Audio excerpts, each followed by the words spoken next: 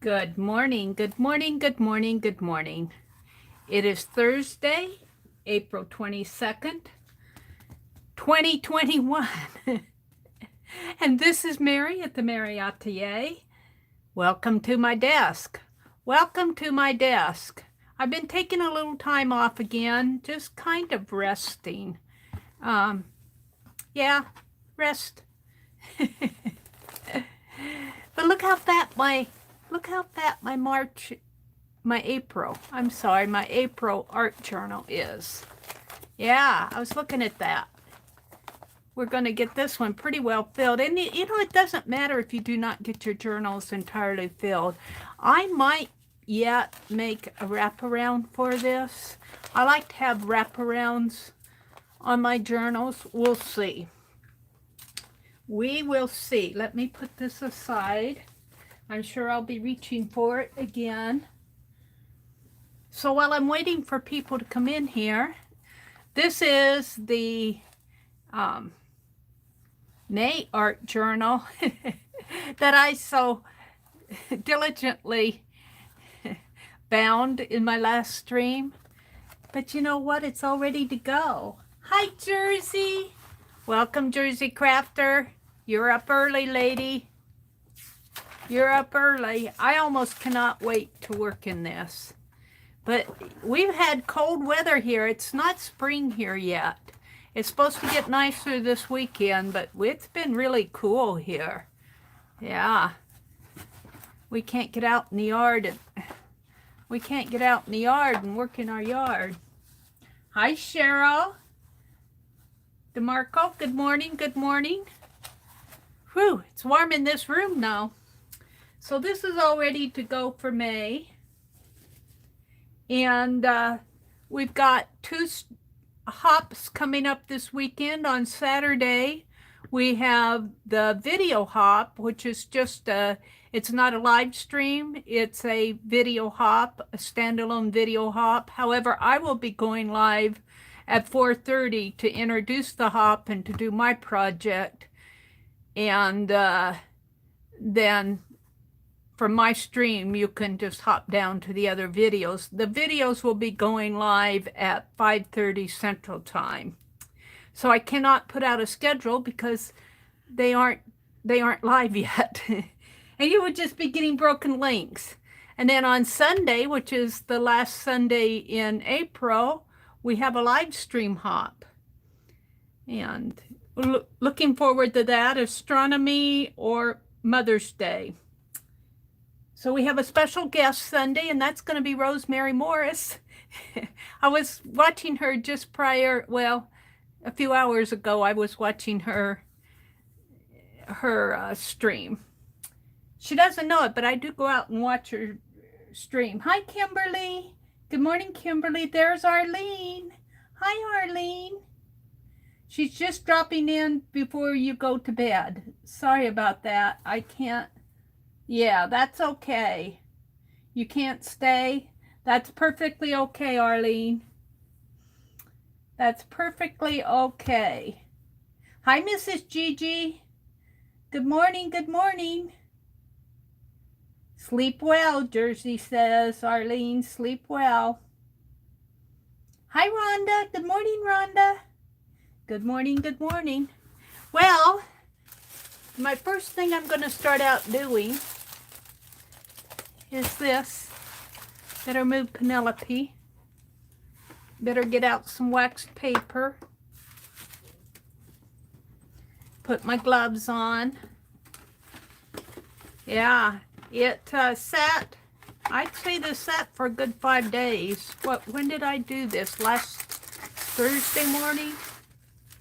Last Thursday morning, Thursday or Friday morning. It wasn't Friday morning. I didn't stream. I think it was last Thursday morning. And it sat, well, not these. These were ones I'd done prior. These are already done. Let me get some gloves on here.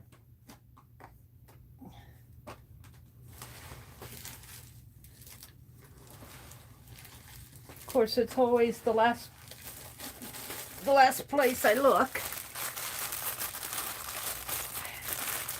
So everything's all dry now. I did put it in the oven yesterday and let it cook a little bit.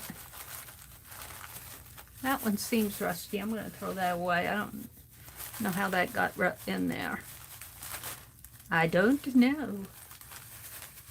Hi, Mitzi. Good morning, Mitzi. There's Susan. Hi, Susan. Howdy, Popo. Welcome, welcome. You're up early. You're up early. Are you an early riser?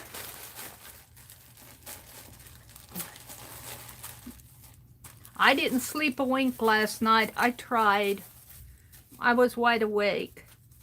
Well, I don't know. Maybe it's the color on this desk that's making everything look orange to me. There is rust on the bottom of this.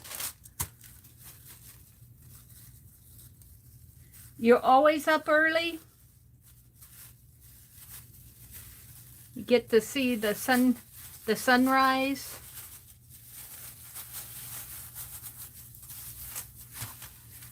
I am so looking forward to spring. Oh, got two out here. Let's put that one back.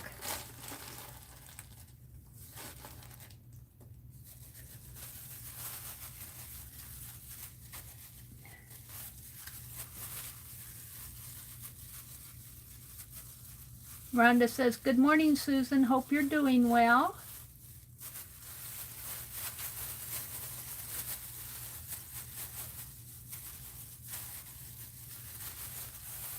Okay, so first the fabric. I'm really happy that it's kind of wrinkly.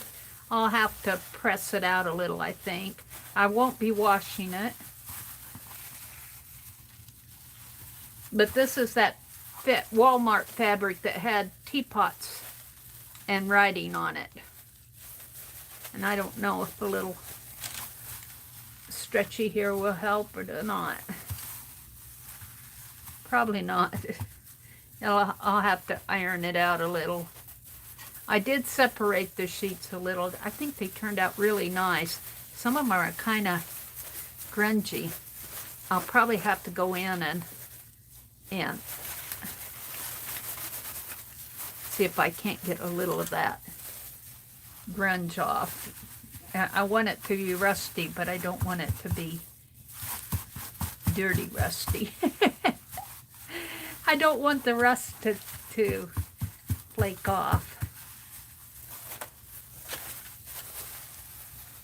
I think these turned out nice.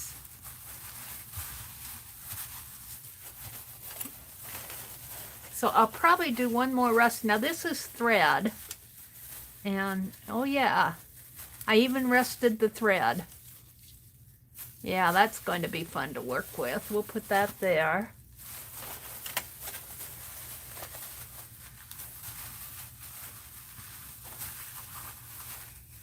However, I did not rust the tassel. I might have to, might have to make a tassel and rust it. That would be fun to have a rusty tassel, wouldn't it? This is all Rosemary Morris, and I did see her beautiful rusting that she showed, I don't know if it was yesterday or the day before. Big squares with kind of a blue frame. I don't know how she did it. I just saw a little of her video, and I zoomed in to where she was showing it. Really pretty stuff. Yeah, this has got some more grit on it. I'll probably have to come in and maybe take oh, you know, one of those kitchen, what do you call them? Oh, my head just lost its train of thought.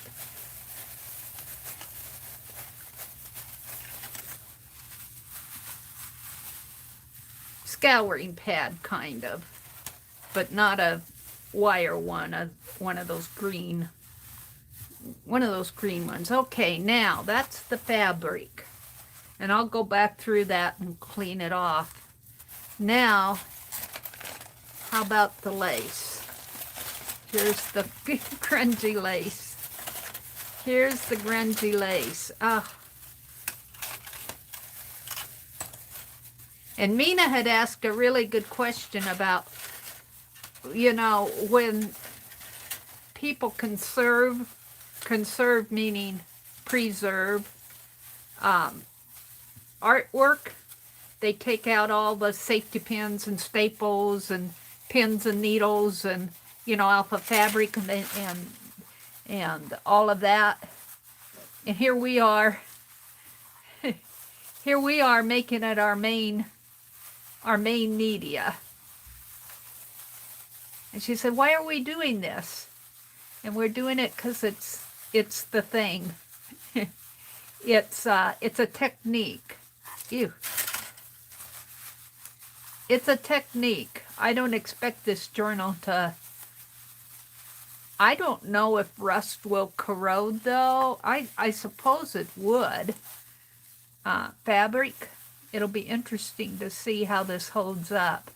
I might dip this in some water and then let it dry.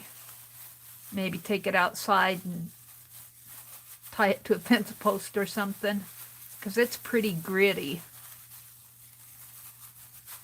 But for now, I'm just going to kind of wind it up. It's got little pieces stuck in it.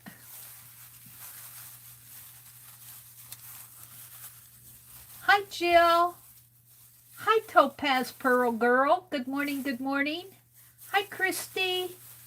Good morning, ladies. I got my gloves on, so it's kind of hard for me to scroll that. So if I miss saying hello to somebody, it's not intentional. Early birds? You early birds? Yeah, I think Aunt Beck tried to stream yesterday and was having trouble with her internet and the weather. So we didn't get to watch her yesterday. This is really cool. Looks like it's been left in the motor of some old car. What was that lace doing in the motor of a car? One can only guess. Fell out of the mechanic's pocket, I think. Could have been a lady mechanic. Whew. There we go. Rusted lace. And here's some more, which is not as bad. It's kind of pretty.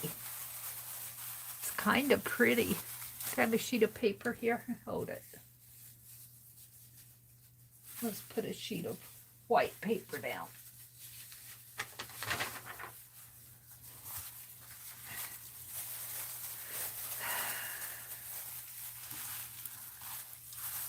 It's kind of pretty. I like this. Now it is torn there, and I don't know if I did that or if it came like that. No, I think the rust and the water kind of deteriorated a part of it. Oh, I got some little grommets. Little grommets. Rusty grommets. And you can see how gritty, the grit coming off of it.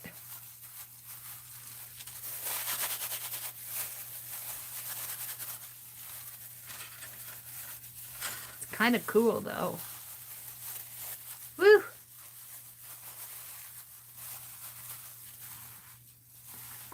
And one more piece, well, two more pieces.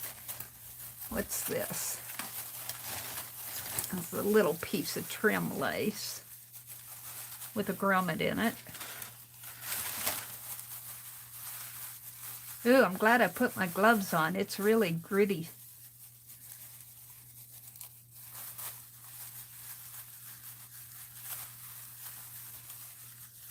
Hi, Christy Biddleson. Excuse me, Christy Biddleson. Can't complain, Joycey. I'm upright, and that's a great start. Aw, that is a great start.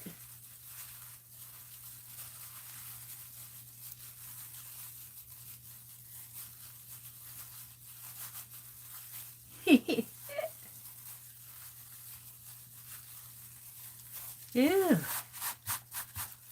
Look at that rust coming off.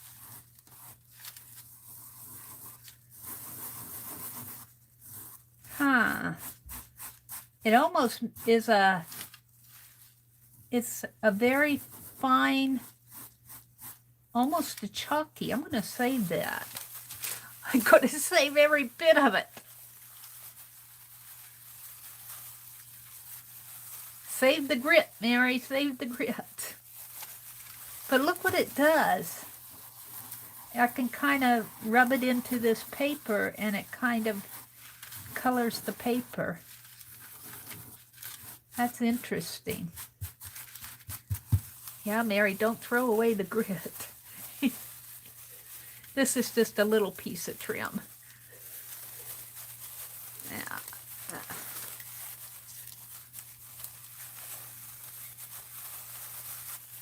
There are laces. Just a little piece of fabric here. I thought would make a nice washi tape.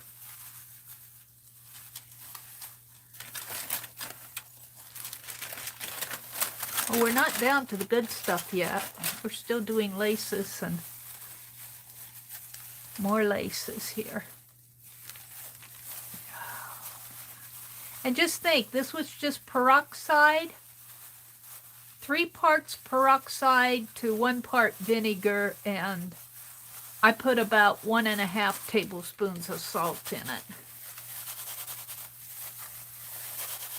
And that's all it was to react with the metal to rust this stuff up.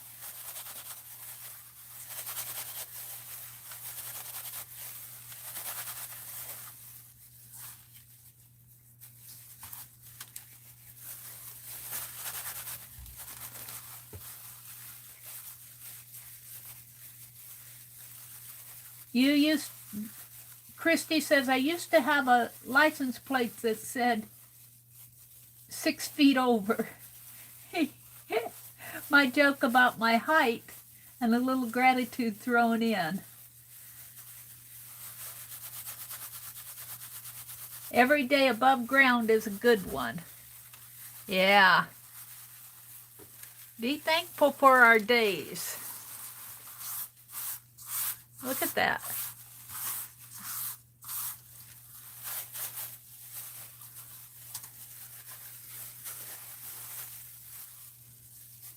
I was watching, there's a designer that's designing for Sizzix, and I don't know his name.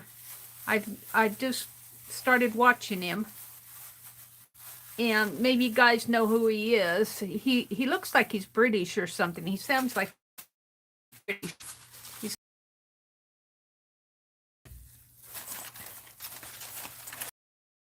We're going to get into the good stuff. Let's take these. And do I have a baggie? Well, not one when I want one. I want a big baggie. Oh, they're over here. Let me just reach. Let me reach. 3 feet away. We'll put the lace in here.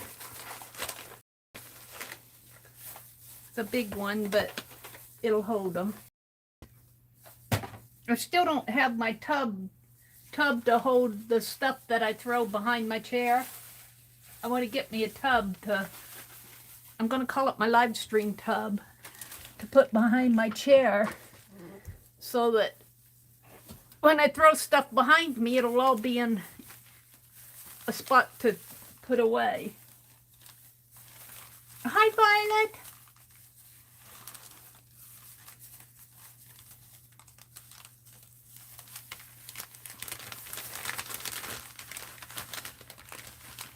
Anyway, I was watching this guy with Sizzix, this designer for Sizzix, and he was I don't know what he called it, but it wasn't grunge, but it was as tough as the grunge paper, but it wasn't grunge paper.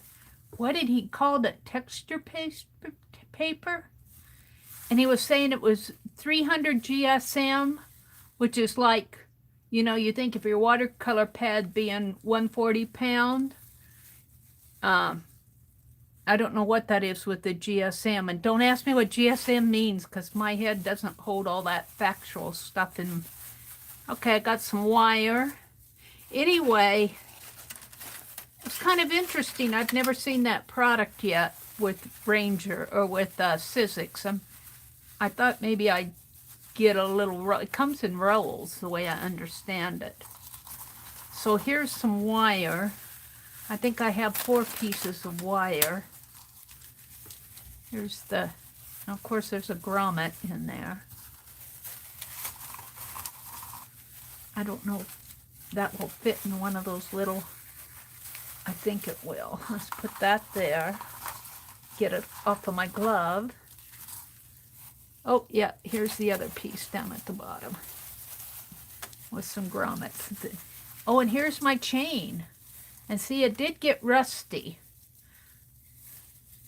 So that tells me it's probably a fake metal chain. My brother said the chains wouldn't get rusty, but they either have accumulated some nearby rust, or they're a metal that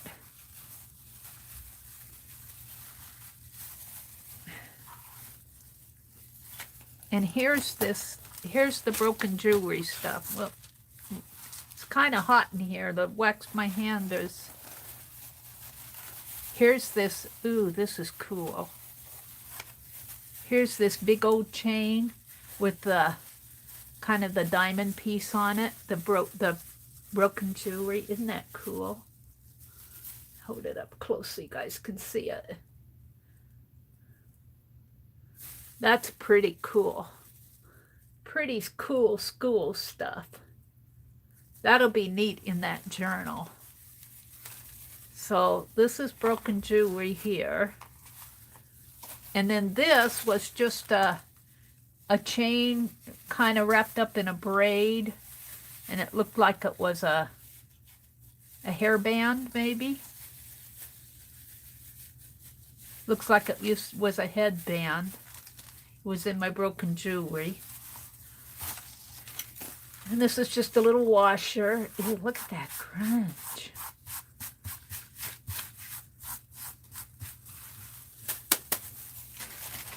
And this, oh, look what it did to this pen. Oh, now I'm not convinced this is metal, but it did rust. It did rust, but it bent it, turned it into a curved shape. It kind of curved it. That was a nice straight cap of a pen. There's no putting that pen back together. Here's the, yeah, they might be metal, but I've never seen metals melt like that. It just kind of melted it in, sort of.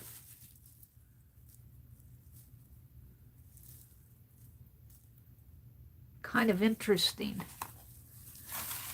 I had 2 of them. Look how it curved it. Look how it curved that pen, which makes me think it might be a type of plastic. Maybe the hydrogen peroxide would do that. Maybe this rusty stuff on here. I don't know if it's metal. I wouldn't think metal would do that. It might just be accumulating the nearby rust. And here's those hooks that my brother, maybe I'll zoom in just a little now so that you guys can, I don't know if my phone will let me do it with my hand, so you guys can see just a little bit more.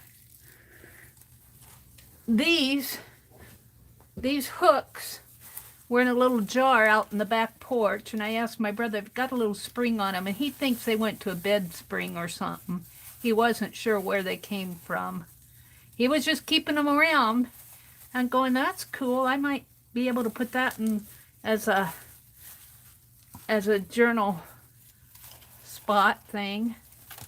And here's another chain. Boy, that chain rusted up nice. Those must not be brass chains.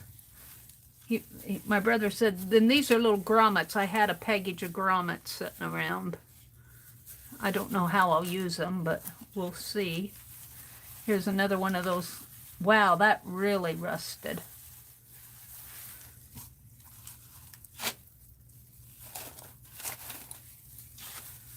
Here's a cuff link.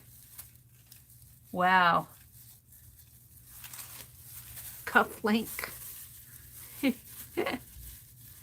That might be fun to put through several layers of paper. That's really broken jewelry. Here's a bracelet. Here's a bracelet. It's got the little diamond things on it. The little fake jewels. Looks like somebody has been sitting under the ocean for a while. This is probably what it looks like too. Well, yeah, that salt water gets to everything. This hinge is not going to hinge anymore. This hinge is rusted shut. There's a hinge that's stuck. Here's another one of those springs. I probably won't use all of this. I'll probably keep it for other things. Oh, this is one of those springs with several grommets stuck in it.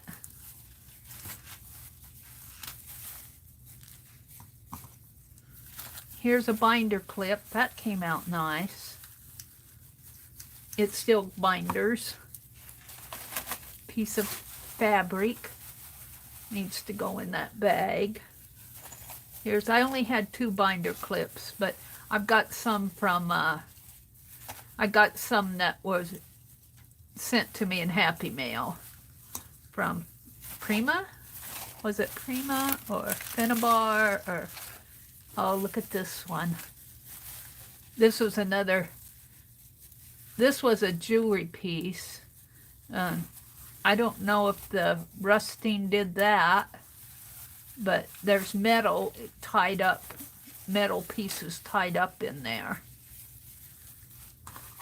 Yeah. Oh, what happened to that?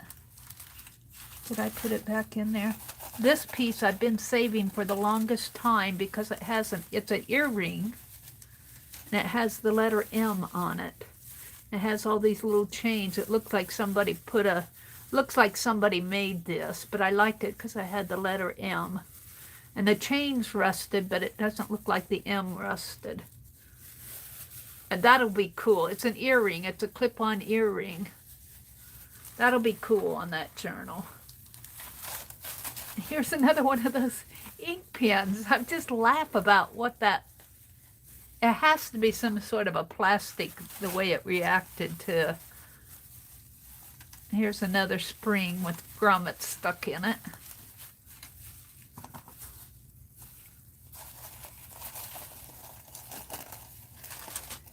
Here's another chain. Oh, this was a charm bracelet. Now, some of it rusted and some of it didn't. It doesn't look like the chain rusted too much. A little here and there. Of course, now the little stone beads aren't going to rust. I have a feeling that what you see, any rust you see on here is probably nearby rust that it caught on to. But still, it'll look cool on that journal, maybe. What's this?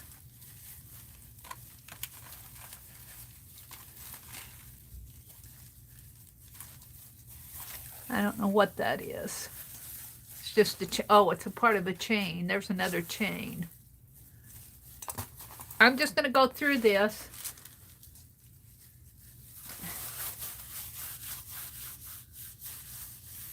Is Hudson Sailor in here?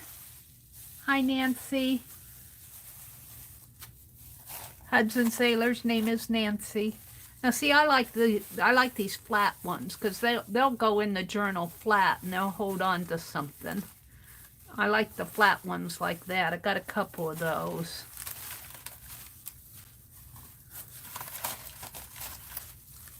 And here's another stuck hinge, hinged in place.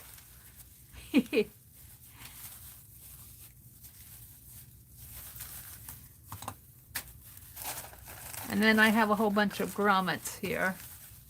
Oh, and here's a necklace with a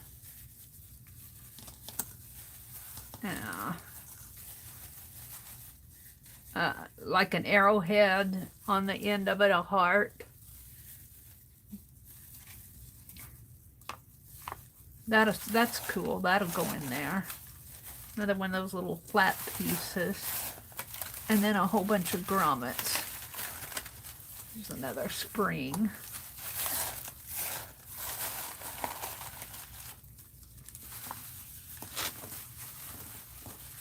And another one.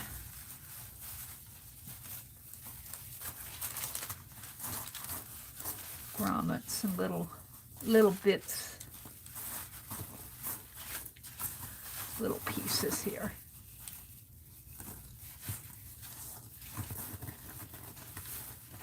Yeah, I would say wear gloves when you work with this stuff. Even when you make the journal, I'll probably be wearing gloves. Unless I take a baby wipe and wipe off a lot of this, because it's grungy. It is grungy. But I'll tell you, the Queen of Rust is Rosemary. I don't know what project she was working on when she showed those square pieces yesterday. I think it was yesterday. But boy, they were pretty. All right. So all I have left in here is a piece of paper, and I'm going to leave that. I'm going to save this Rusty Dust because I like what it's doing here. I'm going to experiment with that stuff. So let's put this aside, and I'll work with that after the stream. And let's bag up some of this.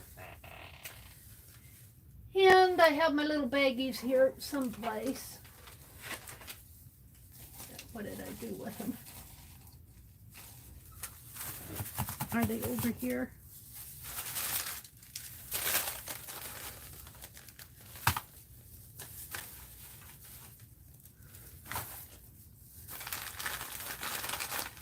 Now I think I have enough for my journal and more. I'm looking for my little baggies. They're over here somewhere. Here they are. Whew, it's warm in here. I took off my long sleeve sweater. I was thinking that long sleeve would be too warm, or I was thinking I'd get cold.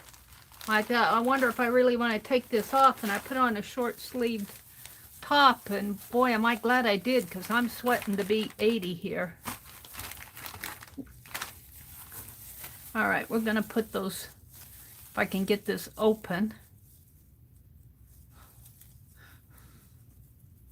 Come on, come on.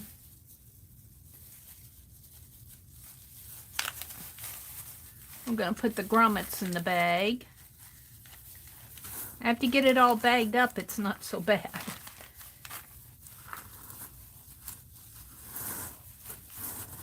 I guess I'll have to get me a grommet pounder thing.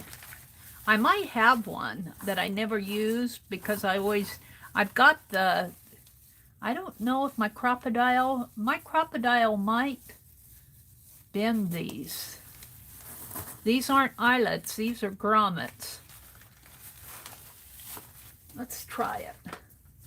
I happen to have my crocodile right here. Where's that piece of fabric? Let's see if I can put a hole in this. I'll just make a little snip here.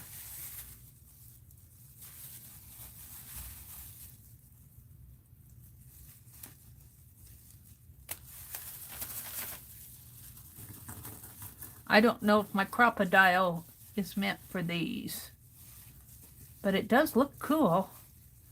Wow, that looks cool. And then you put it, and I got my gloves on, so it's hard to...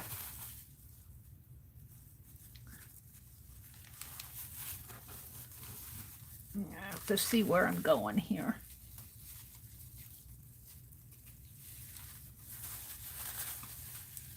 Oh yeah. Oh yeah, it works. Oh, that's cool. Oh, let's do the other one side. Oh, yeah, I can. Oh, that's cool. That'll be a neat way to bind it. But I am going to do some stitching. Now, I'm following what was done in the Art Journal magazine, and she stitched up and down the sides. She stitched fabric onto paper. I'm just going to use fabric. I might stitch paper on the fabric. But I think that by putting these grommets on the fabric like this, let's do the other one. Just half guessing here where it goes. Is it going to stay? Well, I don't have the right sized hole. I don't have a good hole in there. I'm not going to do the other one because this one's coming out. But once you get a little hole, the hole's too big for the grommet, so it didn't stay in there. But I think it'll work. Oh, I'm excited about that.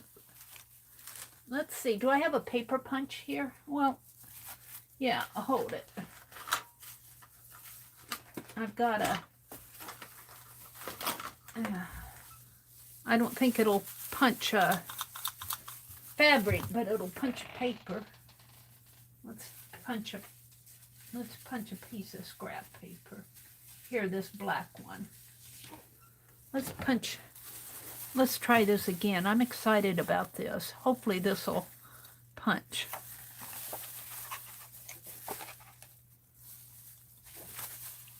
Well, nobody said it would punch cardstock. These punches are cheapies. I need to get my big crocodile out. Let's get a thinner piece of paper.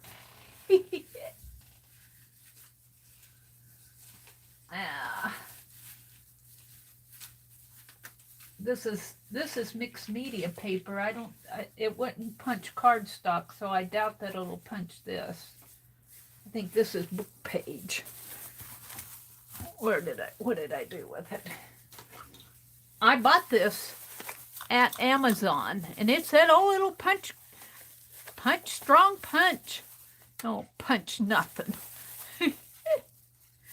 I do have a crocodile, though, a big crocodile there. It punches that, sort of. Now, let's go down. Just guesstimating.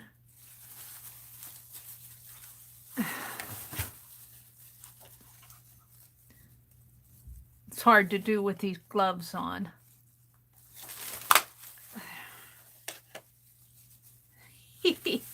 That's good enough for an experiment. Let's try another one and see if maybe that's too big for the... That could be too big for the grommet too.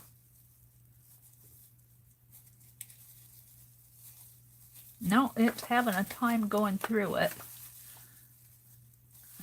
Too small, I guess. There. That should hold pretty good. It shouldn't fall through. I'm tearing a hole in my glove.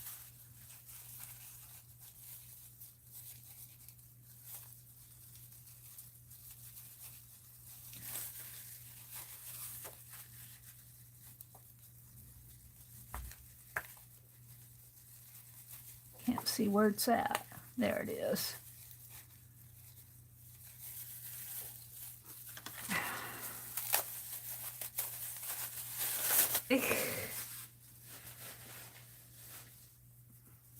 Now, I guess I got that extra glove out for a reason. Let's do this first.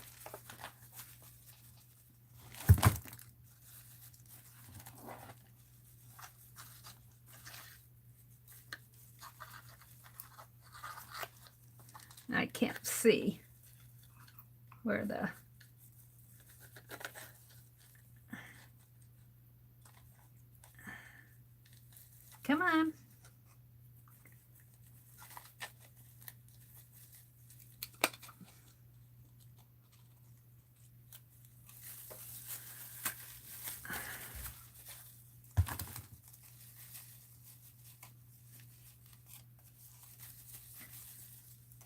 I think these type of grommets have another piece that goes on them, but you can do it this way. You can do eyelets this way, but I'm not so sure that these don't need that other piece.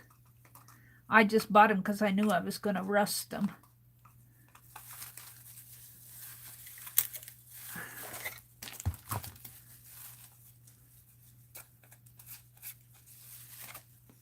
Kind of cool if they'll stay. Let me put this other glove on. I don't like touching that stuff.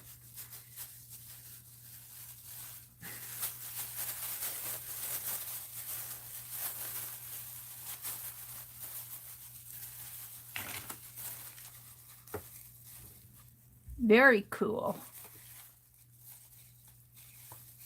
I think they'll stay. I think they're in there pretty good. So there's something you might be seeing me do on my, because I've got a lot of them. I might have to rust some more, because I think I'll have, well, it just depends though how I bind it, because I was folding these fabrics in half. I was folding these in half. Now I've got enough that I could make a larger journal and not fold them in half and bind them this way and put grommets in each one. Probably 2. So even 2, if I did 12 pages, that would be 24 pages. I'd probably want double that. I'd probably want 48 pages. No, that would be too many. 12, 20 times 2 would be 40 pages. 25 times 2, I'd need 50 of these. I'd have to count them. I don't know if I have 50. But I could always do another rusting session. I'm not going to sit here and count them right now. It seems like I have 50, but you never know.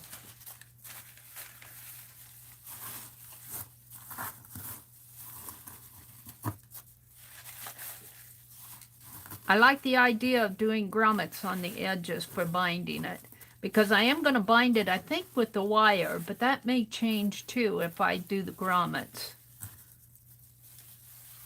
All right, those are going to go in a different baggie. I hope I'm not boring you guys. Hi, Riri. Hi, Angie.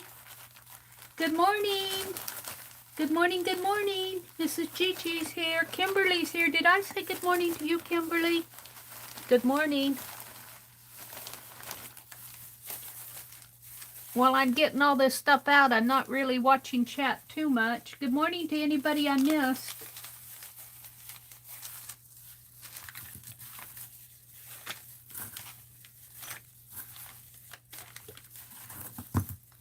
Bag it up. Don't know if I can get all of these in here. I hope I can.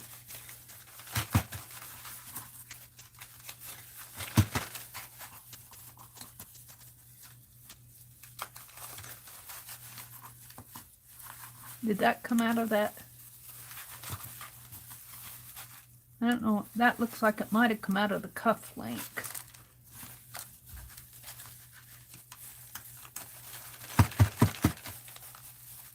All right. We might need to put all this in that big bag that I had out.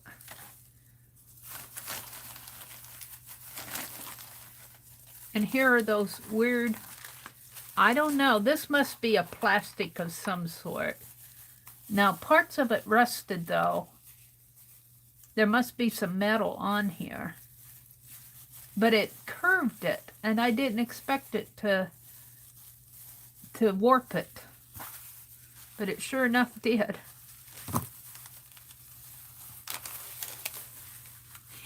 Looks like legs, doesn't it? Looks like legs. We could use the pointy ones for legs, and no, we'd have to use these for legs because they have boots on them. He has boots on them, and then these could be arms. This could be a rusty man going on there. I also have the I have the ink pens that go in here, but they're not going back together.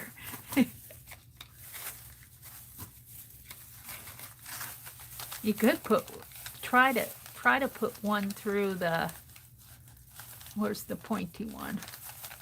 The pointy ones didn't warp that bad. You might be able to get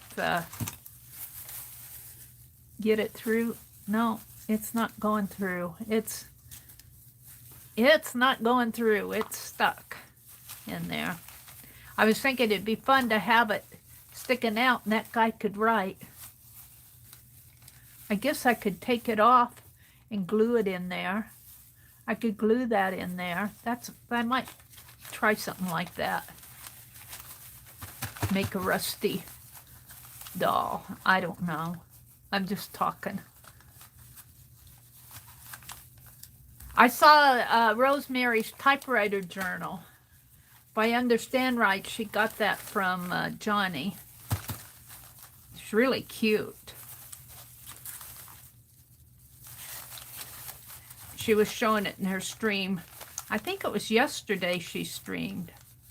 I think it's her most recent stream. I was just glancing at it as I was surfing YouTube.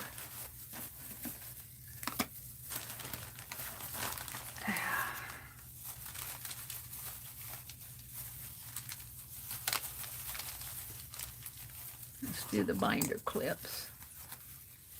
Will it fit in there? Whoops.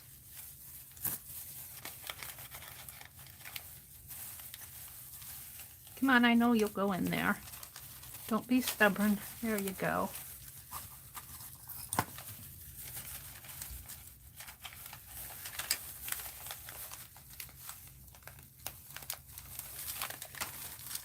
Now the broken jewelry. Yeah, I think I'll have to glue that back in there. I like how it rusted the cuff link though. Very cool. I think I'll need a couple baggies for this.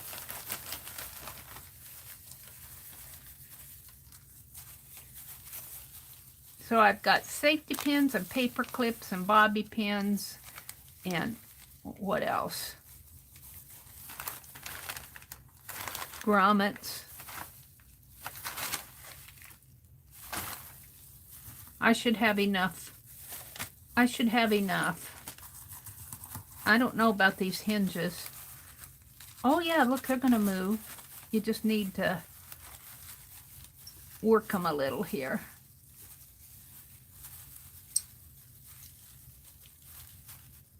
That one's moving.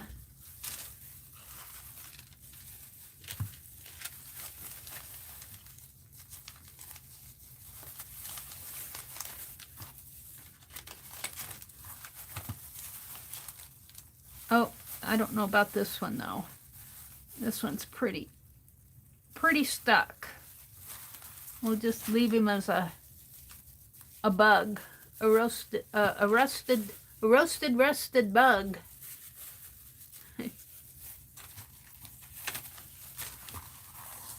Yeah, but I do like the necklace, and the necklace and the chains are pretty cool for a rusty journal. Otherwise, they're not so cool. Otherwise, they're kind of rotten jewelry. The charm bracelet, parts of it rusted. It tried. It probably needs to soak a little longer. But I kind of like the silver showing through it. And here's my M. I like that. And this chain is cool. This is a big old heavy chain with a bling piece on the end. I don't know what that ever was. Probably part of a belt. Big old heavy thing.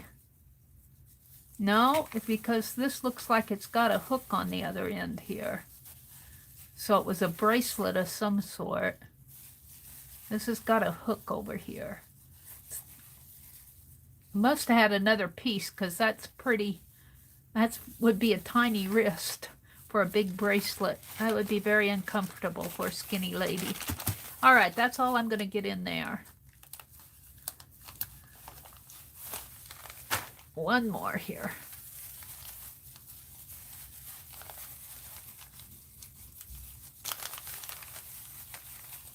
So I have this hairband, and the reason I rusted it is because it has a little chain braided in there. I'll probably cut the band portion off. It's got a little chain rusted in, woven inside the braid.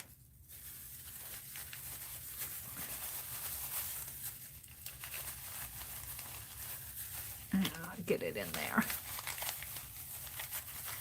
And I don't know if this one will go in there or not. This one's cool too. This is another heavy old piece. Heavy piece.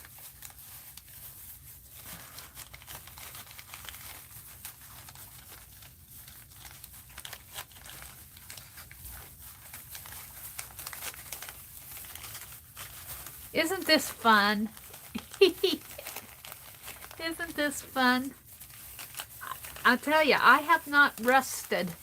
This is really my first venturing into. I rusted a little, a few months ago. I tried something, but some things, but this was really my first major foray into rusting. Then I got the pull chains. I think that's it. Let me clean up my mess here.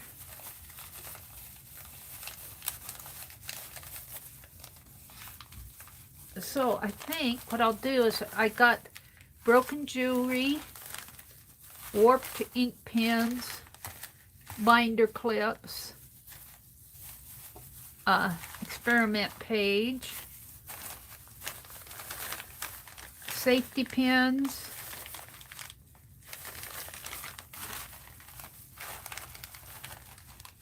grommets, springs. I like the flat ones. The dimensional ones are, I'm just going to put that over there. Paper clips, washers, and more broken jewelry. So I'm going to put them all in here with the, and wires. I didn't put my wires. I got wire. I'm going to try to put it in a baggie. Or two. I thought I had 4 of them.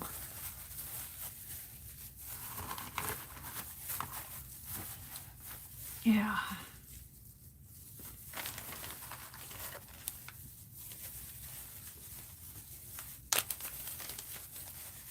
Maybe it rusted away. Let's see if I can get these in here. I don't know, I might have to squeeze. Ah! Come on. Open. Sesame.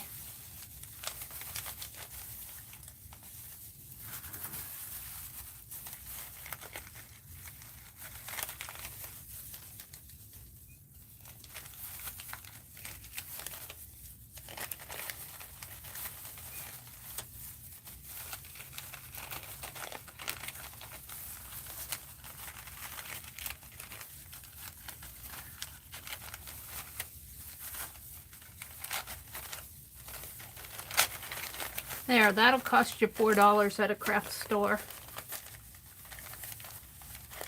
Rusty wire.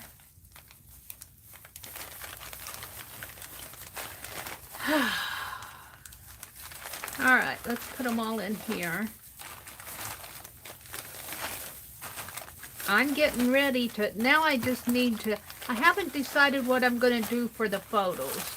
I have the Tim Holtz photos, but I would love to go to an antique store and find a photo album or something.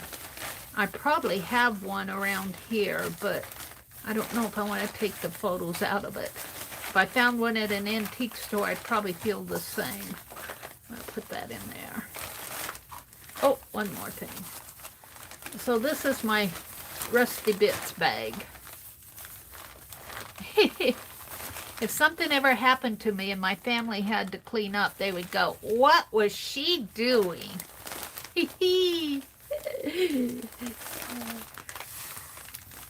What was she doing with all this junky, ooey stuff? Old rusty car parts. All right, that goes behind me. And yep, I'm going to save the grit. Look, there's a lot of it. Shall I bag it? Shall I see if I can bag that grit? Make a funnel.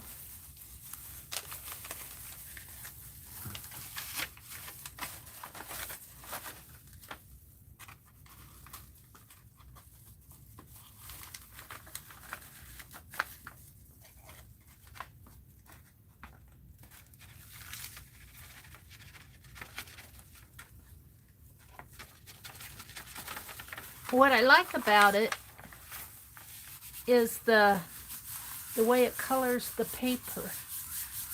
I mean, it stains the paper. It's almost like a fine chalk. And when you stop and think about our watercolors and stuff, they were actually made out of really finely ground stones, which is dirt.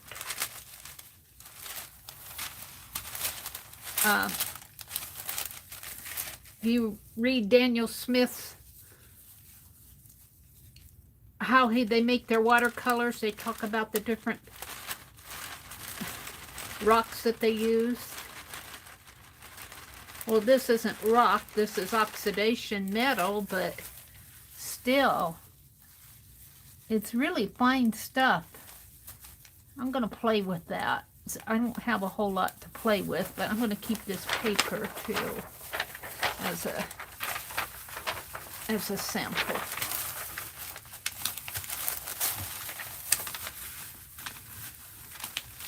Because look at this. I'm going to remove this because I want to work on some other artwork too. Let's see. I'm going to put that with the bag of stuff behind me, and I'm going to throw this away. Oh, I'm going to have to bag up these. Oh, and I forgot the bobby pins. They go in that bag over here behind me too. Let's get another. What did I do with it? On the other side? Yeah, I threw it on the other side of my chair. Well, it's warm in here.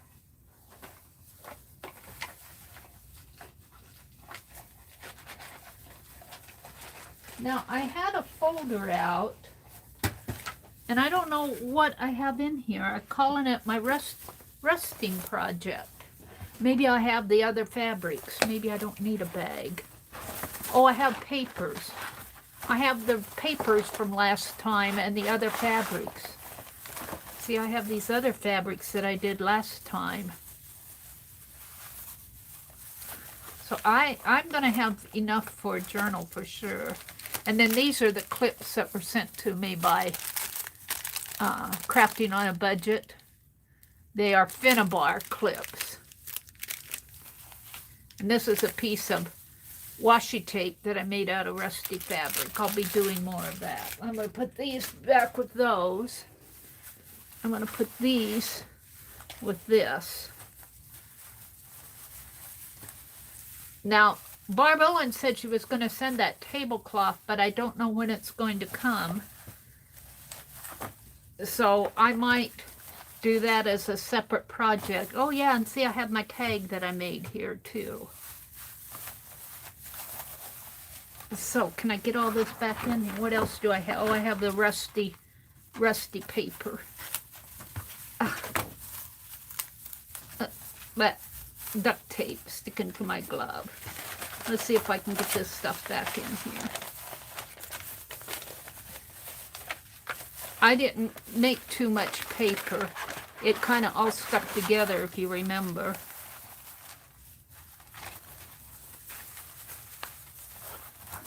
Now, let's put this.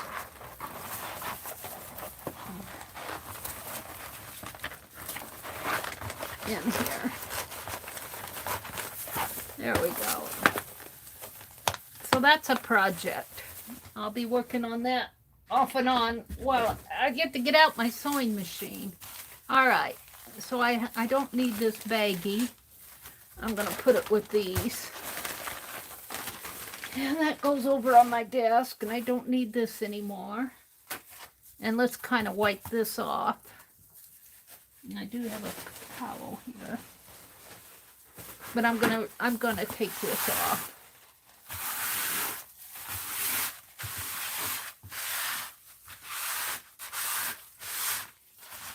I just don't want the grit to.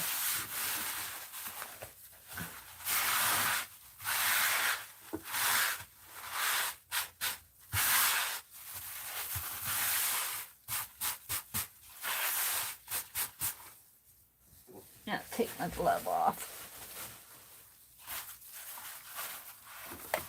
Okay, I'm going to save that towel for a minute. Let's remove my, ooh, there's sweating in there. Yeah. And if you want to see my masterboard, how it survived all of this, this is the back of my masterboard that I did. It survived pretty well, didn't it?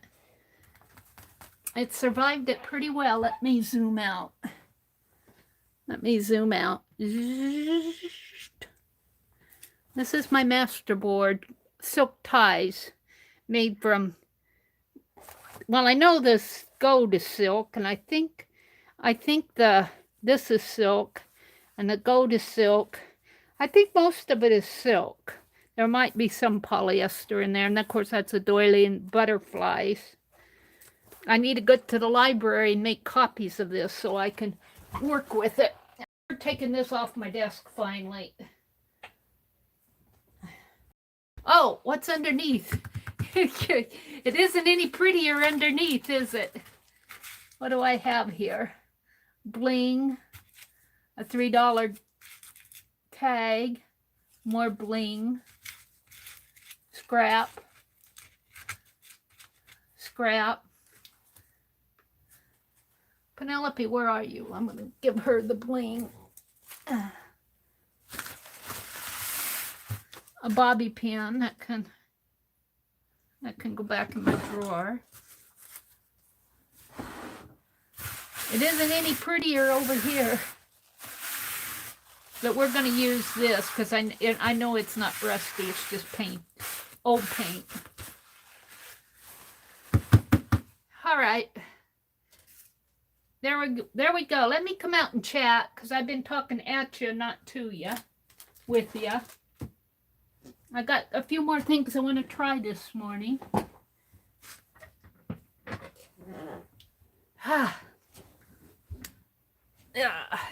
Let me unplug my tablet and come out and chat. Jersey says, let me tell you, I was putting me feet in the grass thinking, oh boy, do you need a pedicure? Yeah, Jersey, I can't wait till it gets warm enough that I can take an old pan of water and sit out in the front porch with my feet soaking in Epsom salts. You can get that lavender scented and peppermint scented Epsom salts or some sort of a scented Epsom salts and just sit out on the front porch and let my feet soak. I can't wait till it gets warm enough to do that.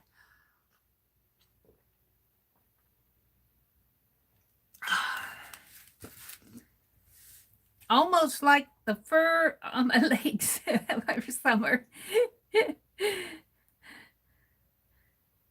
Jersey says, but when I just went to get coffee, sprinkle of snow this morning. Yeah, we had a little bit of, was it yesterday morning? You might be getting what we had yesterday morning. It was still, well, it wasn't yesterday morning. It was the morning before yesterday, because my days ran together. My days run together when I don't sleep at night. I tend to think from 6 a.m. to 6 a.m. as a day. And then, so my yesterday would be the day before yesterday. Hi, Nikan. Welcome, welcome. Hi, Barbara Chicken Pot Pie Society. Good morning, good morning. Mina's here. Mina says, hi, Mary. Hi, everyone. Jill says, seeing you put this together makes me think of this game that I know, of that very steampunk called Resonance of Fate for PlayStation 4. Well, that's interesting. I don't know what I'm going to do for the actual. Now, I think when Rosemary does her journals, well, she was talking about your style of when she was doing the trash journal. Her trashanichi this month. I was watching, I think it was in her first video or her second video, she was talking about your style of journaling. And, we have different styles when we're journaling. And like she was saying, she does a lot of gluing and collaging in her journals. And some people will put together, like I have that, is it Edith Holden? Anyway, it's an altered book that Lori Pink Curly, I got it at Keisha's auction when Lori was selling. And it's all about flowers and wildlife. And so it's not so much collaged as tip-ins and notes and photographs and bits and pieces to make it look very, very, very unique. I just love it. And so there's different styles of journaling. Now, when I journal, when you look at my journal, my journal is more or less a keeper, I think. I like to paint and draw in my journal, but I don't journal just to paint and draw. I journal as keeping. Like, these came from Ruth Lamb, and I was looking at this morning going, what am I going to do with this? And I think I'll bind it and work in it and then put it in here. Bind it in the same way that I did this. And then I'll work in it, and then I'll tape it in like I taped this in here. If I'm going to do that, I better get busy. But see, my journal, especially lately, have been keepers. I keep cards and happy mail, experiments, and here's where I was experimenting with that pattern paper washi tape. And here's paper cutting, documentation stuff, happy mail, lots of happy mail, spraying through paper cutting, sprays, cards, happy mail. My journals are all made up from you guys. Lots of bobby pins, pockets holding pieces that remind me, like this reminds me of that bag that I'm working on, that project bag. So my journals are more keepers and documenting stuff. Now, they didn't always used to be that way, because I was showing you that journal that I did in 2016, it was a prompt art journal. And we did art pages. Here's a doodle page that I did with Becky. And, spraying. Here's I love this picture of this little girl, so I put it in there. So I would call my journals lately as keepers. Not really glue books. I call it a keeper. As a commonplace book would be a good. Shannon Green has a name for a commonplace book, but I can't pronounce it. It's a big old name. It's just keeping stuff. I call it a keeper. Rocks are used to make watercolor. You didn't know that? You'll have to go look at Daniel Smith and read about how their watercolors are made. They're ground up real fine. Certain rocks. Because indigo is only found in I think it's India or Pakistan, back in that area of the country, in the Asian area. And that's the only place in the whole wide world that they can find indigo. Isn't that interesting? I found that to be very interesting. I think Daniel Smith has an article online. Now I'm curious myself.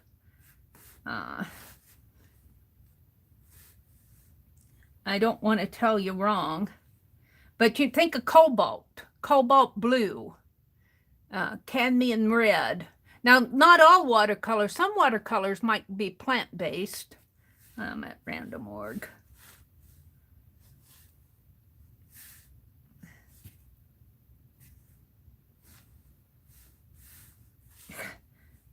Different than my phone.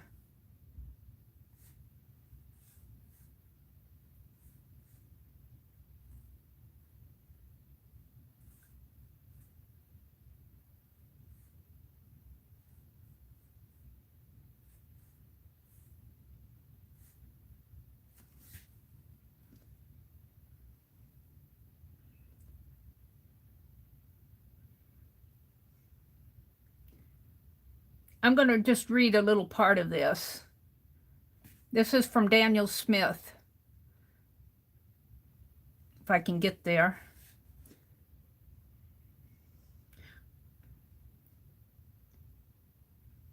Well, it's thinking about it.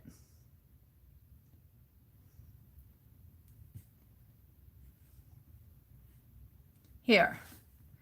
Daniel Smith's Primatech watercolors are literally made from the ground up.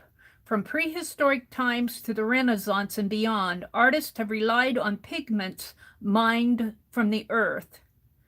And Daniel Smith is proud to have revived these time-honored colors for today's painters.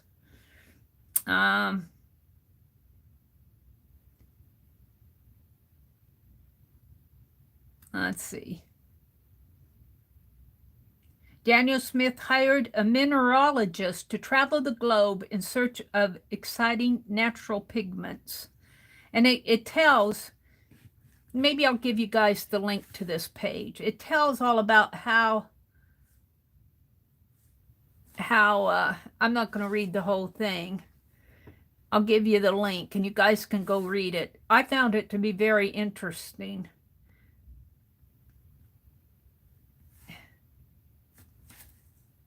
There you go. There's the link. Yeah. Very interesting. Hi, Cheryl. Uh-oh. You left something on the sofa and you need another pair? What happened, Cheryl? You lose your glasses? I do not have your reading glasses on. You're being lazy. Well, I saw your pic on Facebook, and I didn't think you looked that bad, Cheryl, to tell you the truth. I didn't think you looked that bad. I thought, man, her eye's really healing up. I'm glad it's healing up. What are you guys laughing about? Barbara says, Gigi, that tool I had a dream about, the other night. Oh, you guys are laughing about something. Oh, I won't read all that out loud. Mina says hello to everybody. Jersey says rocks are used to make watercolors. I didn't know that. All right, let's see.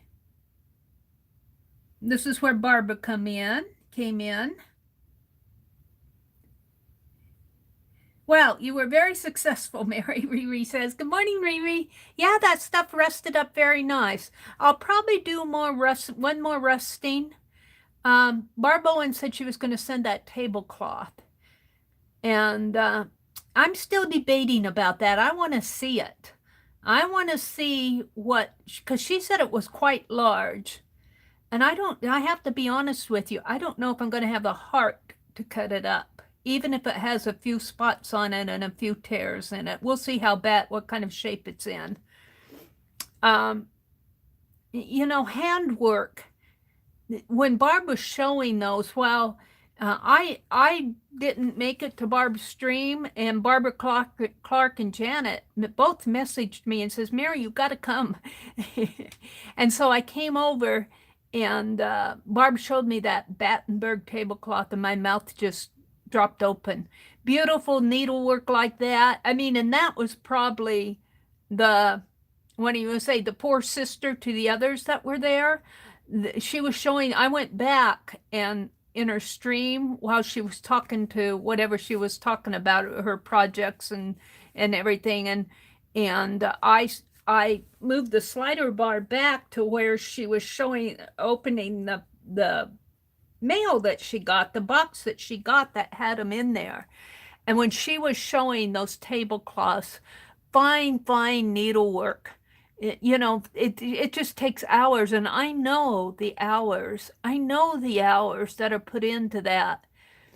And of course, one would never cut up those beautiful pieces and of the fine. When I say the queen of them, you know, but the poor sister could get cut up. But I don't know. I have to see it. I have to see it. But it sounded to me like Barb said several times, if you want to share it, Mary. So I think Barb is expecting me to share it, but I don't know if I have the heart to cut it up. I don't know. I have to, you know, a doily that I find at the thrift store. Yeah, maybe, you know, yeah, but I don't know. We'll just have to see what shape it's in. It isn't one of the finer ones, but I've got some lace tablecloths. One I got at the Defy auction, and one is a runner, and they were not hand done. You can tell they were done by machine. I mean, you know, and I can't cut them up. I've got them draped over my art cart over across the room. You know, I cannot cut them up. They're too beautiful to cut up. So we'll see what happens to that Battenberg one. We'll see. I'll see when I get it what shape it's in. Angie says, my day is going to be boring. I'm not going to chat because I have to go sit with my aunt's mother-in-law who has old timers. Oh, well, okay, I've done that. I know what Angie's talking about. Now, she's passed away, but my brother's ex-wife's mother was in her 90s, and my brother's ex-wife was almost like a sister to me, and she's passed away now too. And she was almost like a sister to me, and she needed a day off. I know when my mother was getting bad with Alzheimer's, I needed a day off. You know, I needed a day away to myself, you know, just to breathe. And so when my brother's ex-wife needed a day, you know, I would go sit with her mother, and we would just chat. We'd talk all day. Pretty soon she was home and I was on my way home. But I know what it's like. Now, well, I'm not going to go into that. Let's see. Pretty treasures, Kimberly says. Kimberly says, Angie, I had a Coke yesterday and buzzed around all day working. Off of a Coke, I'm drinking my black cherry tea again this morning. Love this black cherry tea. And I found out Lori, Pink Girly, sent it to me. Thank you, Lori.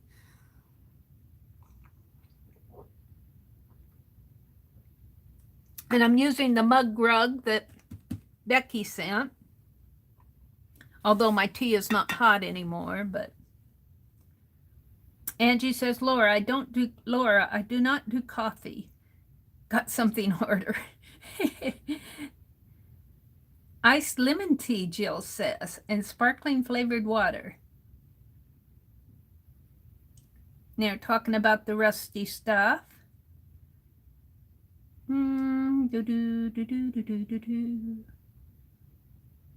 Jersey said, that's differently abled. I dig. It's simply what disabled conjures in the minds of so negative. Mary, use your crocodile for your punching. Yeah, I will. Are you talking about my big crocodile thing? I don't think this one, well, yeah, this one punches too, doesn't it? Yeah, this one punches.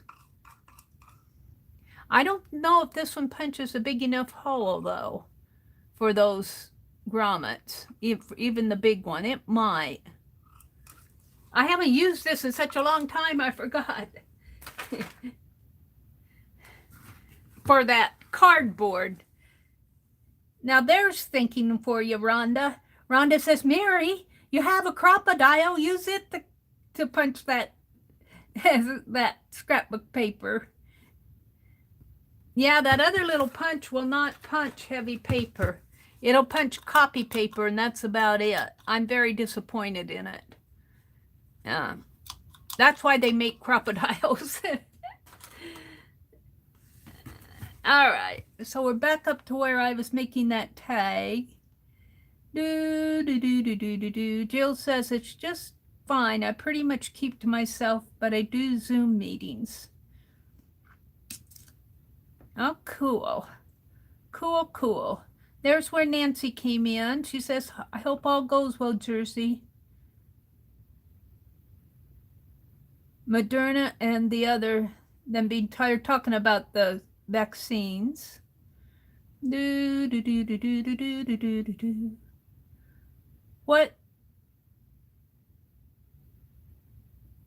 What is you use the soarings as a binding? Low. It looks like it could have been stretchy at some point.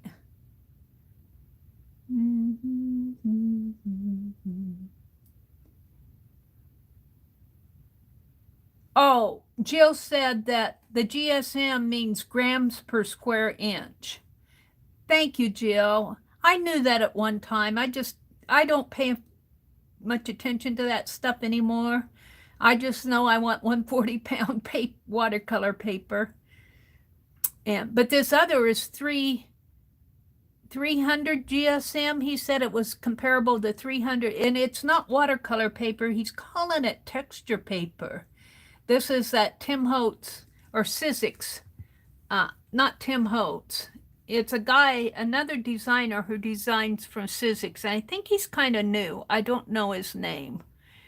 That he was demonstrating this texture paper, and it came in all colors, and he picked out a rose gold metallic, and he crumbled it all up for the leather look and everything, and he was showing he crumbled it all up and then smoothed it out and was showing how they put I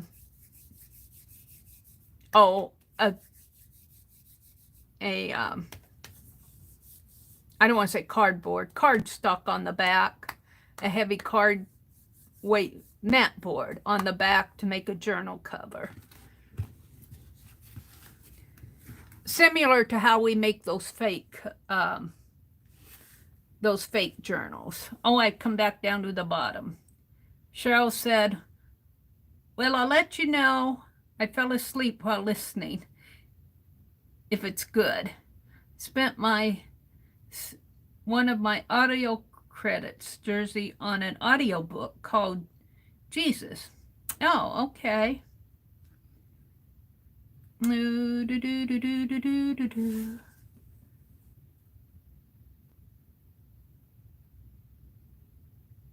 Yeah, Jersey said it sounded like a gift from Barbara. Gifts don't have expectations.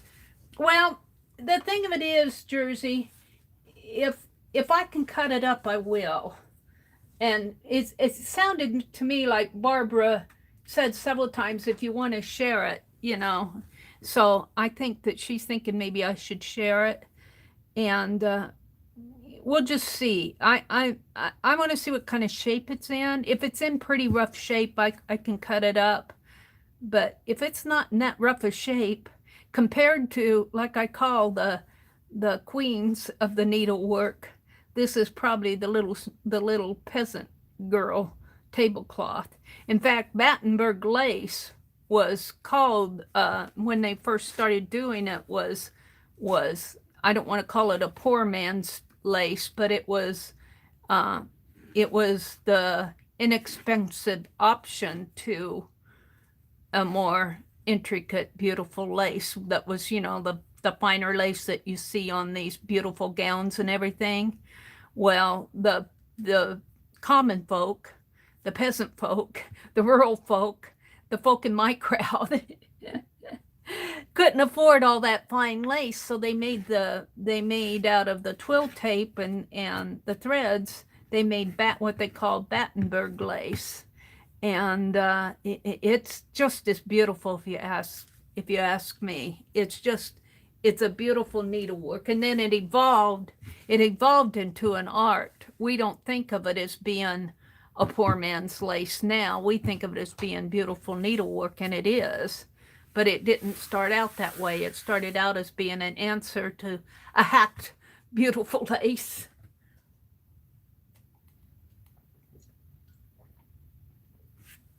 All right, I'm done chatting.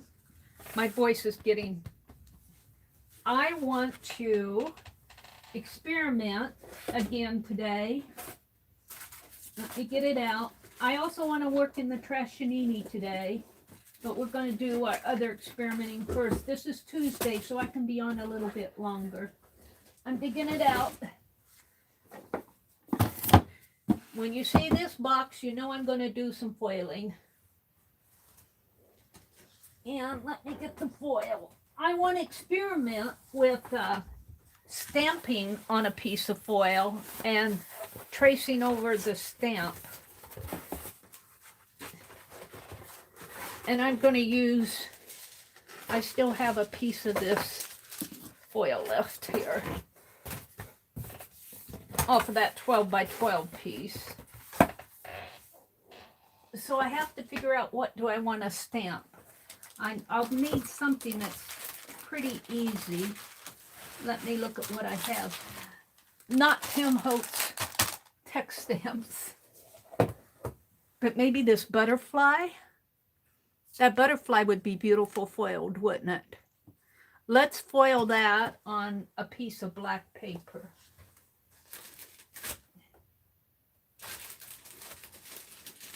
Let me get a piece of black paper out.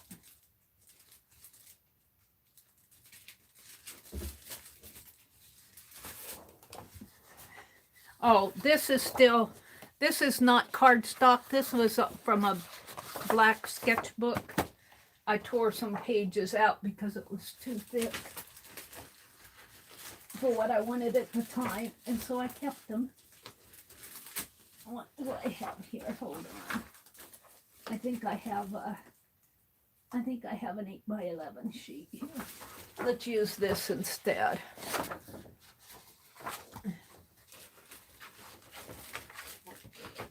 And I got my stamp. Whew, it's warm in here. Man, it's hot in here. Gonna have to get out that... I'll bet if I had a thermometer in here, I bet it would read 84.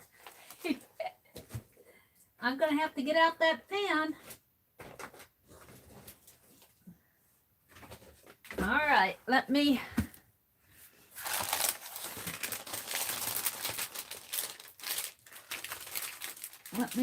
put things away here.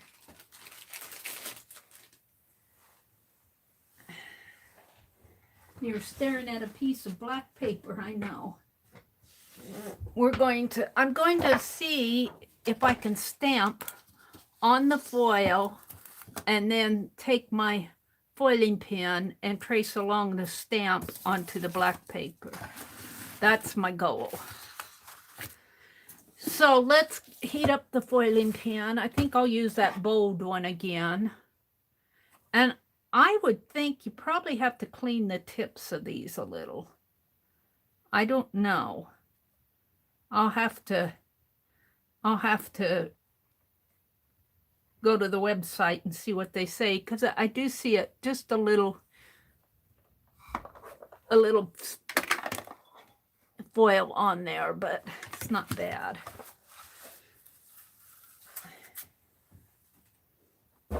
So, and I'm going to stamp it with archival ink, and I'm just going to stamp the butterfly if I can.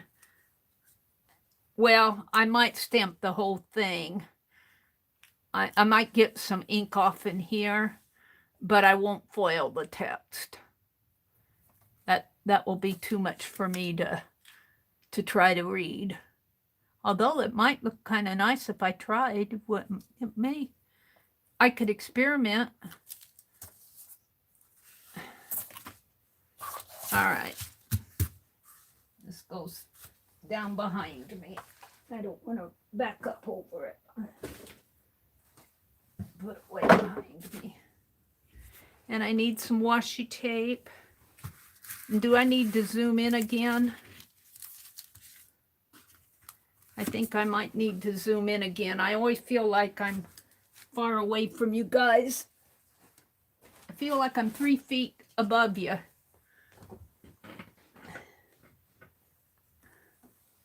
Here we go. Hold on. Whoops. That's a little better, isn't it? A little better. Oh, let's plug the... What I like about these foiling pins that they plug into the UCB, and as long as my laptop is plugged in, and it is, they turn on. I don't have to turn on my laptop. My laptop is not on. So let's tape the foil down to the... And I found that this washi tape is pretty strong stuff. It seems to work pretty good for... I think this is Paper Studio too. As soon as I find the...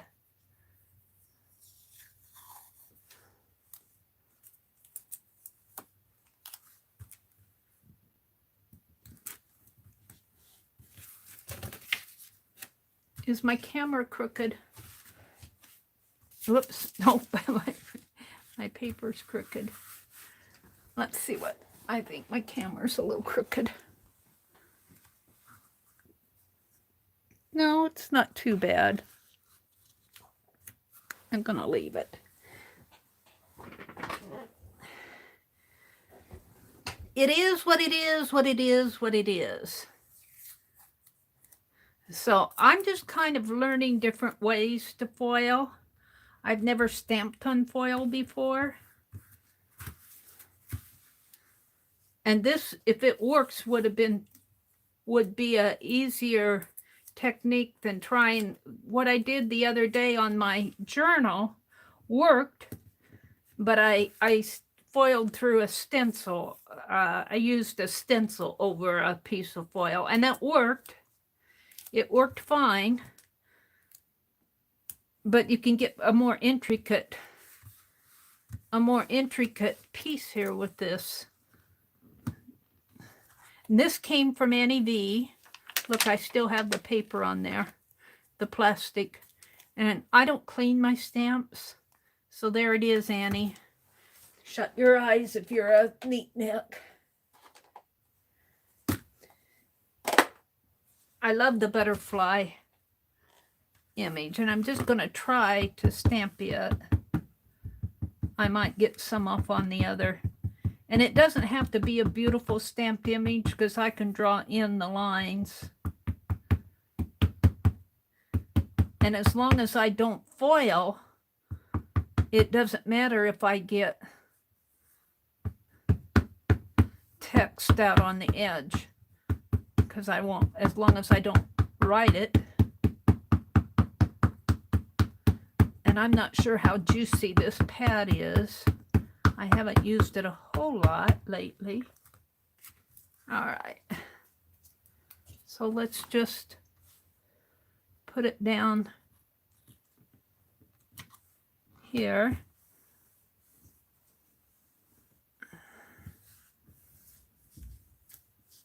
And there is a foam.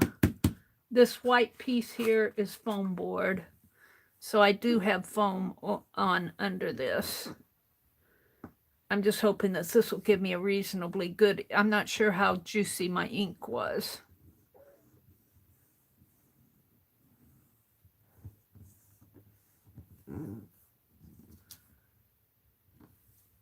And I probably might need to come in just a little bit more so you guys can see what I'm doing.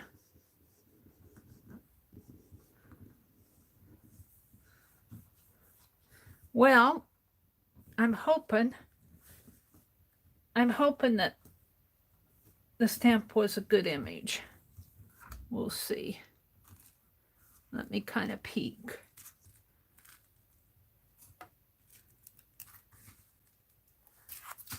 Oh yeah, I can see it.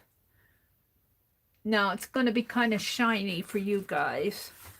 Let me zoom in a little bit more. Maybe if I zoom in. Maybe you guys can see it though. There. Now this is archival ink, so it shouldn't wipe off.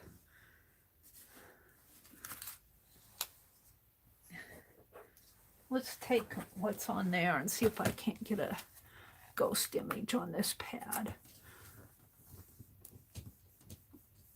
I don't know. I dilly-dallied, so it may not. Oh, pretty good. Woohoo. Woohoo. I like that. That's what I want to show up on my, put my ink pad away.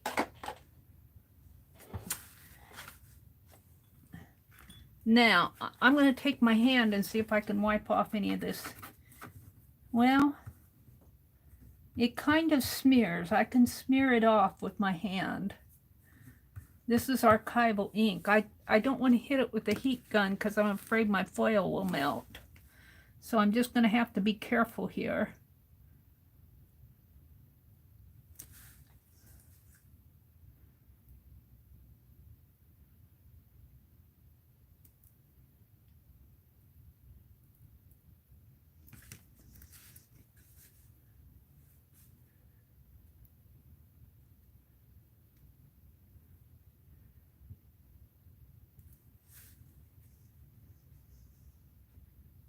Maybe if I would let this sit and dry a little longer, that ink would dry. I don't think I can heat set foil. I don't want to hit it with the heat gun. That would be an experiment to try too, maybe on a after I get done here. My problem is with the lighting, I can't really see where I'm going too well.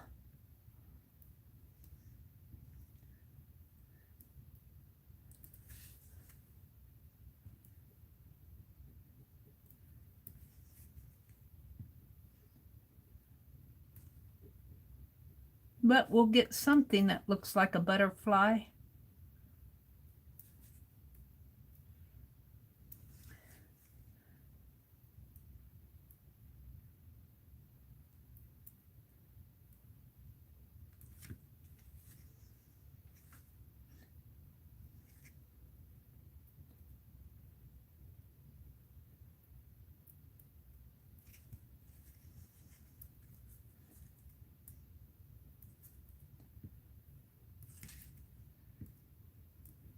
I lift my pen up because the one thing I have with these pens is that I tend to look down on my artwork, and when I look down from the angle that I'm at, I can't even see the tip of that pen. I can't see, and when I'm working here, I kind of have to look underneath the pen to see where it's going.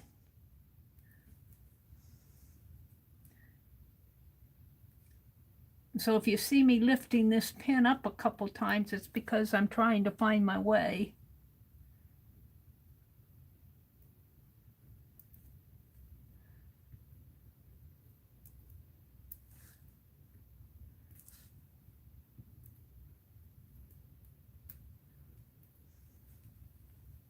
And then the light shines on the foil too. So I wouldn't say that I have the best lighting to do this type of a project. Probably needs an overhead light. My lighting is coming from the side.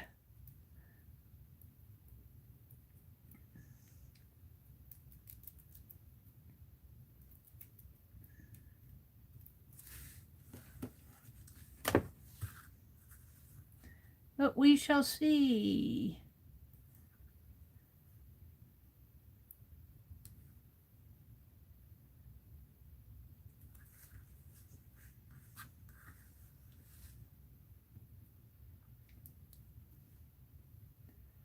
I can't see where I'm going. I'm kind of guessing at some of this.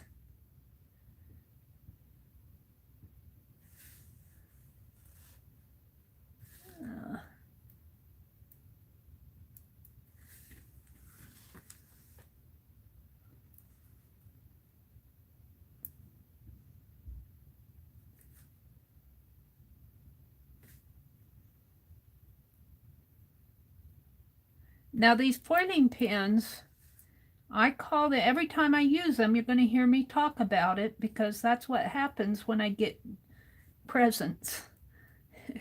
I got this with the money that I got for Christmas from Dee Dee and Lori, Pink Girly, and Lucia all sent me Christmas money. And I took it, and I knew I wanted something durable that I could use and use and use and use. And I wasn't sure until I saw Nick the Booksmith showing some of her foiling. Of course, my mouth dropped open at her work. She does beautiful, beautiful bookbinding projects. And she was showing some of her foiling on the book covers. And I didn't watch the entire video, so I can't tell you the entire scope of it. But what I saw really inspired me. And I said, that's what I want with my Christmas money. I want some foiling pens.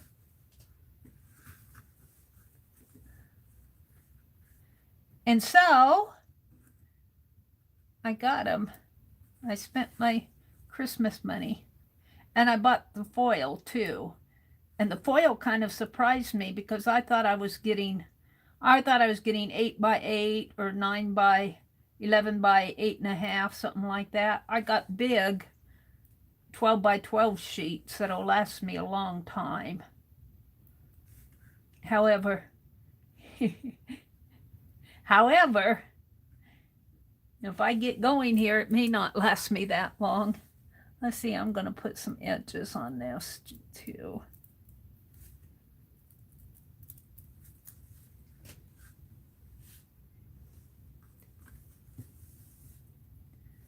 And this butterfly just kind of has lines in it. It's really a simple design. It's very intricate, but it's very simple. It's not a lot of round spots, and it's just lines. And I'm not sure how it's going to look, but every time I've taken the foil off, I have never been disappointed with how it ends up.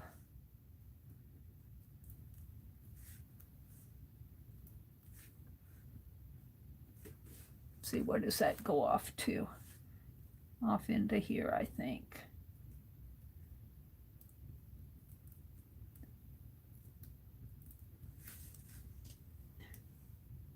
I'm just about done already. Woohoo! So that says to me, I'm going to have to get out my stamps and sort them out and find out which ones I want to foil.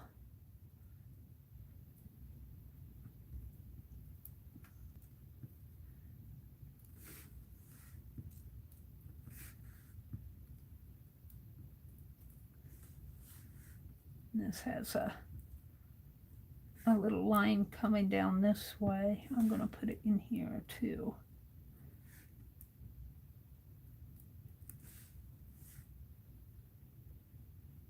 Now this won't be as pretty as the stamped image because I can't see where I'm going on this. I see a lot of reflection. But I think I'm done for the most part. Maybe I'll color in his body a little bit more. Maybe I'll color in his head.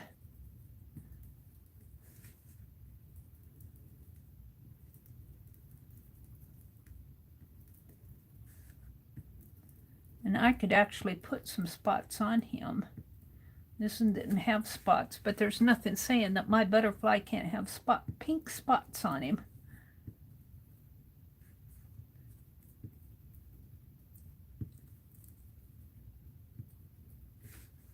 His body comes down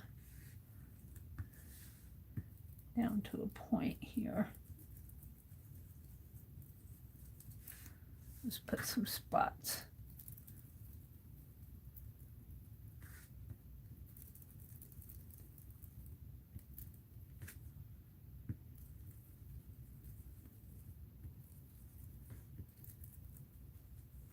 And I'll put one in here. And they won't be mirror images. I don't know if the butterfly spots are mirror images. What's on one wing, is it mirrored on the other wing on butterflies? Is it symmetrical? All right. Shall I take it off and see what it looks like? I think it's going to turn out pretty good just from me bending it toward the light. Let's see what I have.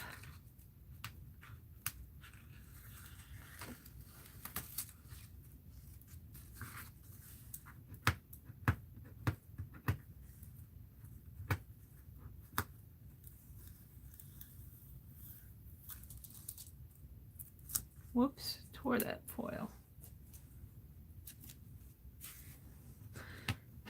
And they say to save your foil because, you know, you can foil around. You can foil around.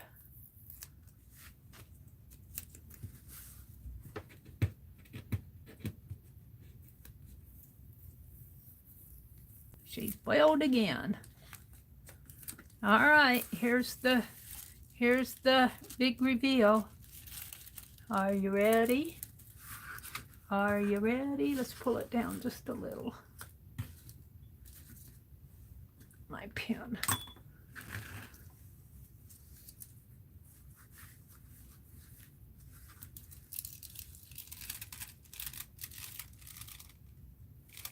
Oh, I see where I want some more lines. Right in there. I'm going to put them in there. Right in there. Let's put some lines in there. Hopefully I got that down good. Let's put a spot in there.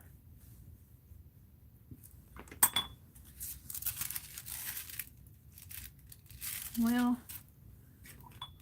now I may have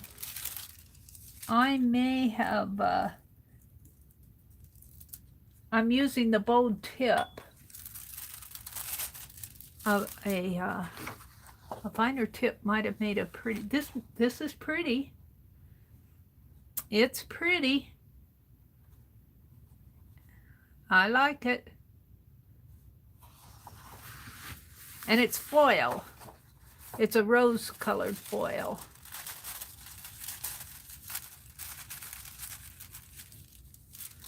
Good butterfly quote. I hope you, what is a good butterfly quote? Somebody find me a good butterfly quote. Let me go look. Butterfly quotes. Let me find one. Do something short and sweet.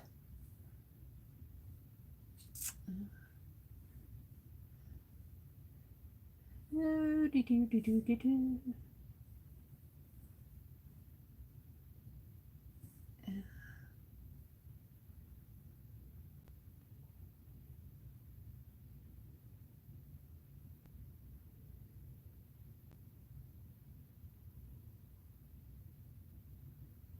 Butterfly quotes. Go. Happiness is a butterfly. There's nothing in a caterpillar that tells you that it's going to be a butterfly. I dreamed I was a butterfly flitting around the sky, then I woke. Brainy quote. Let's see what Brainy quote says. Happiness is a butterfly, which is always pursued just beyond your grasp. There's nothing in a caterpillar that tells you it's going to be a butterfly.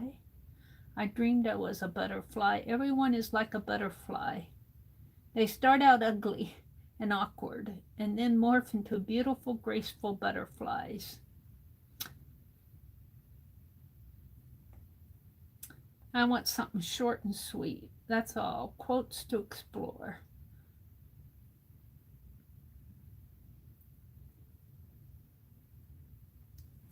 Yeah.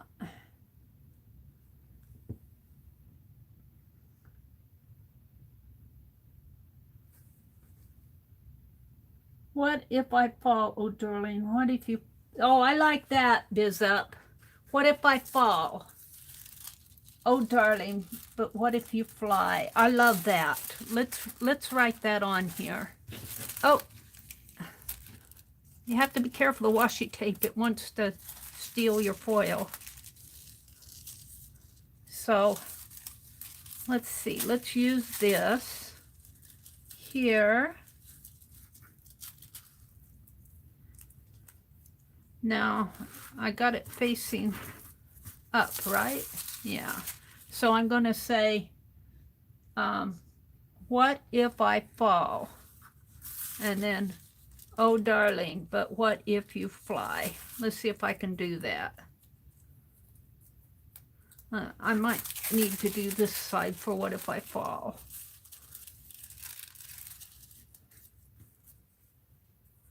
Oh, and my washi all wadded up on me there. Thank you, Biz Up.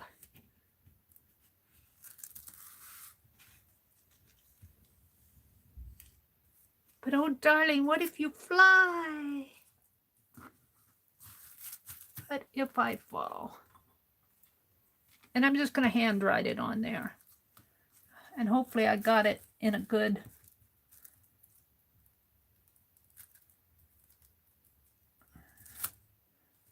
spot.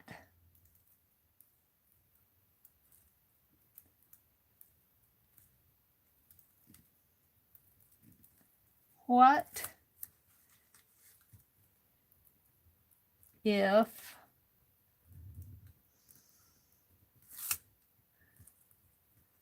oh, I want a peek. I'll see if I'm going in a good direction here.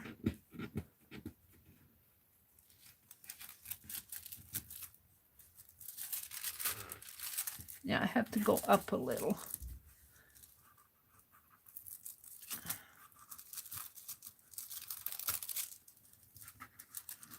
What if I need to dot my I, my W's. My W is running into the wing, but what if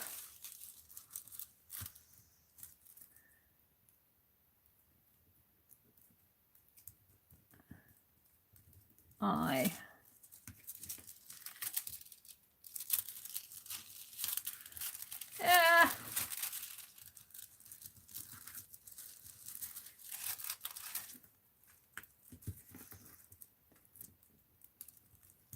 Now remember, this is just experimenting, so if it doesn't come out looking like a professional did it, it's because they didn't.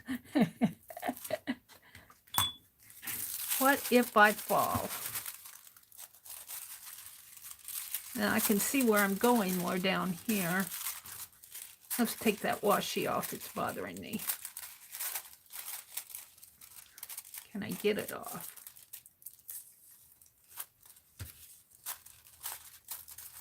I should have taken it off for this too.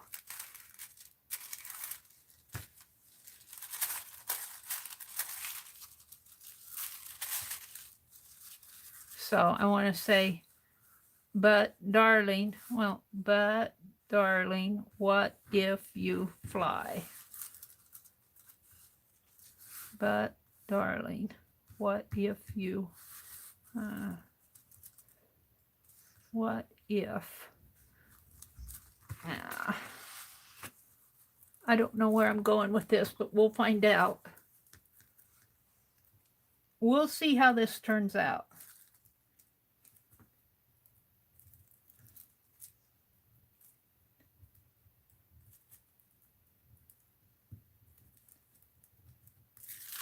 But I'm laughing at my bee. It looks like Brit, B-R-I-T, but it's but, B-U-T. Darling. I know what it says. I'll have to practice my writing. D-A-R-L-I.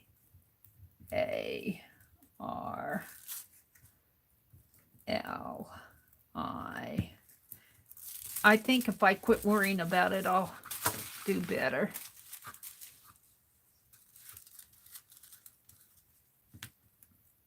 N-G. But darling. There's a space between the L and the N.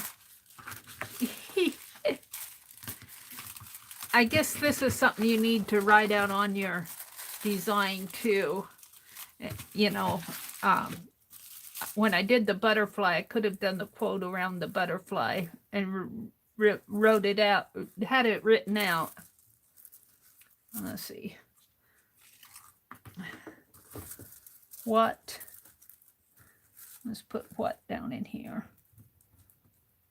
What? This just helps me understand how this writes, and it seems to write pretty good.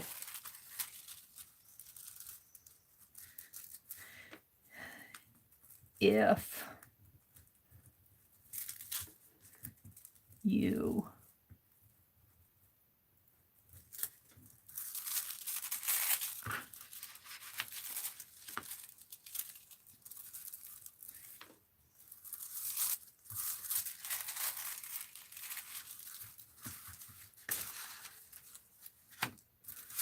my fly is going to the fly is going to come up.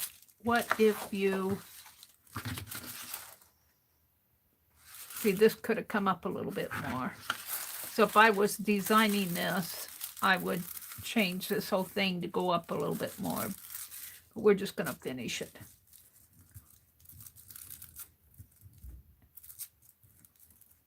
What if you fly?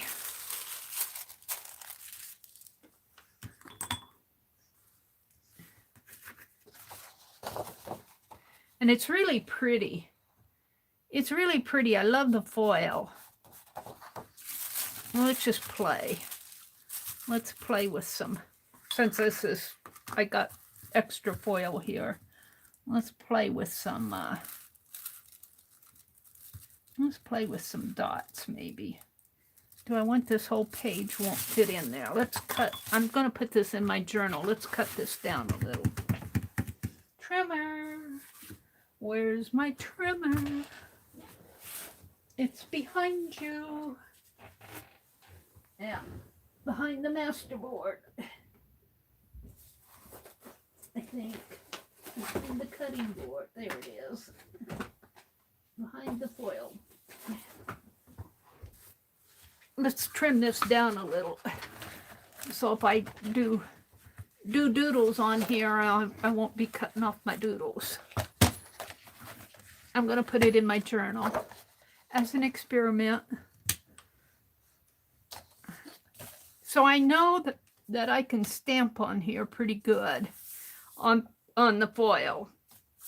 I have to watch where I'm going, and I have to do this in better light, I think.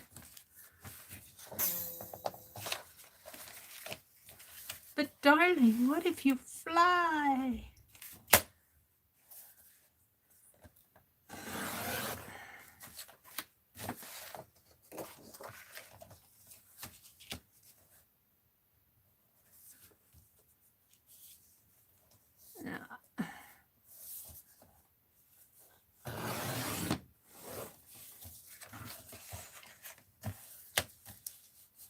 And I'm not measuring to any specific, I'm just cutting out a shape, a square shape, a rectangle type shape.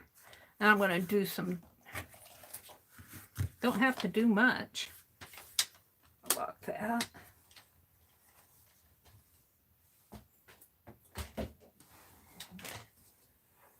All right, I'm not done playing though. Let's give it a somewhat of a border, like an art can. How much of that I have left.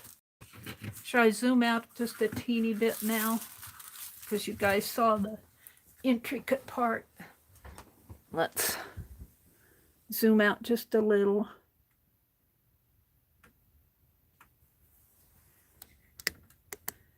I forgot to say, hold on. I'm thinking like a Art Nouveau double border here. If I can hold this paper still enough. Without getting out any more washi. Oh, it's not over to the edge. I need it over to the edge. And it's torn here. I'll have to move it.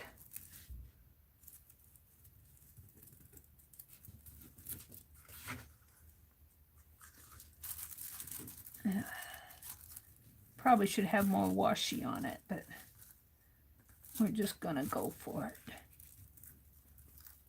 it. And let's see, where is my W starts right there. So I'm just gonna go freehand draw a border.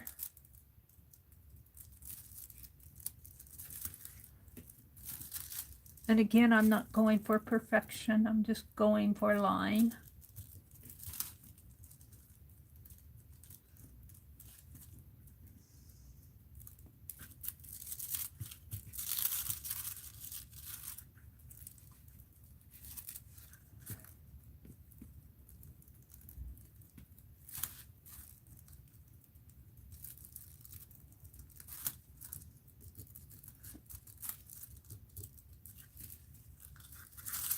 How does that look?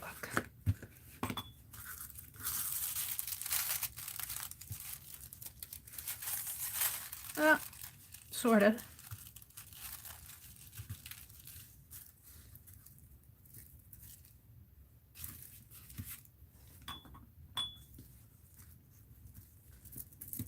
It's kind of hard to work around the cord. I guess you get used to it. Where's the beginning? And I'm not saying the line is straight because I'm kind of guessing about where I'm going here.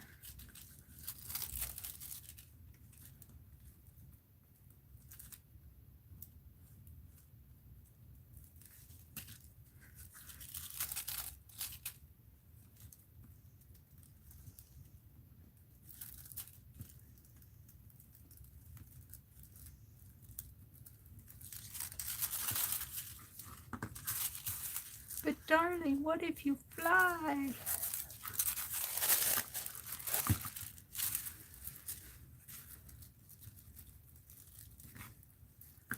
Where does it? It starts, it's pretty small. Yeah, it starts right about in here.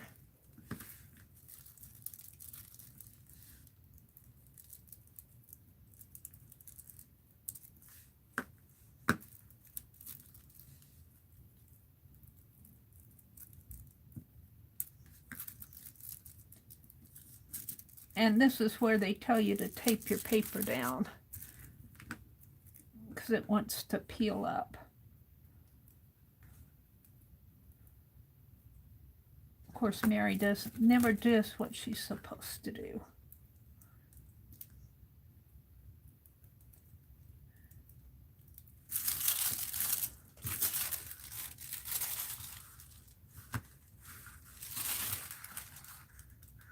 Now we've got this corner here.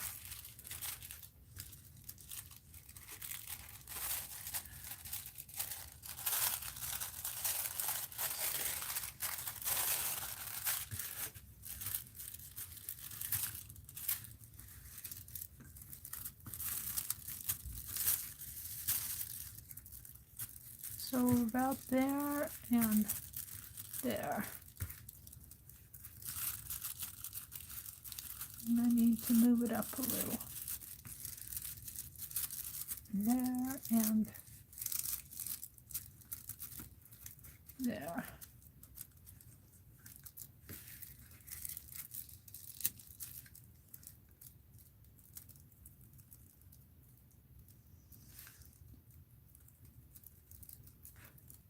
Now this would be where you would really want, if you were doing it nice, you would really want this all drawn out.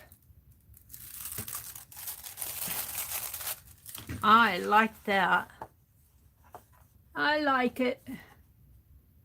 It's for what it is, for an experiment.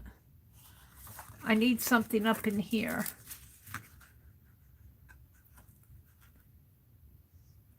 Maybe just a leaf or something. Let's see if I can't just draw.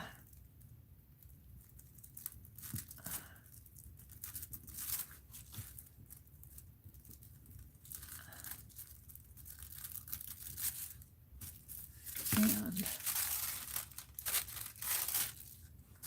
yeah, coming out this way.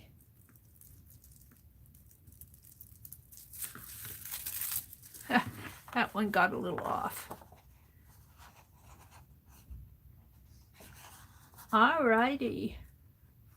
I'm not sure how much you guys are seeing of it. Now that that's done, I have one more experiment that I want to try. Let's go ahead and put this in my journal just as a experiment piece. Oops. And I'm zoomed in, so you guys are going to kind of see it zoomed in. And I'm just going to take this and put it with the other. I'm just going to layer it on here because I want to save the scraps.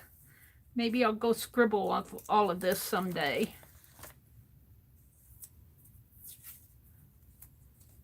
I'll want it for something someday. And let's go put this maybe on this page over here. Not this one. Where's the little girl? I have another one in here where I did that little girl. Here.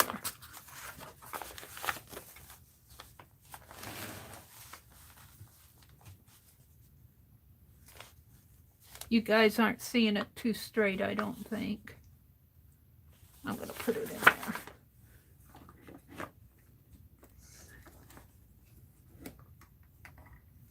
But darling, what if you fly? It's just an experiment piece, but I have another experiment I want to do before I quit foiling.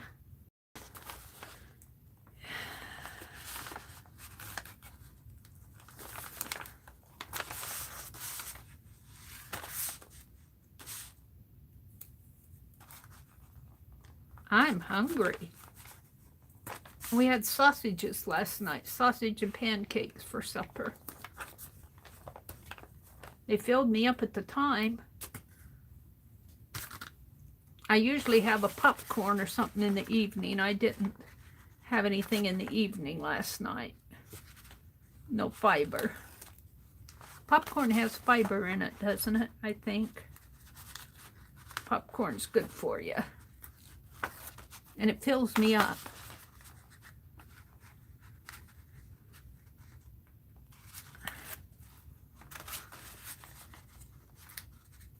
All right, we're just going to kind of put this in here.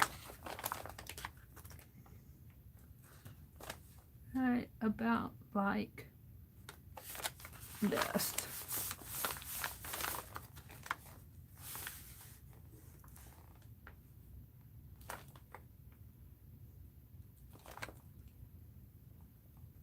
Yep, I'm happy with it.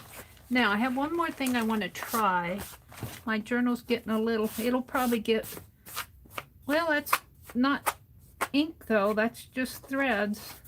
It's a little, that's not stain, that's the dark of the paper coming through. I have this paper on here under that. So, one more thing I want to try. And let's get out another sheet of black paper. We'll just use that I tossed back in there if I can get it. My trimmer's in my way.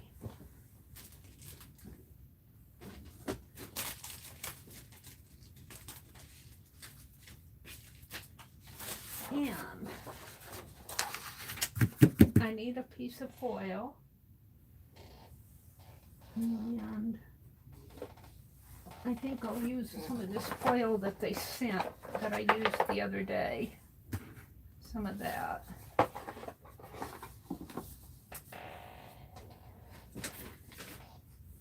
And let's put the foil on. Maybe I'll zoom out while I'm doing this. I feel like you guys are getting a tunnel view. I mean, too close up. There we go. Oh, except my chair's sunk down to the floor.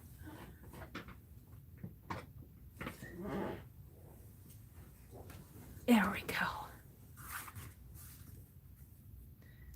Yeah, I guess I'm going to open this because it's the one I grabbed. I'm just going to use what they sent. This came with the pens. Boy, it's taped on there.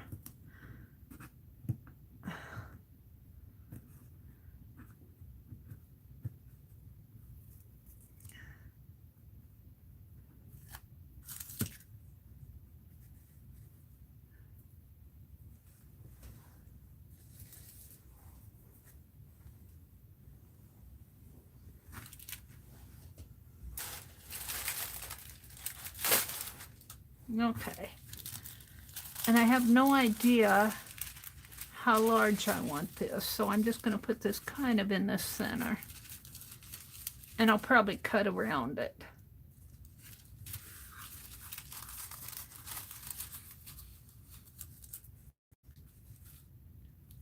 Scissors.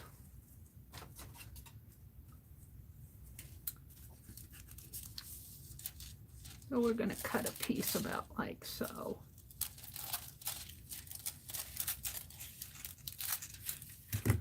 And I'll put that back in the box, if I can reach it. Oh, it rolled up on me. Hi, Kilburns. Welcome, welcome. Hi, Brenda D. Welcome, welcome. What's $22.98? Oh, the foil? Yeah. But you know, this foil, that it'll surprise you. Because if you're looking at, let me get the package out here.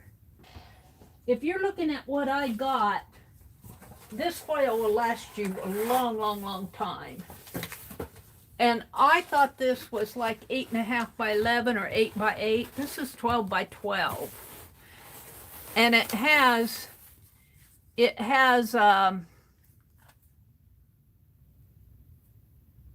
doesn't say how many sheets.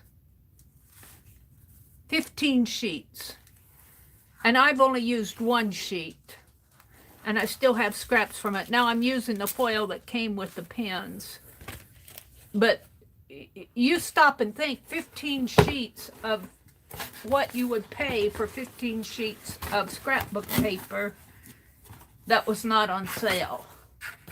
Usually it'll cost you, nowadays it'll cost you at least $1, if not more, $1.50. Not on sale, I'm talking about. A pad of paper, of nice paper, and even foiled paper will cost you $20. So it looks expensive, but I think in the long run, I think it's reasonable in today's market. And foiling isn't something that you use every day like you do your paper pads and stuff like that. Foiling is kind of special projects. I'm doing this as for fun to experiment, but I wouldn't do this every day. So I think I can mentally justify the cost of it.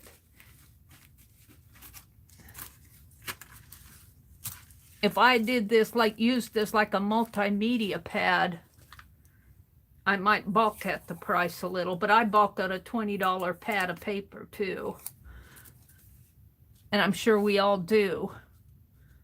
But now that we don't have our 40% coupons, the paper that we get is going to be Paper Studio or something that's on sale. You know. And a lot of times that paper isn't the greatest paper.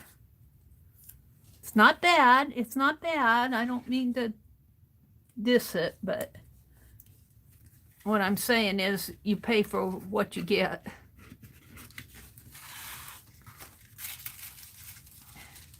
And that's probably what Hobby Lobby is saying about our coupons. You're going to have to pay for it if you want it. That works to move that little black sheet down.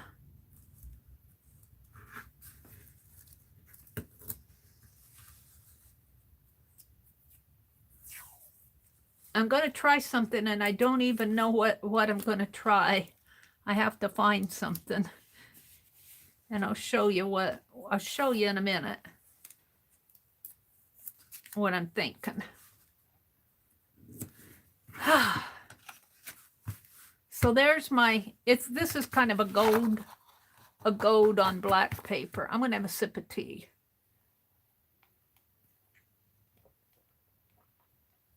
Thank you. Thank you, Lori, for the Pink Girly for the tea. I'm drinking out of a mug that was sent to me by Petals and Dreams, and I'm putting it on a mug rug from Aunt Peck. You guys are too good to me.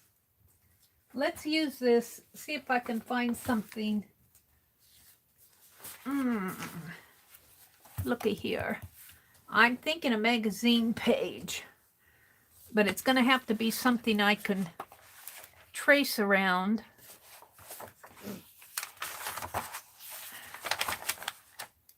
Oh, look at this pot. It's a pot with a plant. That was very simple. There's a stool.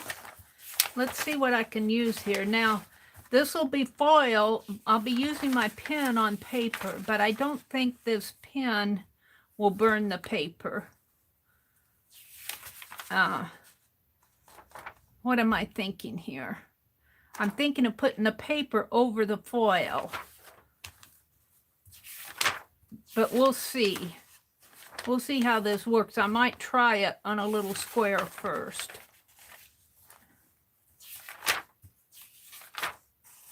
And if it starts to burn the paper, I'll quit. Because we don't want another desk fire. I got my tea ready. I have a whole jug of water, paint water over here. I want something that's not too intricate, but still is large enough to cover that whole sheet. Food. Strawberry chocolate mousse cups. Mini cakes. Milk. Truffles. Ooh, there's a big flower. Farmhouse decor. That's kind of cool. This one has a possibility. I'm going to tear it out. If I don't look, they're making burlap coffee sack pillow. Oh, that's cool. I'm going to have to see how they do that. They're making a pillow out of ooh, that's cool. I like that.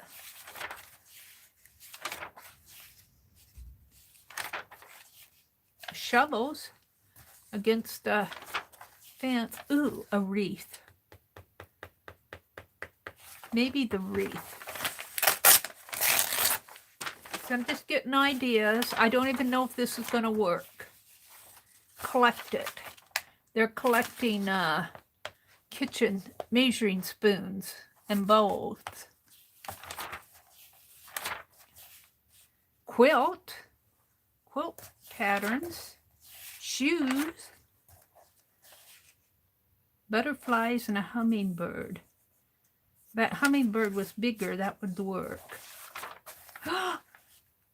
Ooh. Oh. This could go in the Art Nouveau journal. Couldn't they? Wow, look at those. Forcing spring bulbs. All right.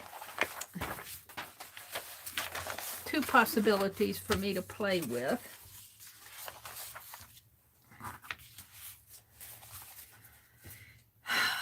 This is a Clay Center Public Library 2020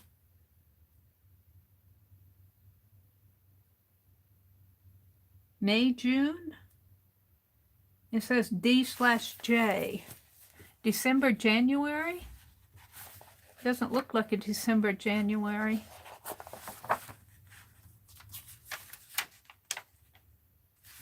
So I have a date here. April, May. April, May. That's more like it. I've already cut out of this one. See, I would love doing something like that too. Use those ladies as, or even the little birds.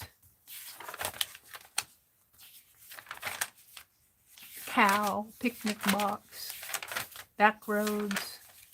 This article was kind of interesting. This talked about, I've done this several times, about them just getting in the car and driving, taking roads that country roads that haven't been paved and seeing where they take you. You got to be careful though. You wound up in some farmer's field.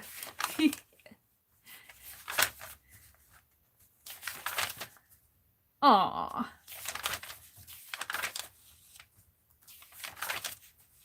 We're in the food section again. It makes me hungry. I'm going by here real fast. Oh, she's cute.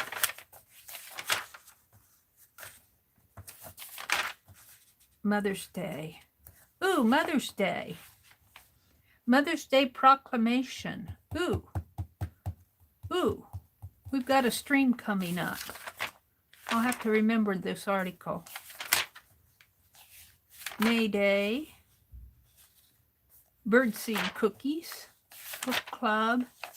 So you get inspired just thumbing through a magazine. But I don't see anything in here that calls to me for a, well, that calls to me to eat. Birds. Birds. Birdie shower. Leave it to trace. Cooking with cast iron. Now, I think this wreath is calling to me. But I want to try I'm going to try down here in the corner with my pen and see what happens. And I'll see if it burns the paper. Just making a mark. Shouldn't burn the paper too much. And I want to see if it foils.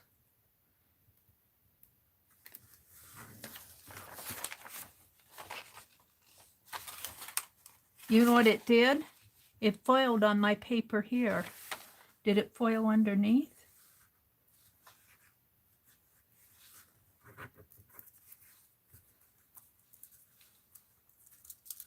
It did. I can see foil on this paper. Or maybe it's just my imagination. Didn't foil the underneath there. Maybe that just came off on my tip of my pen. All right, I'm going to try this wreath. Now, I'm not going to do it too intricate. And I think I'll just... Will it fit? It'll almost fit. I'm going to tape it down and I'm just going to trace around it. And I'm not leaving my pen on there long enough for it to burn the paper. I think if this was a hotter pen, maybe like a wood burning set, you might have more of a problem. But these pens are not ultra hot. They're hot if you put it on your hand, but I think, you know, just tracing around my paper, it isn't hot enough to burn the paper. I could be wrong. We'll see when I get going. If I start a fire, I'll grab my pot of water over there. I also have my little squirt bottle here.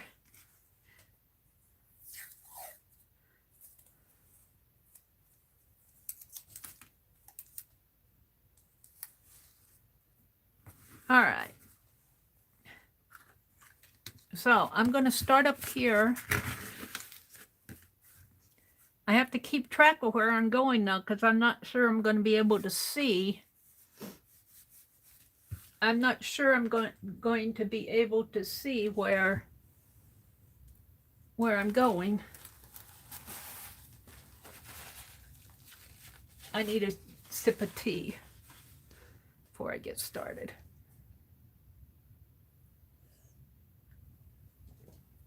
All right, I'm going to start up here. We're going to see what happens here. I'm going to start with this big leaf, and I'm putting some pressure on it, and I'm just going to trace around that leaf. And of course, it'll be a line drawing.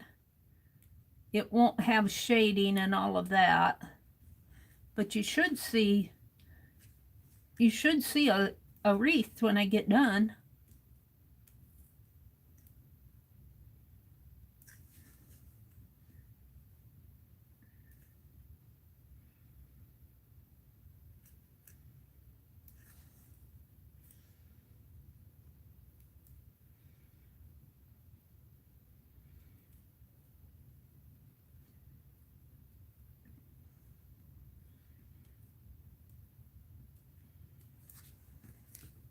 Now this has detailed berries in there that I'm not going to put in.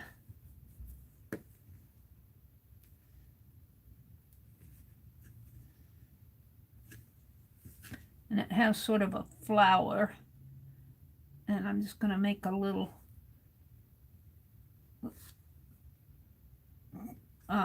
zigzaggy lines for this maroon colored flower.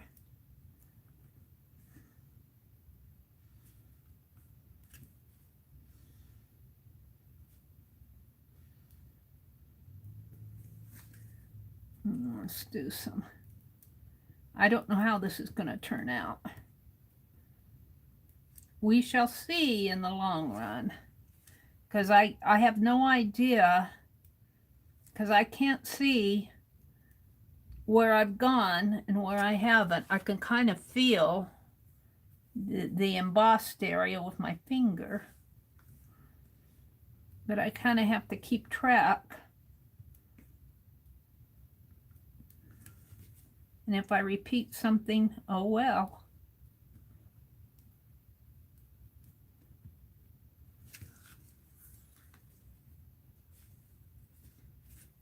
And again, my lighting is not the best. Okay, now this one has more of a petals flowers. And I'm just going to draw petals.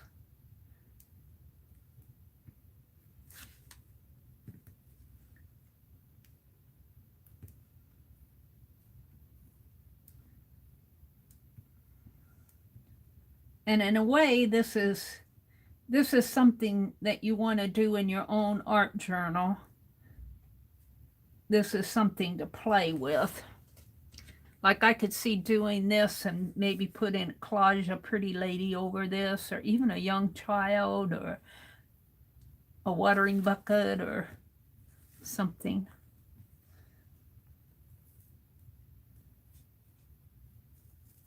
And why do you want to foil versus just use a gold pen? Well, foil's metallic. I guess a pen is metallic too. It's just the technique. Most foiling is done like on books and on cards. If you want to send a happy birthday card or a thank you card or a wedding invitation, that's what most foiling is used for. It really isn't used a whole lot in art journaling like we do. But it's fun to play with. All right, I did that, but let's go in and put in some of these leaves.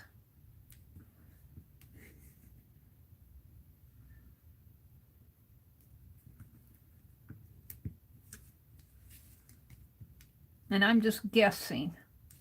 We'll see what kind of a guesser I am.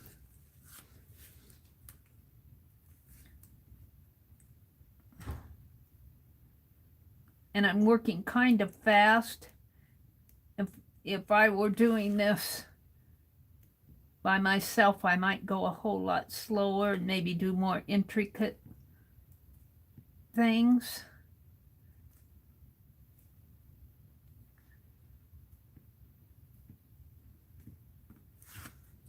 But I was just curious to know. I'm curious to know how it's going to look, how it's going to foil. It seemed to work down there on the bottom of my page. No, there's leaves in here.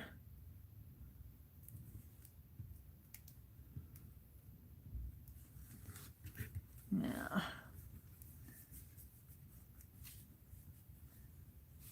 How am I ever going to do that one? It's a rose.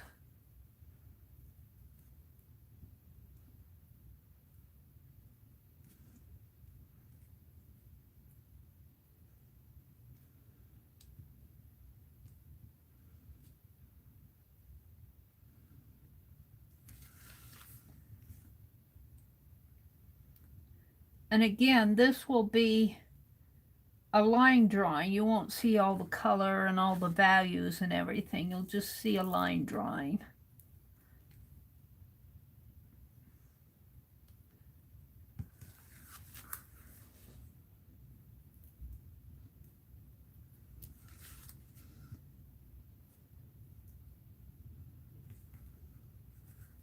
It's another little flower in here.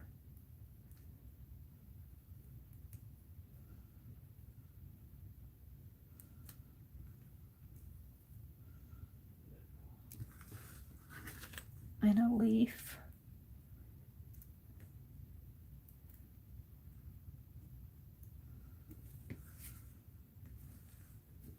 I kind of feel, it's interesting, you can feel, if you want to know where you went, you can kind of feel this is art by touch.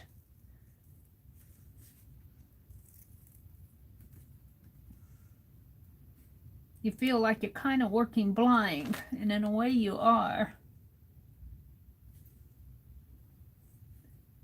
in a way you are. There's a lot of leaves in here.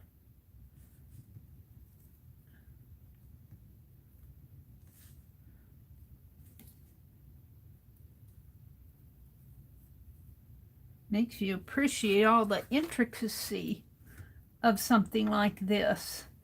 We look at these pictures in the magazine and we say, oh, it's an ad. I dare you to trace it and then say, oh, it's just an ad. It's how intricate that is in there. All right, we're back to another little jaggedy flower.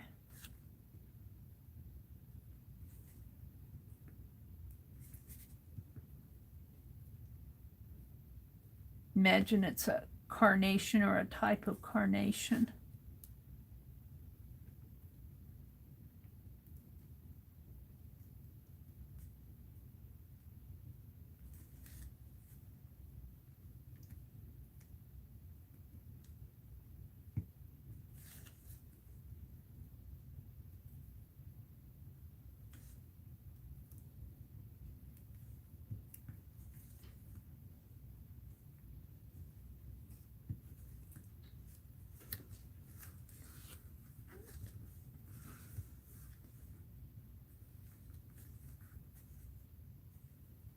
Some little berries in there.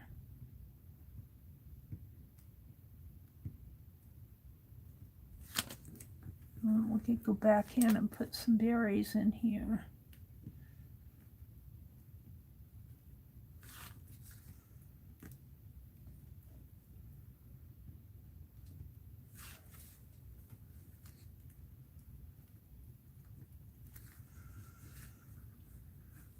All right. It's hard to see what kind of a flower this is, or if it's a leaf. Looks like it might be a dried bud of some sort. It's going to become sort of a organic piece here.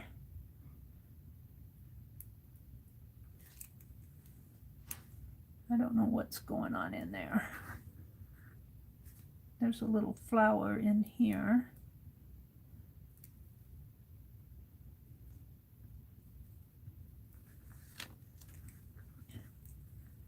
And then there's a sort of a, it's kind of interesting, sort of a, I want to call it a weed, a stalk, a stem.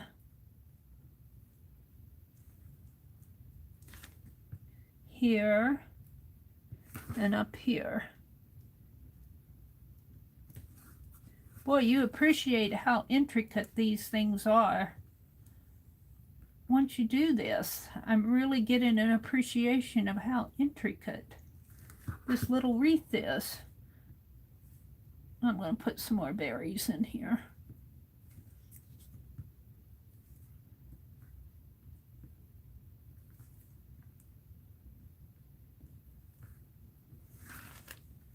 And this is another petally leaf, a flower.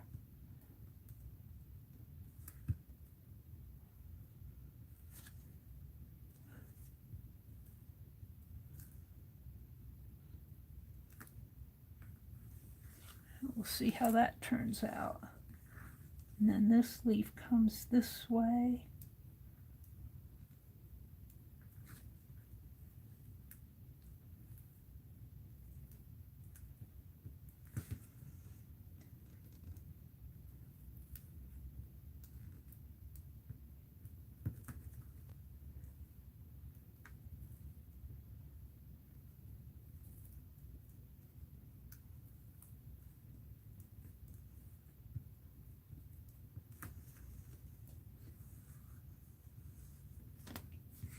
I think this is part of the door, or is that a leaf?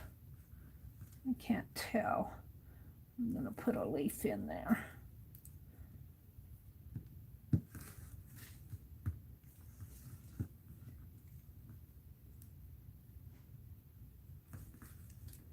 And there's another big jaggedy flower.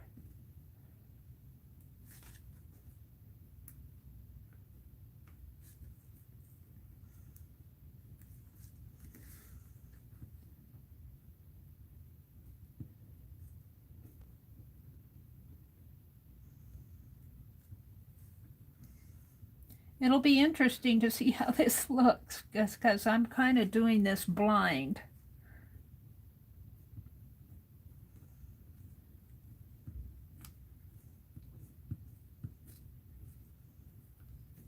Be interesting to see how this turns out.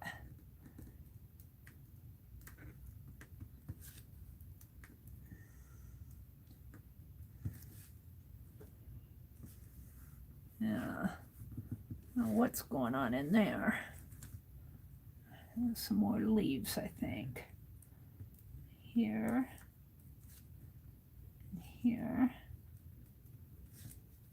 Coming out this way. A big old leaf coming here.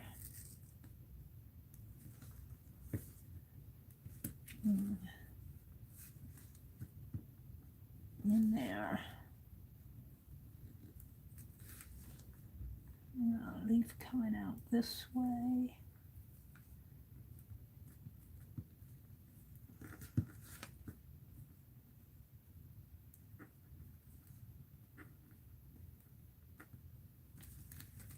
Whew! It takes you a while to do something like this. Okay, there's some berries in here. So I'm just going to put little round berries on here. We'll see how they look.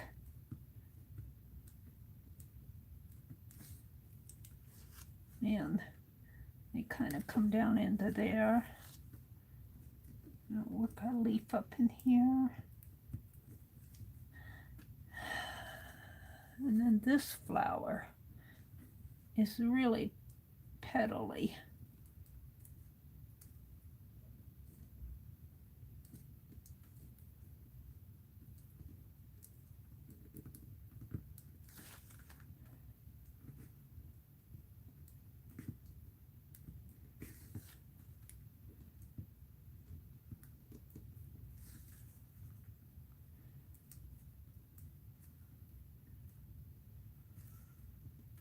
I don't think this is burning the paper at all. It's more or less embossing into it.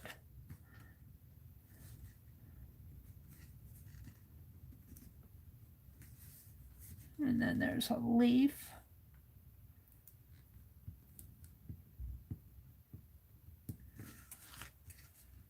And did I get that one? I did. There's kind of a flower here.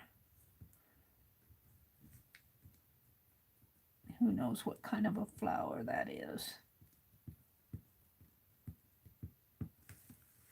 All right.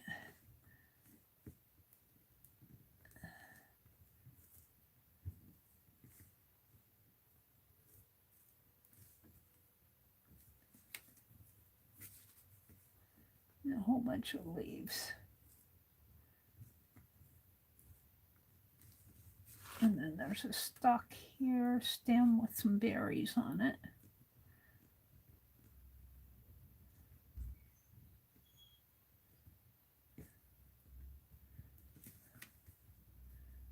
And a stem here with some berries on it.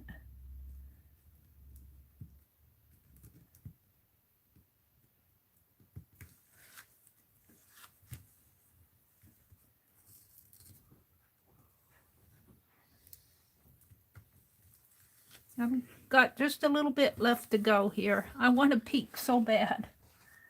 Okay, here's that other stocky stem that had these little...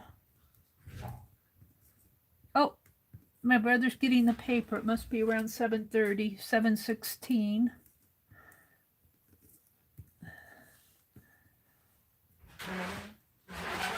A squeaky front door. Squeaky front door.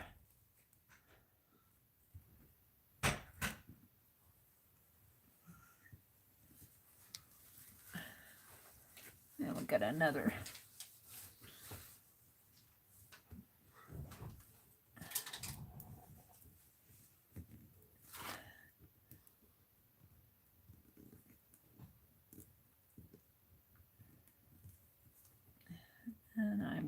this way. I don't know how this is going to turn out. We shall see.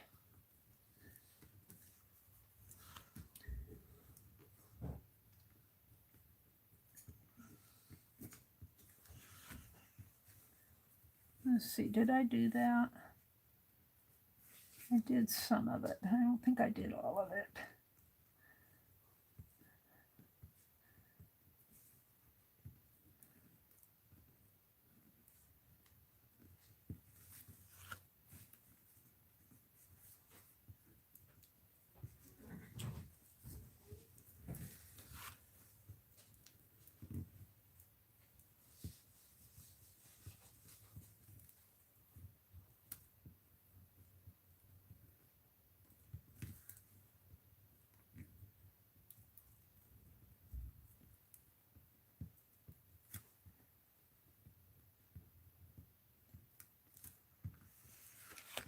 I'm just about done. I'm getting hungry. Oh, got another one of these big.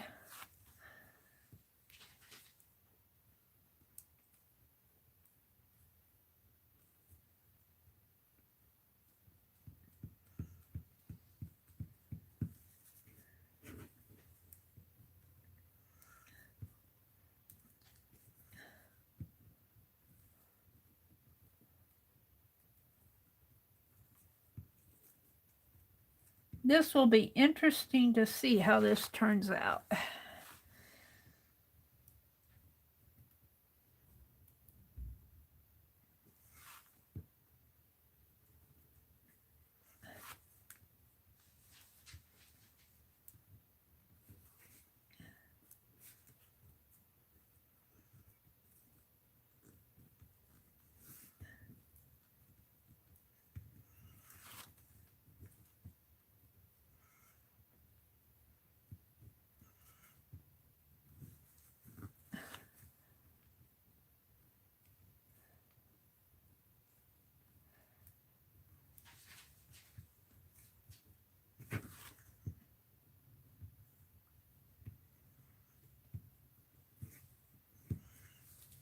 I started with that leaf there.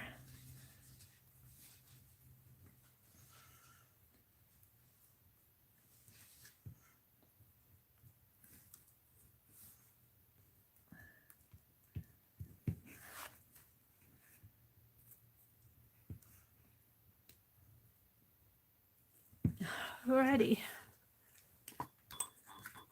I'm surprised my phone is still with me. Usually when I get to concentrating like that. Shall we peek? Shall we peek and see what it looks like?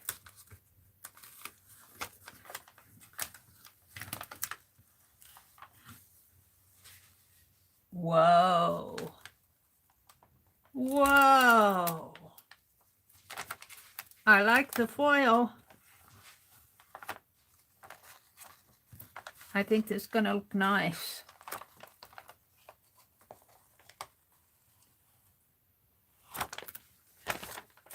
So I can really feel the embossed area where my like you take a ballpoint pen and trace around an area. You kind of emboss into the paper. That's what this feels like.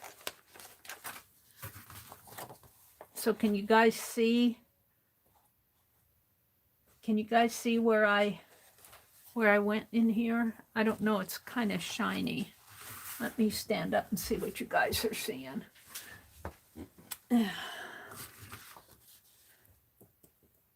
You can kind of see it if I turn it. I might need something right up in there. I'm trying to see what I have. But let's just leave it like it is. And if I need something to go in with it with a gold pen or something. Well, I don't know though. Maybe a couple lines in there might.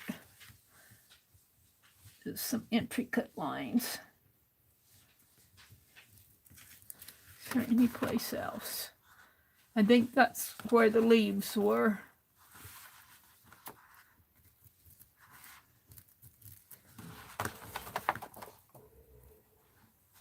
Let's take it off and see how it looks.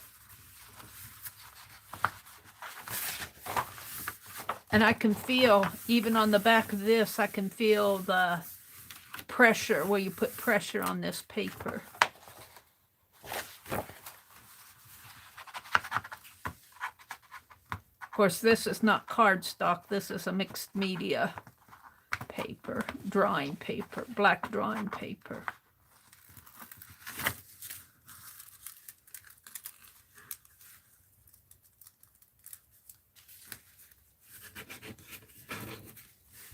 But at least I know how that I can use paper.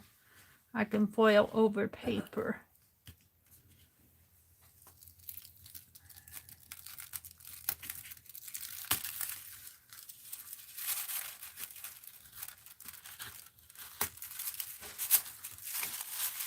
I'm not going to show it until I get it all untaped.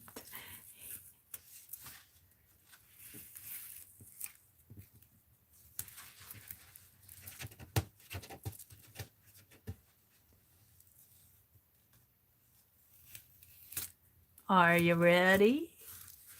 Are you ready? Oops, it's taped down yet. Oh, I love it. I love it. For now, it could be more roundish in here. You know, I could have put some more leaves in there, but following the design. Let me stand up and show you. I like how it turned out, though. Look at that. Wow. Oh, wow. Hi, Ruth. Hi, Journey. Isn't that cool? And that was just done by taking my foiling pen and going over this advertisement for Mary Jane's Farm Magazine. Thank you, Mary Jane. Isn't that interesting? Oh, that's going in my journal. I think I'll put the whole thing in my journal.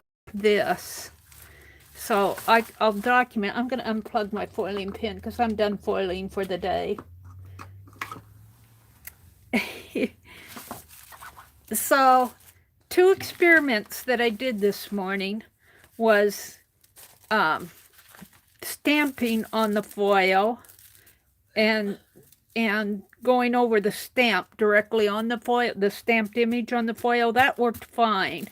And the other thing I did was put the foil on the paper. Yeah. This is sticky washi. Doesn't that irritate you? If you wanted that washi to stick, it would not stick. Now it just grabs onto everything it can. But putting the foil down on the paper, I'm going to have to put that in my journal. It's frustrating me. And putting the paper down and putting the foil on top, and then putting the magazine image on top of that and tracing around it. I could see this done for a special Christmas, even a Christmas page in your art journal. I don't know if I would want to do 145 cards that way. That would take me a while.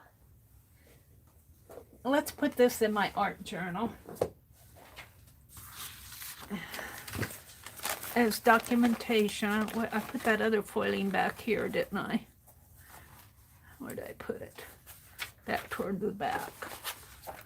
Right here. So let's put this one. Let's put this one, cover up this messy mess. Well, I'm not sure I want to cover that up. Let's do it on this side. So we'll put this here, and we'll put this over here. And I'll put my foil. I'll save my foil. I'll put my foil in the front. You can see if I hold this up to the light, I can see this image. kind of cool. All right, let's trim this up.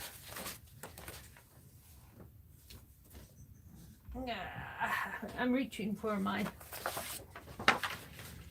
So fun experimenting this morning. Fun experimenting. Let's see. Maybe I can just put this in. No, I better put some tape on it. Will it fit? Yeah. Where's my tape?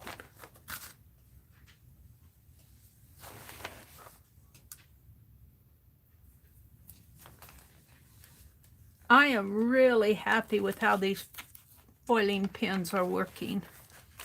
Oh, I'm not so happy with what I did there. Kind of curved like that pin.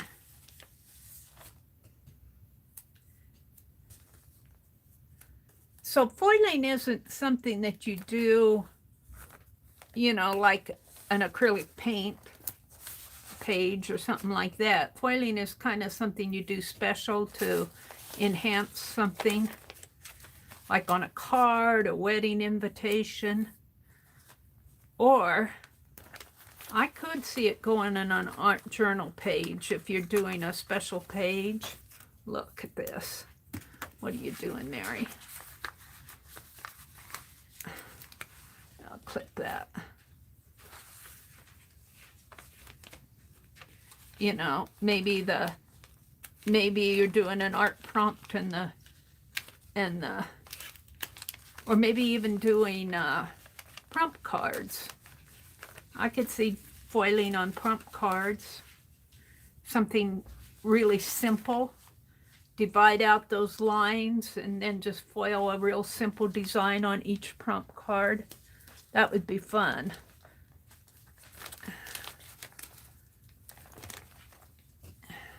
I don't know if they make black foil though. Do they make black foil? I don't know. They make gold and red and green and blue and silver. I don't know if they make black foil. I'll have to check it out. Heat reactive foil.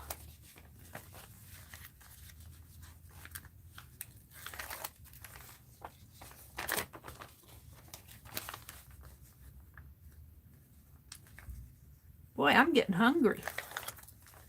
Mary's getting hungry. All right, this is just going to go right in here. Right in there. And I think I can fold this over. I don't know how it'll stay. It seems to want to stick to everything that I don't want it to. We'll see if it sticks to what I want it to.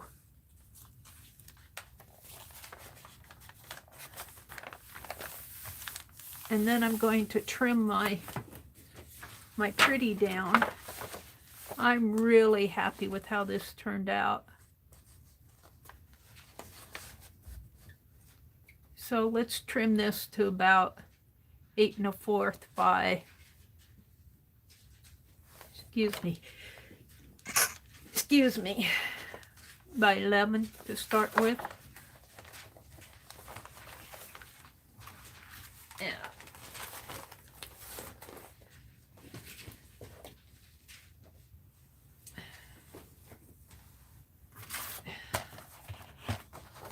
And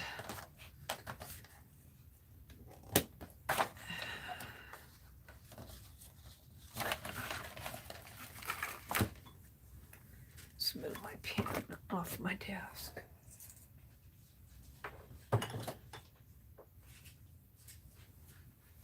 That was fun. I enjoyed that, and I really like how this come out. Now, it could have a better shape to it, but the shape is not as much of a concern to me as did it work.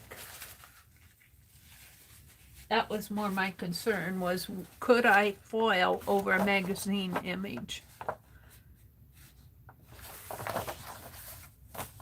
11 is right here.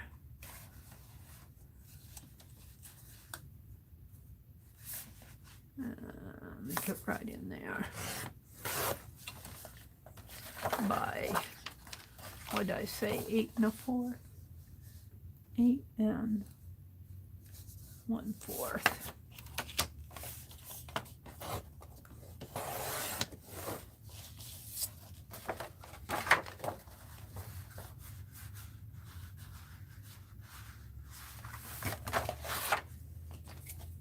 Now this is also sketchbook paper.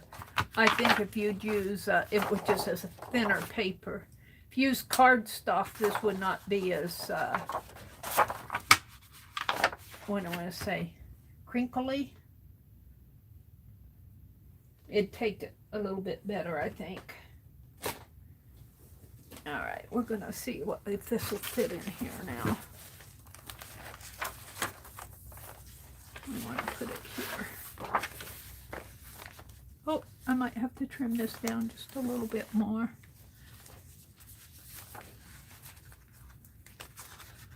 Because this page is bound. If I put it right out to the edge, it might work.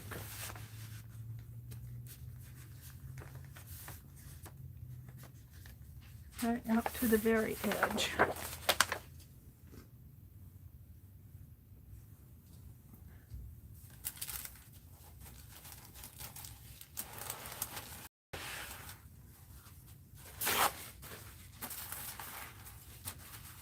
Oh, a cup of tea.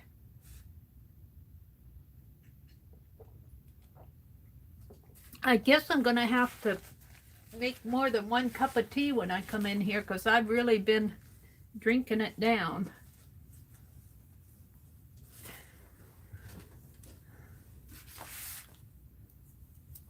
See if I can do a better job of putting this tape on.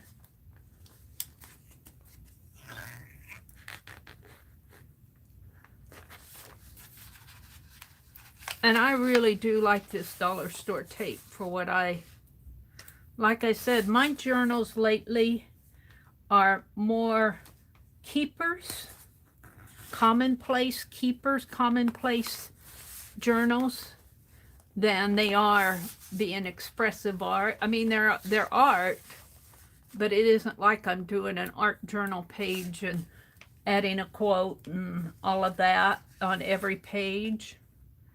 It's more keeper, or commonplace. I guess in the old days they call them scrapbooks, but I don't look at this as being a scrapbook. But the scrapbooks in the early days held cards, birthday cards, and wedding announcement, newspaper clippings. Well, what do I have? Cards, happy mail. It's a piece of your life. That's what it is, my experimenting. All right.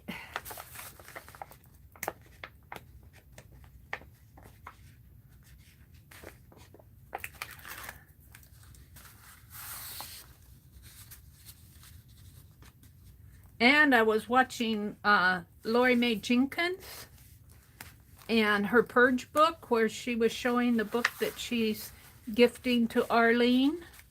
You guys, we got it. We got it. I don't know if that's the only one or if she did a special one for Arlene. I don't know. I didn't quite follow that because I don't have time to watch all the videos. But she made one for Arlene. She made a Purge book for Arlene. And boy, is it cool.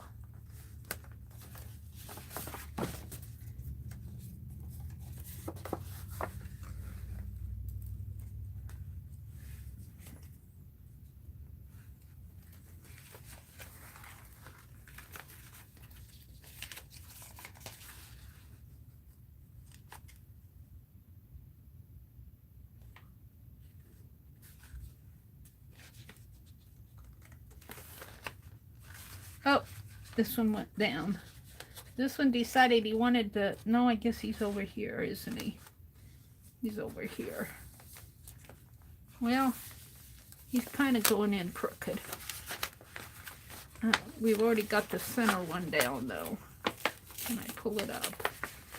Once it's down, it's down. One and done. One and done.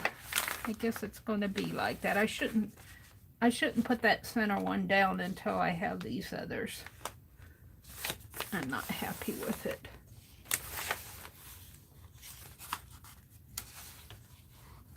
But there it is. Now let's take out that one. Take out this one. I'll trim off any peeking out. Where's this one? He fell back in.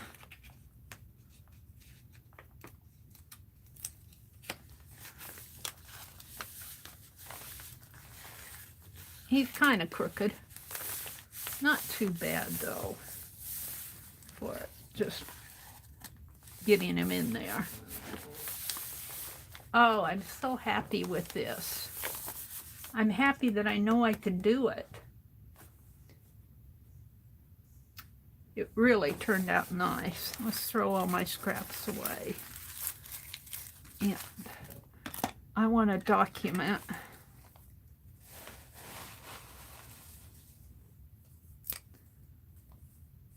Let's see, today is April the 22nd. Thursday, April 22nd. April 22nd, 2021. I used a foiling pen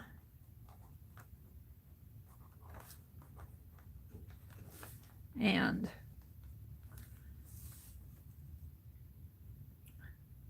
I don't want to say traced around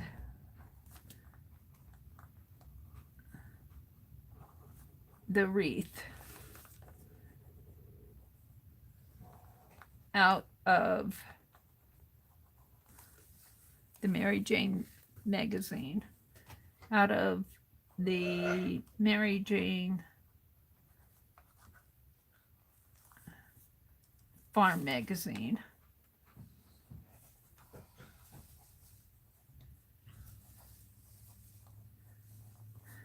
Add as an experiment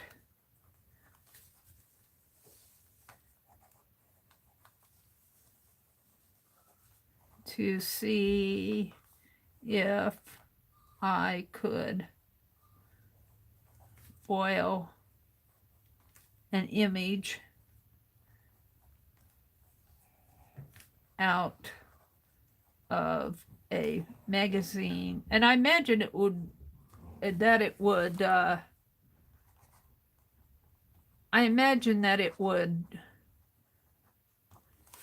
work for book images too. If you saw something in a book that you liked, see, it's only a little off. I'm gonna leave it a little off.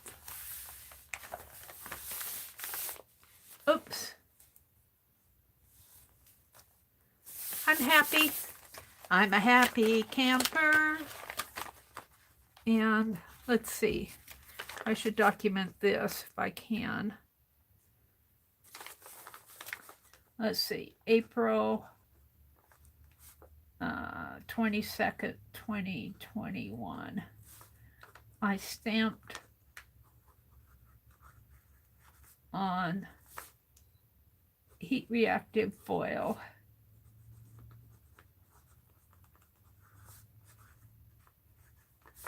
And used a foiling pen to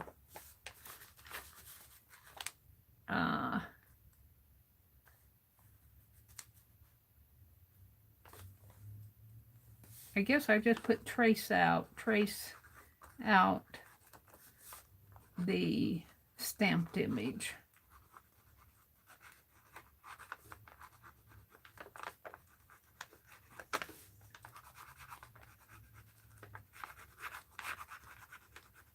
There we go. Yay! Done. Alrighty. Goodness, I have an hour an hour and some minutes to go. What shall I do? Well, I have plenty to do. Oh, look, I stamped this notepad with my ghost print. Let's put that in my journal. Only I'm not going to tape it in. I'm just going to put it in a pocket here. Where's that pocket where I tuck everything? We'll just tuck it in there. Keeper. It's a keeper. It's a keeper.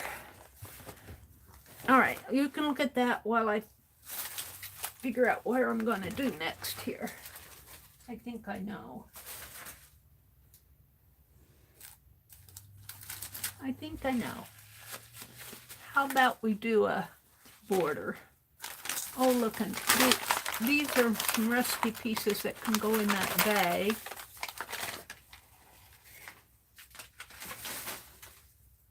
And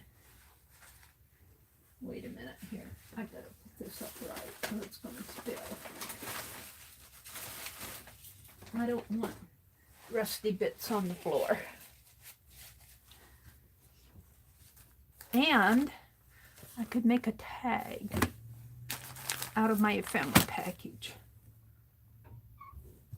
Here's the art journaling magazine that I'm following this article here. Let's get this out.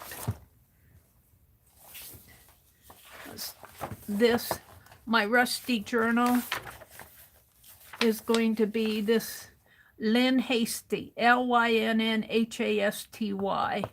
did this. And see, I think she used paper and then stitched these strips on the paper. But I'm going to use dyed fabric, and I think I'll put paper where she put fabric. I'm going to put paper, and I'm going to stitch paper on my fabric rather than fabric on my paper. And look at her images, because see, I was thinking, what am I going to use for images? Look at her images. They're not photographs. They're just, I could probably find image. I could do something like that. This looks like a transfer. This looks like a book image. So maybe I could do something like that. This looks like one of the Art Nouveau pieces here. Here's a little photograph on a little, looks like a paper doll girl on a black tag. And I could even, I wonder if I could get rusty colored foil. But even the gold foil in there, I could put this little girl on a black tag like that. About the right size. So I'm going to get inspired by her. And then she used safety pins, rusty safety pins. And I'm not sure what she did here. I have it to read this article. What these lines here are, if those are safety pins. You know, as you pin it in, if that's the part of the pin there. I think it is. I think she pinned those, but did she? I'm going to use wire. I'm going to have to see how she bound this. See, look, though, she's got pins in there. But I don't think those pins are the same as these, because this is a signature. She's got book rings on this one, but that's probably the outside. She doesn't show too much of how she bound it other than this. I envisioned sewing the signatures onto horizontal strips of fabric that had been glued inside 2 old book covers. That's what she said. So these are the old book covers here. I don't know if I'll do that or not. I might, if I can find the right ones. But anyway, that's my inspiration for my rusty journal. I've got a lot more rusty bits. I've got those rusty grommets. Yeah, I'm going to be doing some playing. All right. So I think what I want to do is two things. I want to do some doodling, border doodling, which won't take me long. This is where I am so far. I did the stitches pages. I did the stick figures, drippy splatter, paisley, which I'm not so great at paisley, teacups, got Penelope on a teacup, eyeglasses. So we're ready for some more. And then I'm going to take my ephemera that I've been collecting here and make a tag. Tag along with Mary. I haven't done that in a long time. So let me zoom in and let me get my border list. I have a border list in my keeper journal. Oh, and I can play in this too. We'll see if I have time. Let's get my list out. Is this it? No, those are prompts. I got a list. I got a border list.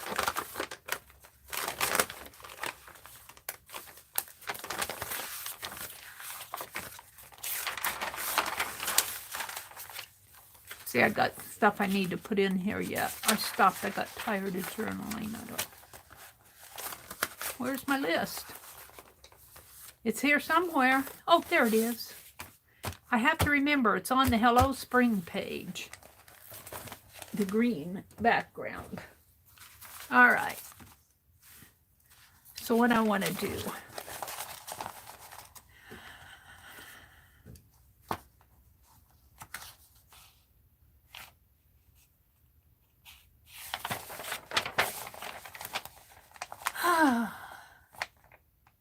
Fingerprints. That would be messy. Paw prints. Needle with fine thread, making loopy loops. ABC baby blocks, paper dolls. We could do little paper dolls. I think I'll do the paper dolls.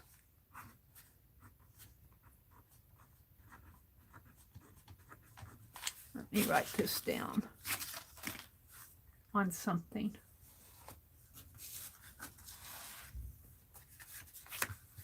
Paper dolls, because I can do those out of my head.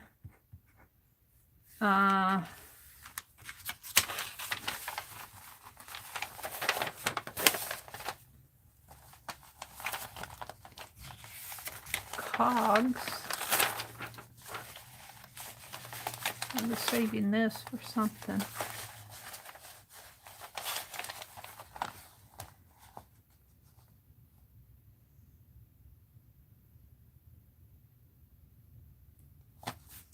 Ladybugs. I can do ladybugs.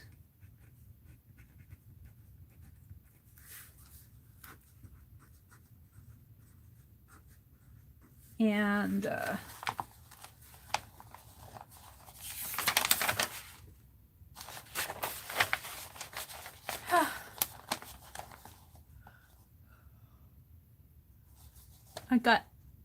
I got hats. It looks like hate. I was writing fast.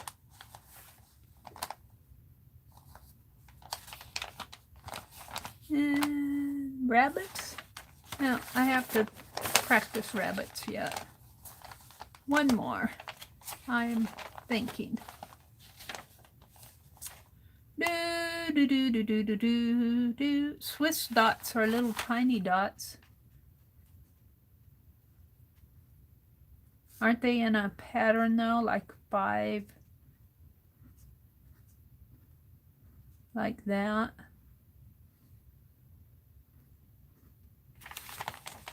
Now I have to think about it.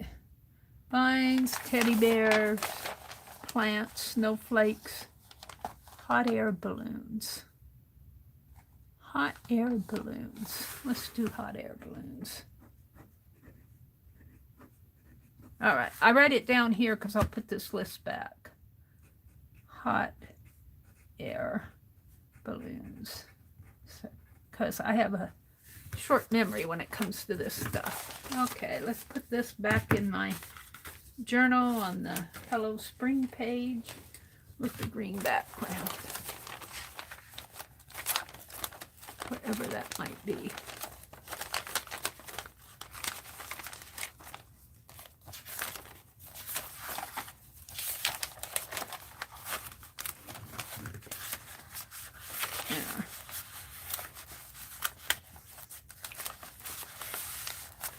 All right, let me see what's going on in chat. Cheryl says, Mary's mods are no longer allowed to put in Amazon links. Oh, you should be able to. Deleted by Google Mods moderator team. Really? Message deleted by Google moderator team. Huh. I did not know that.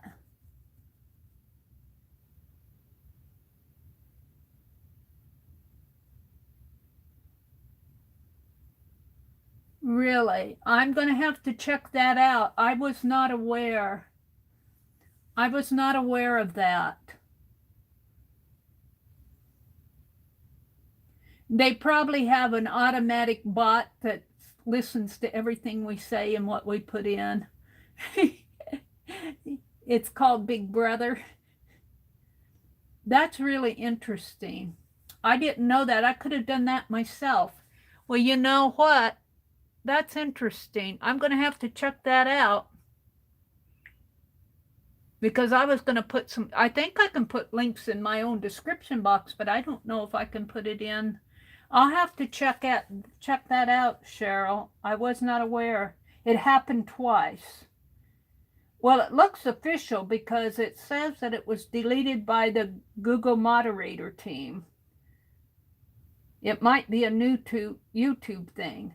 Well, they sure didn't tell us.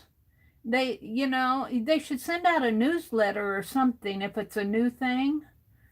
I'm gonna research that and find out what's going on there. Maybe ask around. I don't think I'll get Did you only put it in twice, Cheryl? I don't think I'll get a slapped around for that. You try it, Mary, and if it blocks Amazon, then it's probably a new YouTube thing. I'm not sure I want to try it. What link were you trying to put in, Cheryl? What were you putting a link to? What were you putting a link to?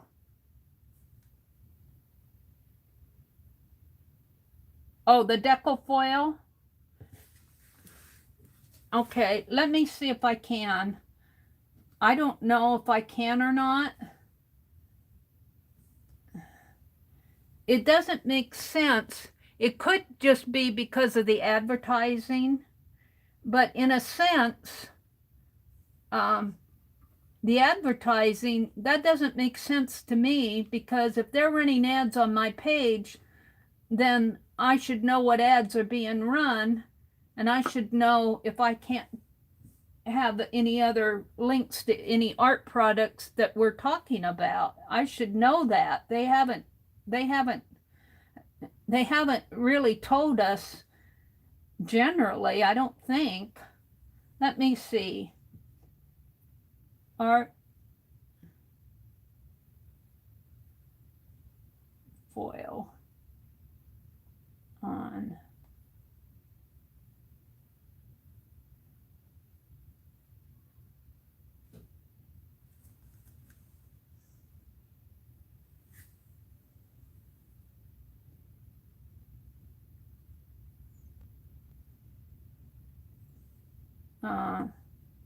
well, we want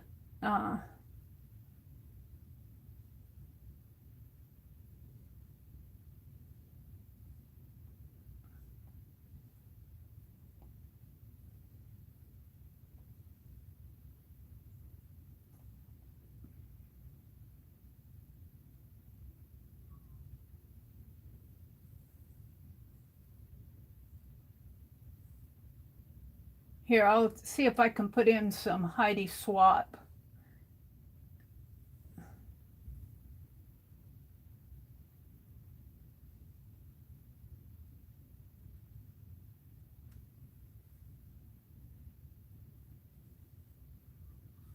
It seems to me like if I'm talking about foiling, I should be able, and my mods should be able to put a link into the product that we're using.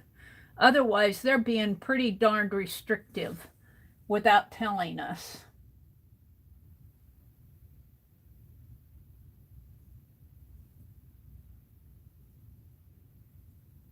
Now, this might be a very long link.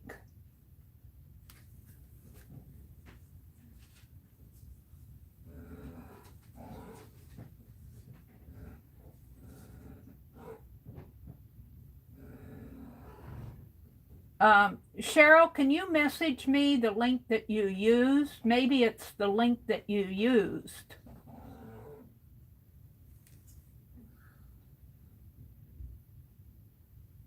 Arlene leaves and Cheryl takes on Google.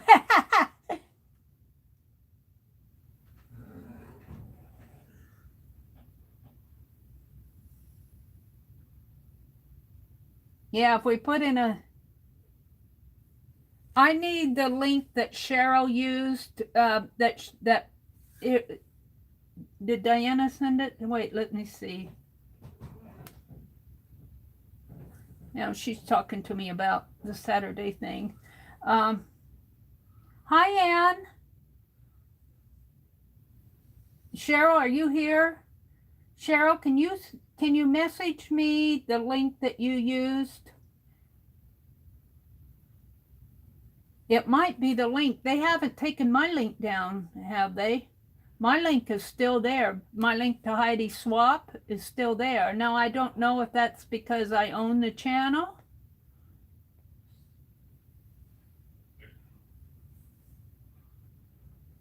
Rhonda put in a link to, what did you put a link to?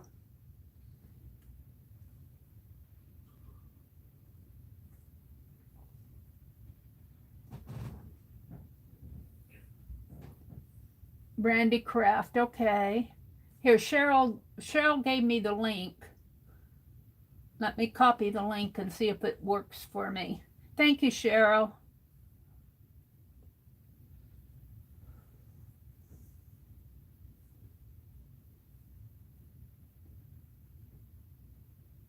This is the link that Cheryl put in. Now, maybe they're listening to our conversation. Who knows? Who knows? I'm going to have to find out what the Amazon moderator team's responsibilities are. Why that message got deleted from Cheryl. Where was that? I don't see it now because I'd come back out, went out and come back in.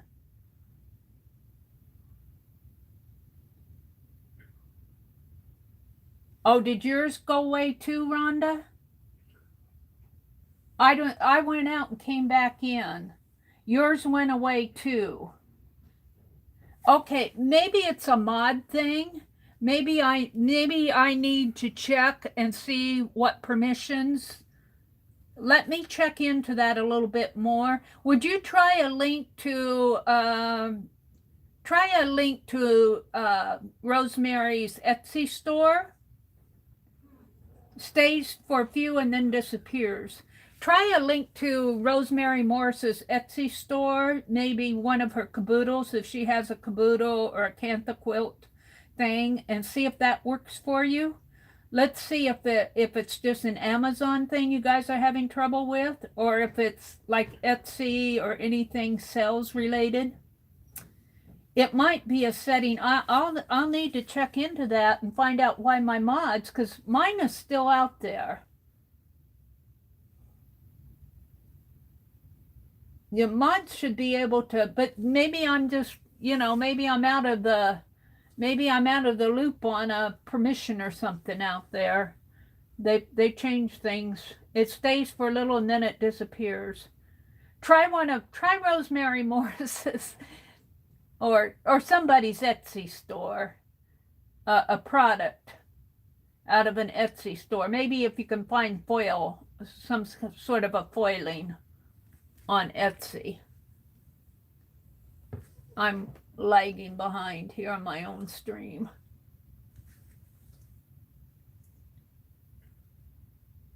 Because this is something I can certainly get help with. Okay, Rhonda put in an Amazon link to craft transfer. I'm going to watch it, Rhonda. Try an Etsy store one, though. I'll have to find out what's going on with the permissions for the links with the mods.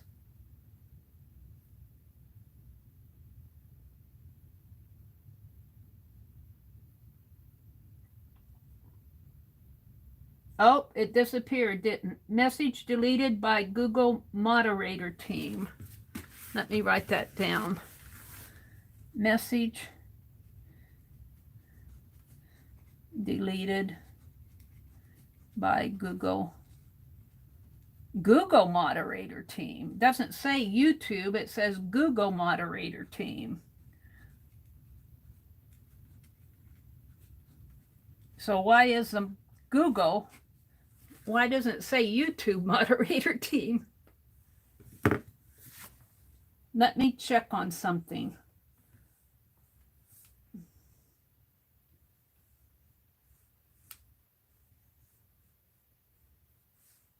Yeah. I'm kind of slow here with the tablet.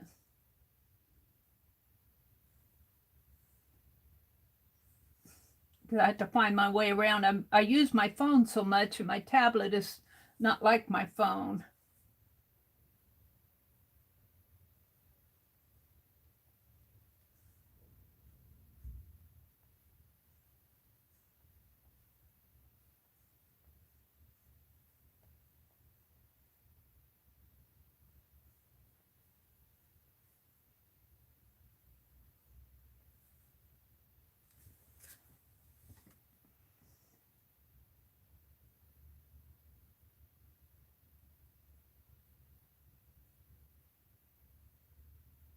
All right, I found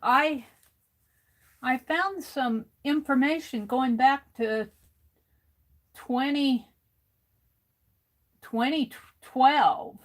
Why are some messages deleted on a live stream by a bot saying it's the Google team? YouTube community. Let's see what this is saying. I'm watching a live stream. This is one more exactly. And sometimes people write on a chat live stream stuff that's like hello, blah, blah, blah, blah, but this question has no replies. They didn't answer his question. Okay, there's some videos out about it. So evidently this is something that's been happening for some time.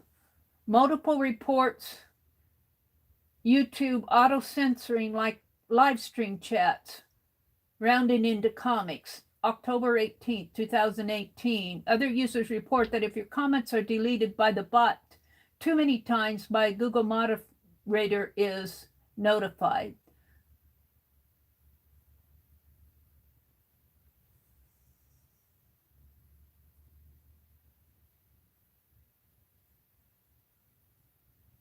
How to disable Google moderator team.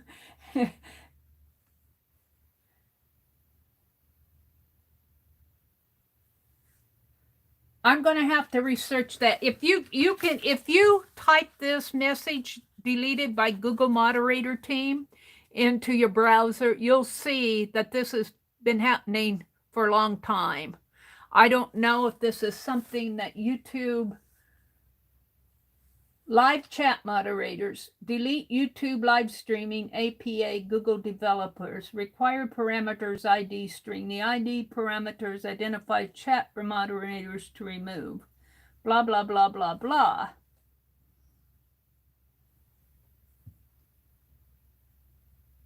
Meet the Google moderators, local guides, connect local guides, connect, blah, blah, blah, blah. Guide to building a moderator team, Twitch help.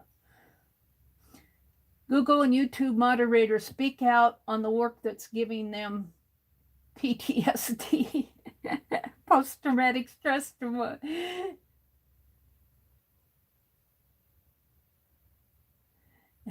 This one's funny. Google and YouTube moderators speak out on the work that's giving them PTSD, post-traumatic stress disorder. All right, I'll have to research this and find out why it's happening and what I can do about it. For now, just don't put in any links. If somebody asks, maybe put the link in Fibsville if you can. And I don't, I don't know how else to handle it until I find out more about it. Click links fast, people. Well, I would not put them in because we might get in trouble if we do it too much. If it's a bot and it continually finds these links, it isn't a real live person out there deleting it. It's a bot. They're seeing. I think mine stayed in there. Is mine still in there? Mine is still in there. They didn't delete mine. They delete the moderators. So I'm not sure why. I don't know if I have to give moderators special permission. I've never hit this before. The other day, I put in black cherry tea and it stayed. Who knows? Was it on Amazon or was it another company, Rhonda? The black cherry tea. Do you know if it was an Amazon product? Hi, Lori. Lori, we're having an issue here where our mods, like Cheryl, puts in a link to Amazon, and we're getting a message deleted by Google moderator team. And it happens several times. It doesn't happen to me. It just happens to the mods. And I Googled this message deleted by Google moderator team, and it seems like it's been happening for years. So I don't know. This is the first time I've encountered this. Take their wrench away and give it back. I'm not sure that'll work because I think they're looking at, I don't think they're looking at the moderator. I think they're looking at the link. Did somebody, Rhonda, did you try another,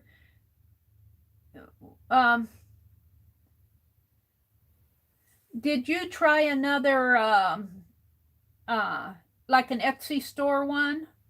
Oh, it was an Etsy app. It was an Etsy app that it deleted? Yeah, oh, up above, I see. It's an Etsy one that deleted it for Carla. Okay. Well, something's going on there. Don't put any more links in now, though, because I don't want to get in trouble. Some bot might flag this to, if we do it too much, and if it finds it too much, it might, might cause an issue and flag it to a real person, and I might get in trouble.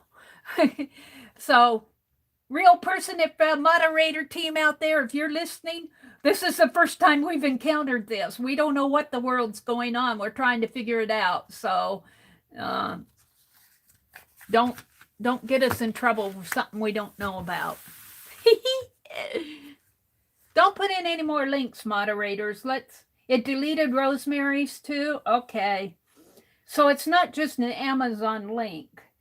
And it did not delete mine. I put in but maybe it will now that I've said it.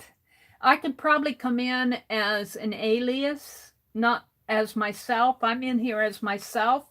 If I came in as an alias, like Sally Jo Abrams or somebody like that, or is this somebody that is not connected with me?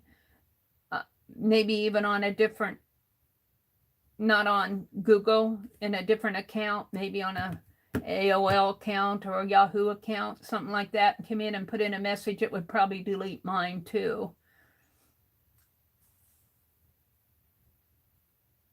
It's a glitchy PITA. Well, it's been happening for years. It deleted Rosemary's. Okay. Well, let me research it and see what's the lowdown on it. But just by doing a Google of this message, it looks like it's been happening for several years. And I don't know if you can, I don't know what YouTube's stance on that is. This is the first time I've encountered it. So Google moderator team, if you happen to be listening to this, don't get me in trouble. I've never encountered this before. We don't know what's happening. I'm talking to Google now. Let's go on with our art. Mary, they probably made a change in the program that got dropped last night. It could have. They could have. Who knows? I didn't see any recent message. Well, I did see one of 2020 out there. I don't know. I just have to research it more because this is the first time I've seen it. First time I'm aware of it. Somebody like Cinnamon Cooney, she does a lot of live streams. And Lindsay Virgo Crafter might be aware of it, but I don't think she does as many live streams. But somebody who does a lot of live streams, a pink poodle, she might be aware of it. So, you know, surely it's not happening to just me. All right, let's continue on with my doodles. I'm going to zoom in. Don't put any more links in, though, please. You need distress coffee. PTSD of being a moderator. Or a host even. Or even a live stream host. There's a lot to it because you have to be aware of what you're saying. And you know me, I say things and they come out of my mouth. And that wasn't what I said. My mouth sometimes doesn't say what my brain is thinking. Like for the longest time, I was calling Linda McAllister Lucia and Lucia Linda. And I noticed the other day in my stream, I was saying that I bound my April journal and it was my May journal. And I kept saying my April journal and I was reviewing my chat and I'm going, it wasn't your April journal, it was your May journal. But I think it's just a function of being live and talking extemporaneously for hours. You know, you talk for 5 hours and you have to, you know, I try not to bring anybody down or say anything that, you know, hurts somebody or is harmful or derogatory or anything like that. I try to stay away from that stuff. And you just have to be careful. And especially in today's world, today's culture, I tell you, people, you know, people are very, what do you want to say? You can say something and it can be taken the wrong way and you're in hot water for forever. So, Becky said, sorry about yesterday. Oh, hi, Becky.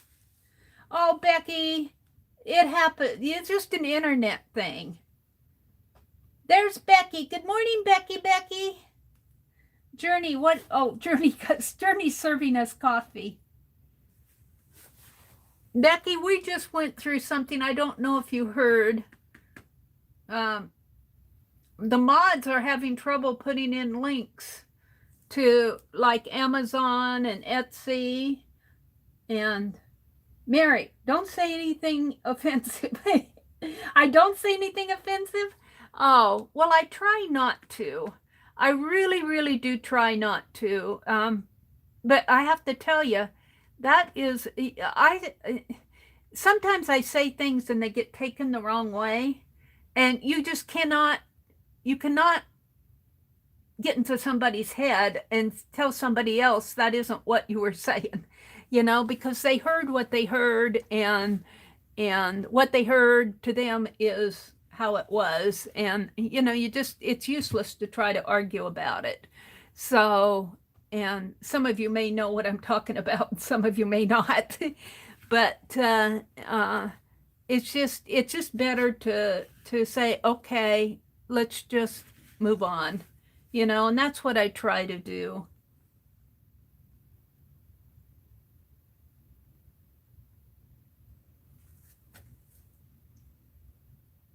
The word was, the wind was bizarre yesterday where you were.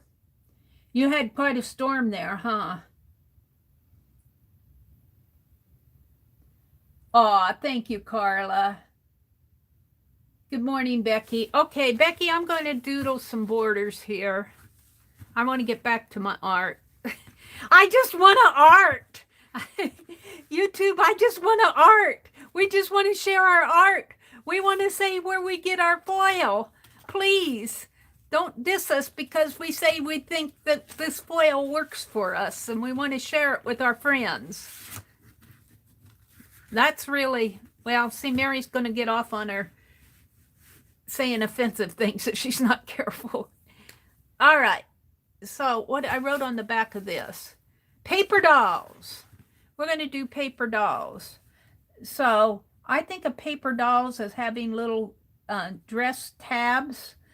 And we're just going to do little, right now we're just going to do little heads and feet paper dolls. Something like this. And let's see, let's give her a little sundress. Oh, but let's make it have a tab just for the sketchy part of it. It won't have a tab in real life, but, and then let's see, she's going to have a little sundress, and let's make it a little yoke. Can you guys see? Yeah, you can see. And it's just going to be kind of like that. And this is really a little girl, so the head should be rounder, and maybe little arms like this, and then I'm just going to make it short little dress like that. Maybe we'll put a little bow here or something. A little bow.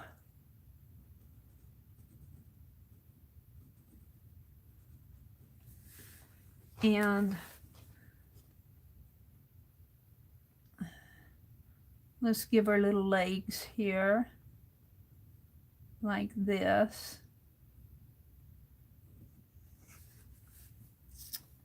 And I'm going to leave, for right now, I'm going to leave the face blank because I have to really work at drawing little faces, and they're not working for me too good.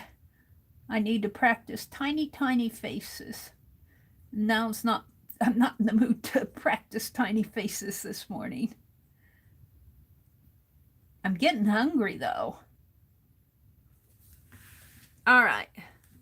So now we're going to do that same little girl, only let's dress her what? Shall we dress her in jeans, maybe shorts? So let's see if I can draw her again. Around, kind of a roundish head. And she probably won't be the same. It'll be her sister. And let's see, she's going to have a round collar on, only I'm going to put the little tabs on there so you know it's paper dolls. And she's going to have a round collar. And shall we be generous to YouTube and put a YouTube sign on her, YouTube triangle? We'll put a little YouTube triangle on her shirt. It'll be a YouTube t-shirt. She was a moderator, a YouTube moderator. Here's her. Maybe give her a little more hair here. And we'll just kind of let her t-shirt kind of, you know how t-shirts go sometimes. And let's give her another hand coming this way. And right now her hands are just going to be down. And let's color in her hair just so we know she's a little girl. Maybe give her a bow. Something like that.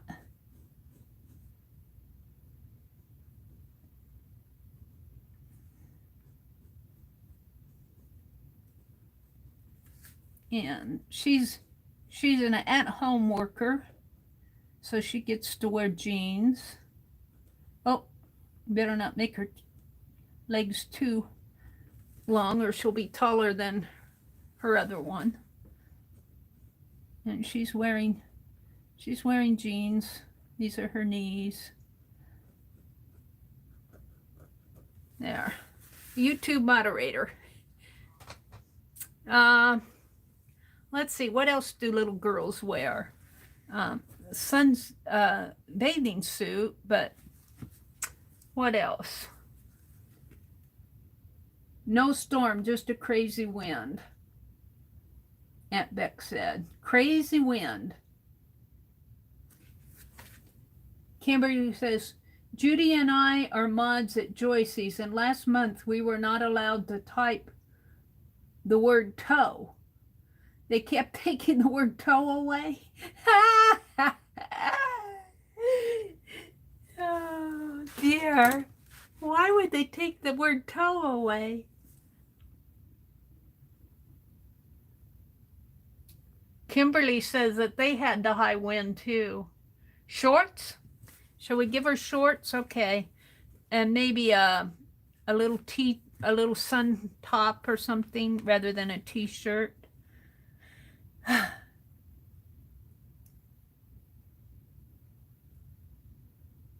right, let's give her, oh, I might have drawn her too close.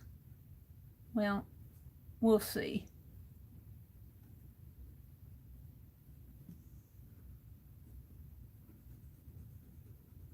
This may be a younger sister. They may be sisters rather than the same little girl.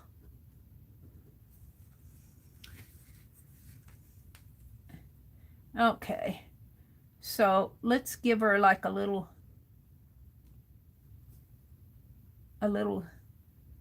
sundress here, sun top. And let's make her a little skinnier. Oh, she doesn't look like a little girl. And, oh, well, I didn't say I was entirely good at this. All right, so we're gonna have her top be in there. It's gonna be tucked in. I think she needs more of a collar on this sundress thing. Let's just color it all in. Make her modest here. YouTube's watching. YouTube's listening. Big Brother's listening in. We want to get in trouble for our doodle. All right, shorts. Little shorts. Oh, put a little heart on them.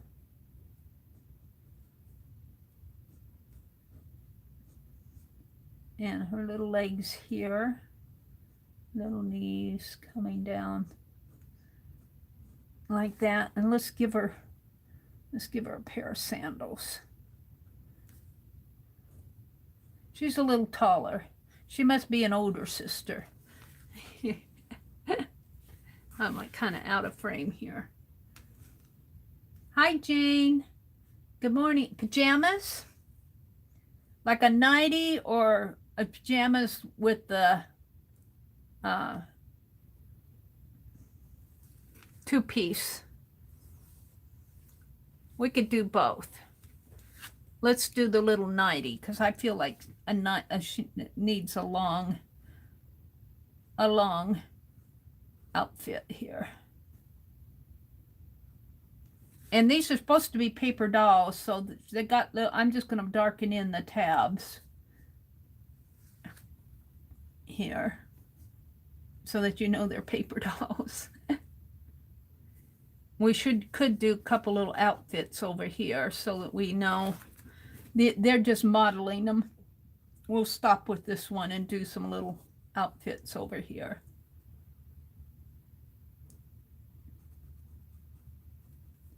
And let's put the little bow in her hair. Oh, she's going to be a small sister here. All right. A little nightie maybe has a little ruffly, maybe a ruffle collar like this.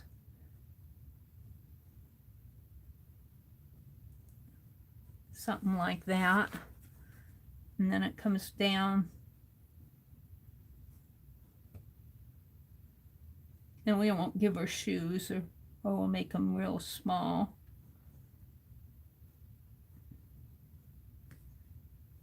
And maybe has a little ruffle there. And like that. There. Little nightie. Oh, and she needs the tabs. So we have the little dress here.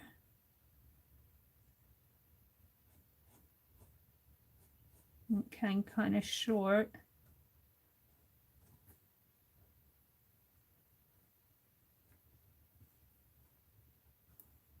The little dress. I'm drawing it smaller. And it has the tab. I'm going to darken the tabs. And the t-shirt.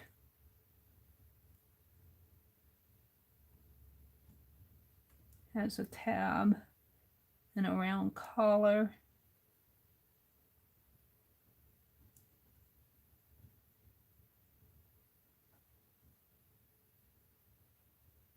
And a little YouTube symbol, just because we love YouTube. And the shorts. This little gal, she's a little older, I think. She's the big sister. All right, let's do the little nightie out over here. I kind of like the little nightie. The little nightie comes down. Little flared sleeves. It's going to be smaller though, so I can get it on the paper. Kind of like so. It has a little tab there and a little tab there, and it has a little collar. And we have to put in the jeans. Little jeans.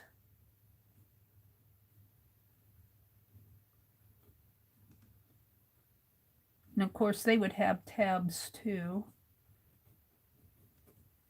And the little shorts. And this is, I'm just doing on the fly here. Because I'm not looking at anything. So there are my paper doll girls. They're all little girls. So paper doll, and April 22nd, 2021. Did I sign these others? I think I signed them. No, I didn't. I'll sign the whole book. All right, so we did the paper dolls. What time is it? 8:30. I'll just get these done.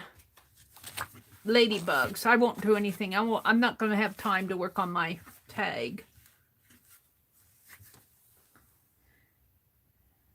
You found your reading glasses? Yay, Cheryl. You know, Cheryl, I lost my billfold, and I really thought I left it someplace. It was after I went to town to get this phone fixed, and I thought maybe I left it there. I looked all over for it. Man, I was getting worried. That day I wore my coat. It was in my coat pocket all along. Raincoat with an umbrella. Oh, I just saw that, Carla. Sorry. No rhyme or reason, Kimberly says, for that. We're able to type the word toe. They probably, you know, it could be a communication thing. You know, who knows? Something got put in there, typed in there wrong. Could have been a typo. You know, they were probably putting in a word. Who would, what, how would toe be, what word, offensive word could be that toe could replace? I don't tell me. I don't want to get demonetized. Who knows? All right, let's do the ladybugs. Ladybugs, I think, are kind of like this and like this. And then they have a black body. Now I'm drawing these from memory. And don't they have a something like this and some spots on them? Now let me go look at what a ladybug and see how far off and it has a, and is it, this is red and white, and is this area black? Now let me go look at a real ladybug and see how far off I'm at. Let me go look at a ladybug image.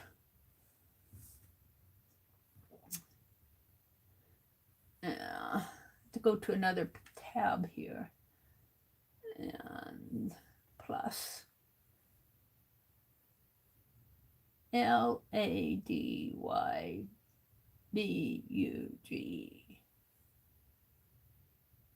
Go. Ladybug, ladybug. Oh, yeah. Only, yeah, that's kind of how they are. They got little white eyes. They got little white eyes. Let me see if I can get some more. Let me go into the images. I'm not showing the eyes. Oh, I see a lot of images that aren't bugs.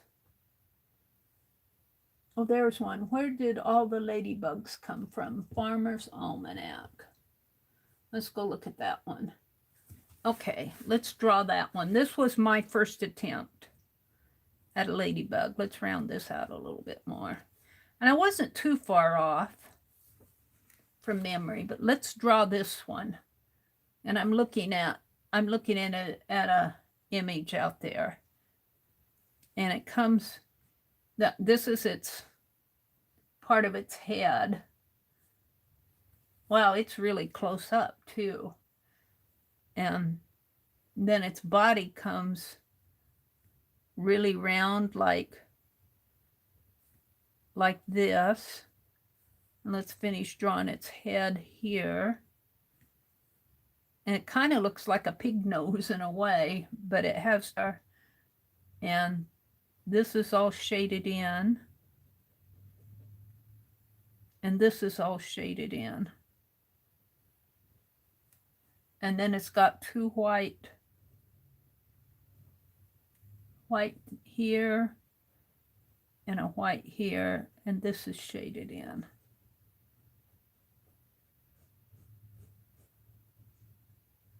Something like that. And then it's got some feet. I didn't know ladybugs had these feet. I guess they would have to have feet to get around, wouldn't they? And it's even got some little feelers coming out here. Little, I don't know what they're called. They look like little feelers to me. Not antenna. And then it's got another foot kind of coming out this way. And then it has its body, has all these, it's got a red body. Do I still have that red pen out? I do. We can color in the red here. It's pink. We'll have pink ladybugs. It looks red though. Well, it looks pink. Do I have that other red one out? I have a brown one. Come on, where's my red one?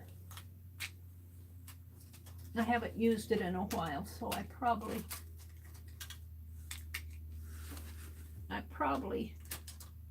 put it away someplace.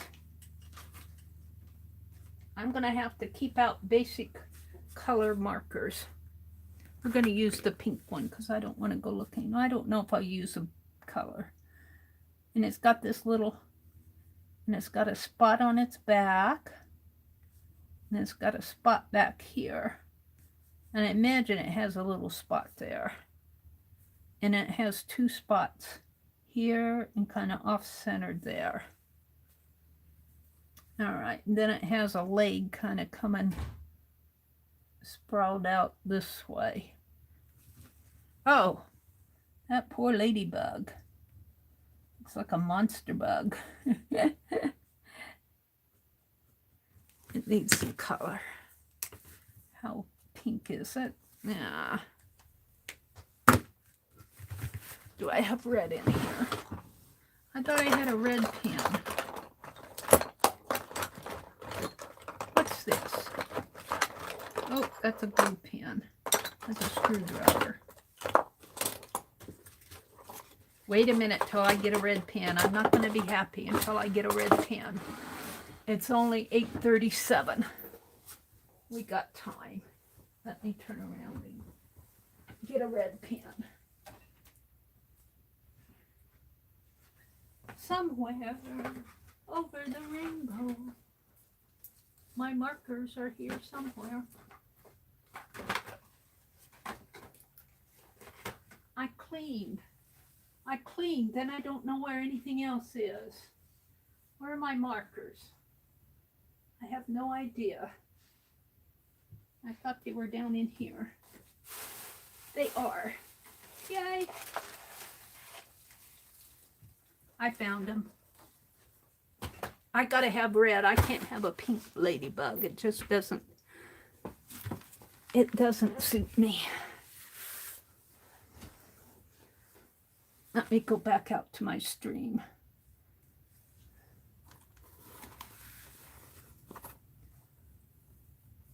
Looks like the ladybug has a pig-shaped nose. It does, doesn't it?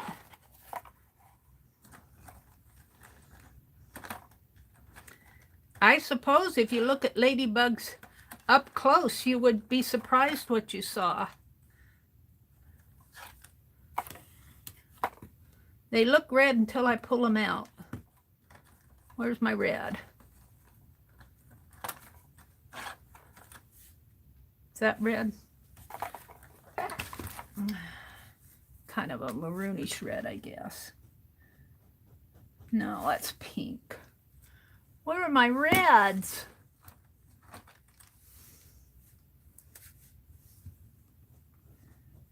I guess we'll call this red.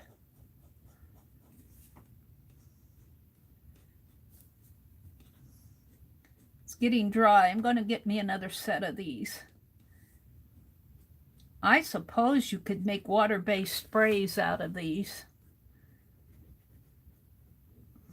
These are Super Tips. Crayola brand. Don't tell YouTube. You can get them on Amazon. And the spots, I think the spots were black on that ladybug. They are. So I'll have to go back in and draw in the spots.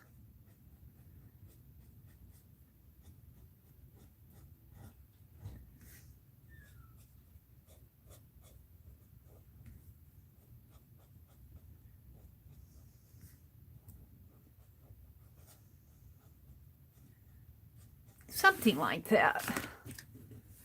Now I better put the cap on it or it's drying the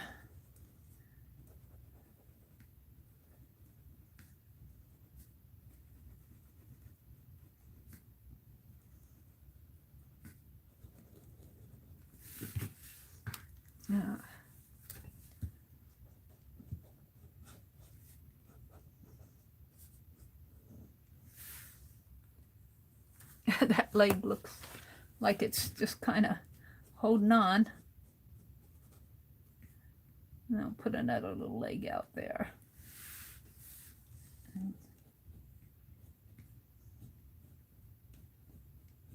I'm going to round its head off a little. There. Okay, that's something like a ladybug. Let's see if I can find another one. Yeah.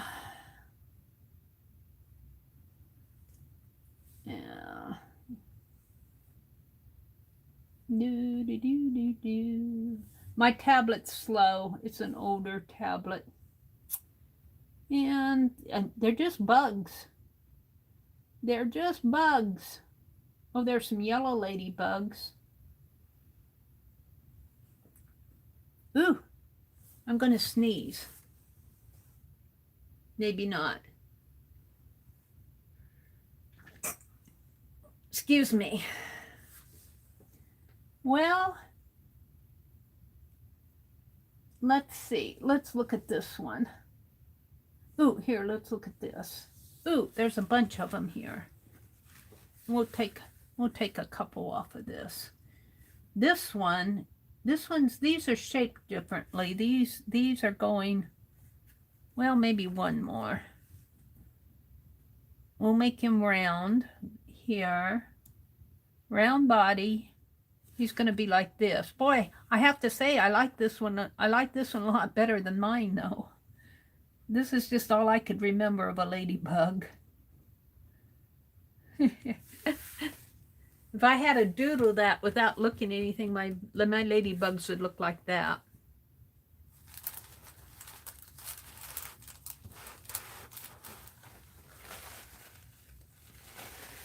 But I found a good reference photo here. So he's shaped like this. And he's got kind of a, you're looking at him top down. You're looking at him this way instead of this way, kind of like that. And what this is more fan shaped though. This comes more like that, kind of fan shaped, and it's black. And this is where those two white, I don't know if I can get them in after I messed it up. And then he's got a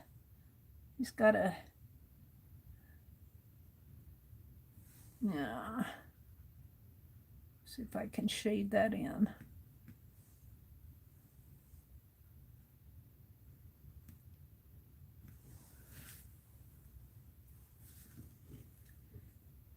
And I guess I'll just do it like this because I've messed her up. And it comes round, kind of a round pointy there. And it's got that center line. Must be a part of their wing there. And it's got the black spots on him. Not a whole lot of black spots, surprisingly. And they're not, they're kind of, they're not symmetrical. They're kind of wherever they want to be. All right, then he's got a leg coming out here and down this way and out that way, sort of. Only it comes, his body comes even with his body. So I might have given him too long of a leg. Let's lengthen the body a little. And another one here. And it kind of comes down like that. And I've never imagined ladybugs having legs like this. Spiders, but not ladybugs. But it has him having 6 legs. Most of them have legs. They're not all long like this, but most of them have legs.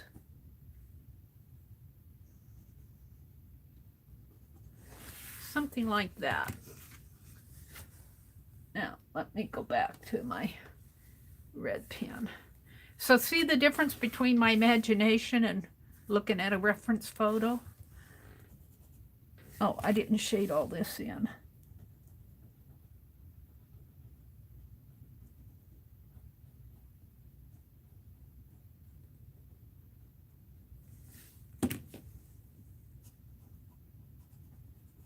Let's just color all that in.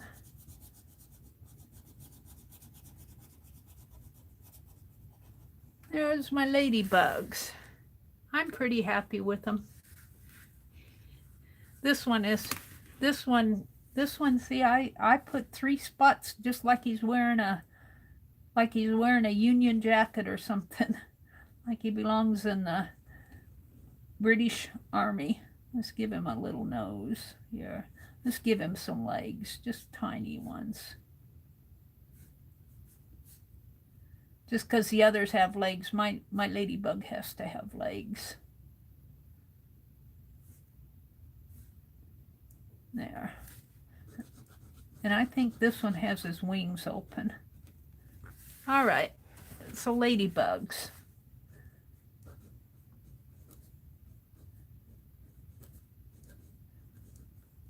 And this is April 22nd, 2021.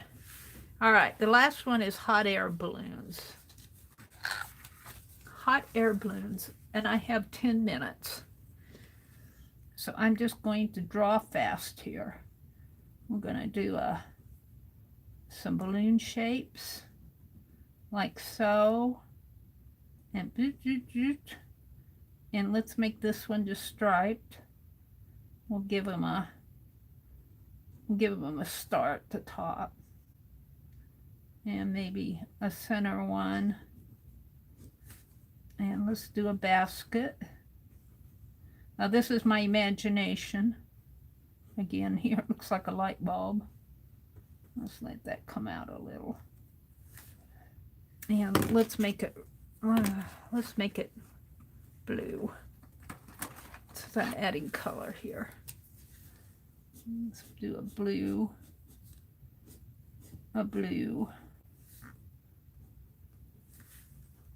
and let's put a red star up there. And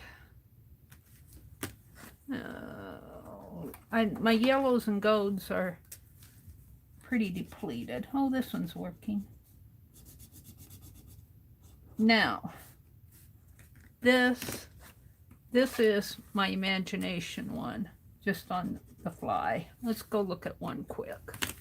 Let me go look at one. What did you say, Becky? Becky said, I'll bet Mary's hot air balloons won't look like my pepper shakers. Aww. Well, Becky, when you draw from memory, it's a little bit different when you draw from memory. And, you know, you got the shape in there, and that's what counts. Let's see, I want to go to, I got out of my Firefox. I want a new page. Yeah. Let me see where I'm going here. I have to go back one. Oh, wow. Okay, we're going to go to a new tab, and I want to go to, now come on. Come on, I want a new tab. What do you do on one selected? I don't want that.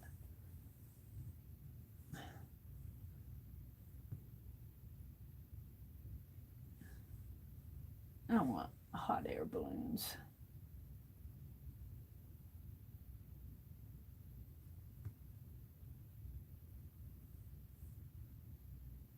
And go. Hot air balloons. Let's go to images. Oh, I'm not too far off. Oh, let's do another one here. And I'm just doing this on the fly. This one is a little bit more roundy like so, and you can see the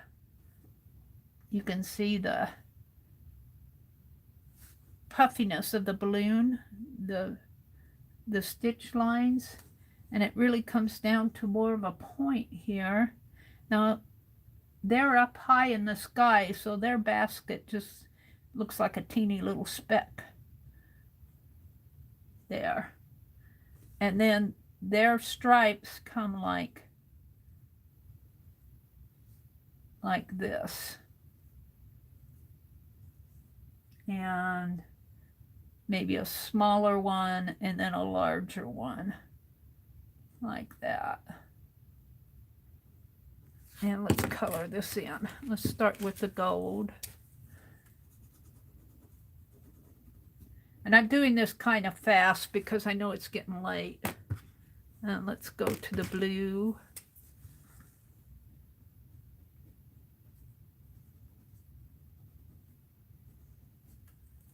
And we'll leave the white in there. Could be gold again, but I'll do the white. Like that. And then we'll do a little blue line here. And a little red line. And a little gold line on the other side here. And you won't be able to see it, but we'll do a little tend. He's flying up higher in the sky. All right, now let's do one that's just kind of taking off, maybe. Kind of, you know, how they don't quite have all their air in them yet. Let's see if I can find one. Or maybe just landing. Yeah.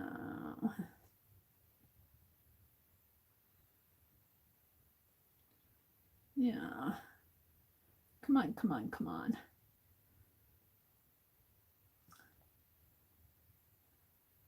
Well, all the ones I see are up in the air. I want one that's kind of, ooh, here's one. We'll do this one because I like it. We'll do this one. This one isn't up in the air. This one isn't. This is cute. This one is round, almost like a ball. It says Amazon.com. It's almost round like that. And then it's got all these diagonals. Like this, the netting. And the netting kind of comes, you know, it has to meet up at the top here. So let me just put in some net lines here. Sort of fast. And then diagonals like this. And think of them as being ropes. They're more dimensional than just lines. But I don't have time to sketch them. And then they have the stripes are coming like that. And yellow and blue. What? Oops, that's pink. Oh, is that blue? What did I do? Where's my blue? That's not blue. That's brown. Where did I put my blue? Blue. And let's squeeze a green in there. We'll put a green here and a green there and a yellow here. And what did I do? Again, worse than a kid. Like that. And then the basket comes like, there's threads that come down here and here and here and here. And then the basket is kind of like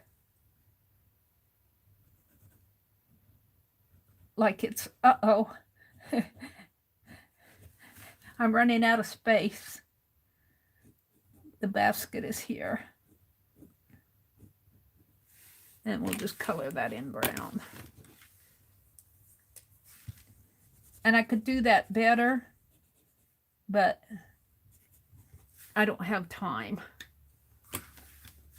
Hot air balloons. Hot air balloons. Now I could do more of these, but three is about all I can get on here. So it's 8:57. Let me round out my chat here. Let's see, what did I do today? I cleaned out the rusting. I think that's what I started with, was the rusting projects. And went through all my pieces and bagged them all up. And we did foiling. We did a little art journaling in with the foil and put the foiling in the art journaling. And then we did the doodles. That's about all I got done in, what, 4 hours, 4.5 hours. But you know, art is not always fast. And we chatted, and we need to research and find out what I can do about my mods dropping links, why they can't drop links. There might be something I need to do. Let me zoom out. Let me zoom out. Gonna do some doodles today, Cheryl? Hi, Journey. Hi, Val. Good morning, ladies. And I did my foiling projects here, and I cleaned out the rusted piece. Where's my foiling? Where's my foiling?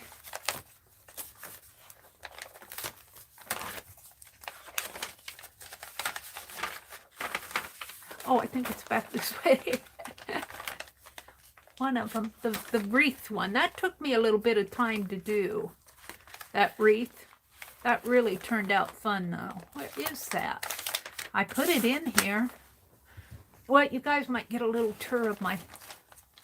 Can I see where the black page is here?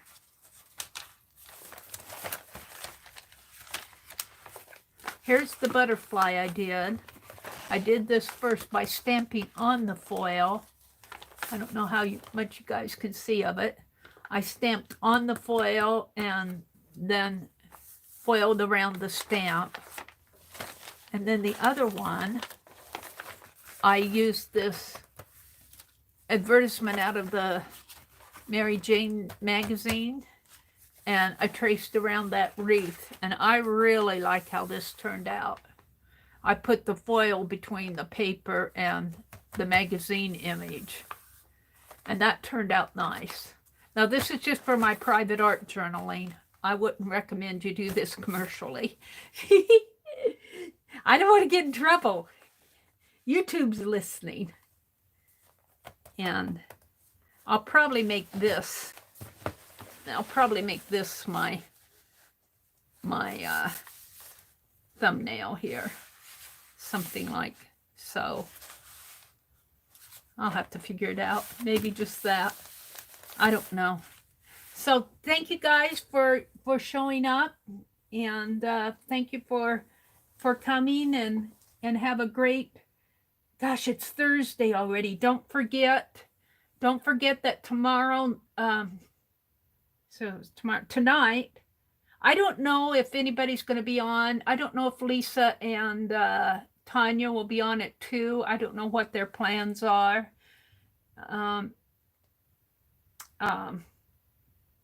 Beth Schuler will be on later this evening. And I don't know if I'll be on, probably won't be on tomorrow morning because I'm awfully tired.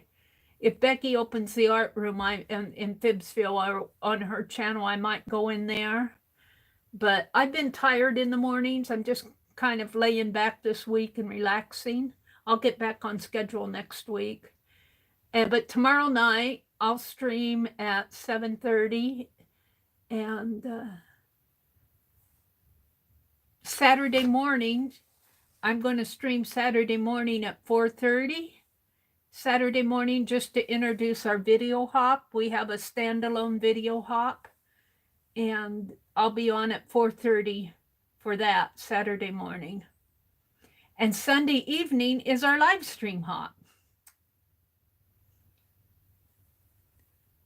Beth is doing envelopes. Oh, she's doing an envelope journal, isn't she? I was in her stream enough to hear her talk about her doing an envelope journal tonight. Beth Schuler, if you're interested in doing envelope journals, it's a busy weekend. Yeah. So thank you all for coming. I'm 2 minutes after 9. Kathy Bergs comes on. Does she come on Thursdays or Tuesdays? I don't know who's on Thursdays. I lose track of y'all. I lose track. Let's see if anybody's live. Let me see. Vanessa is on. Vanessa is on. I don't see anybody else that I know on. So, have a great day. Stay out of YouTube's way. Bye, everybody. Thanks for coming. No one's on. Okay, well, I'm still going to get off because after I talk for 4 hours, I've talked for 4.5 hours and my voice starts going, I need a break. I'm getting hungry. I need breakfast. So I will see you tomorrow night at 7:30. Bye.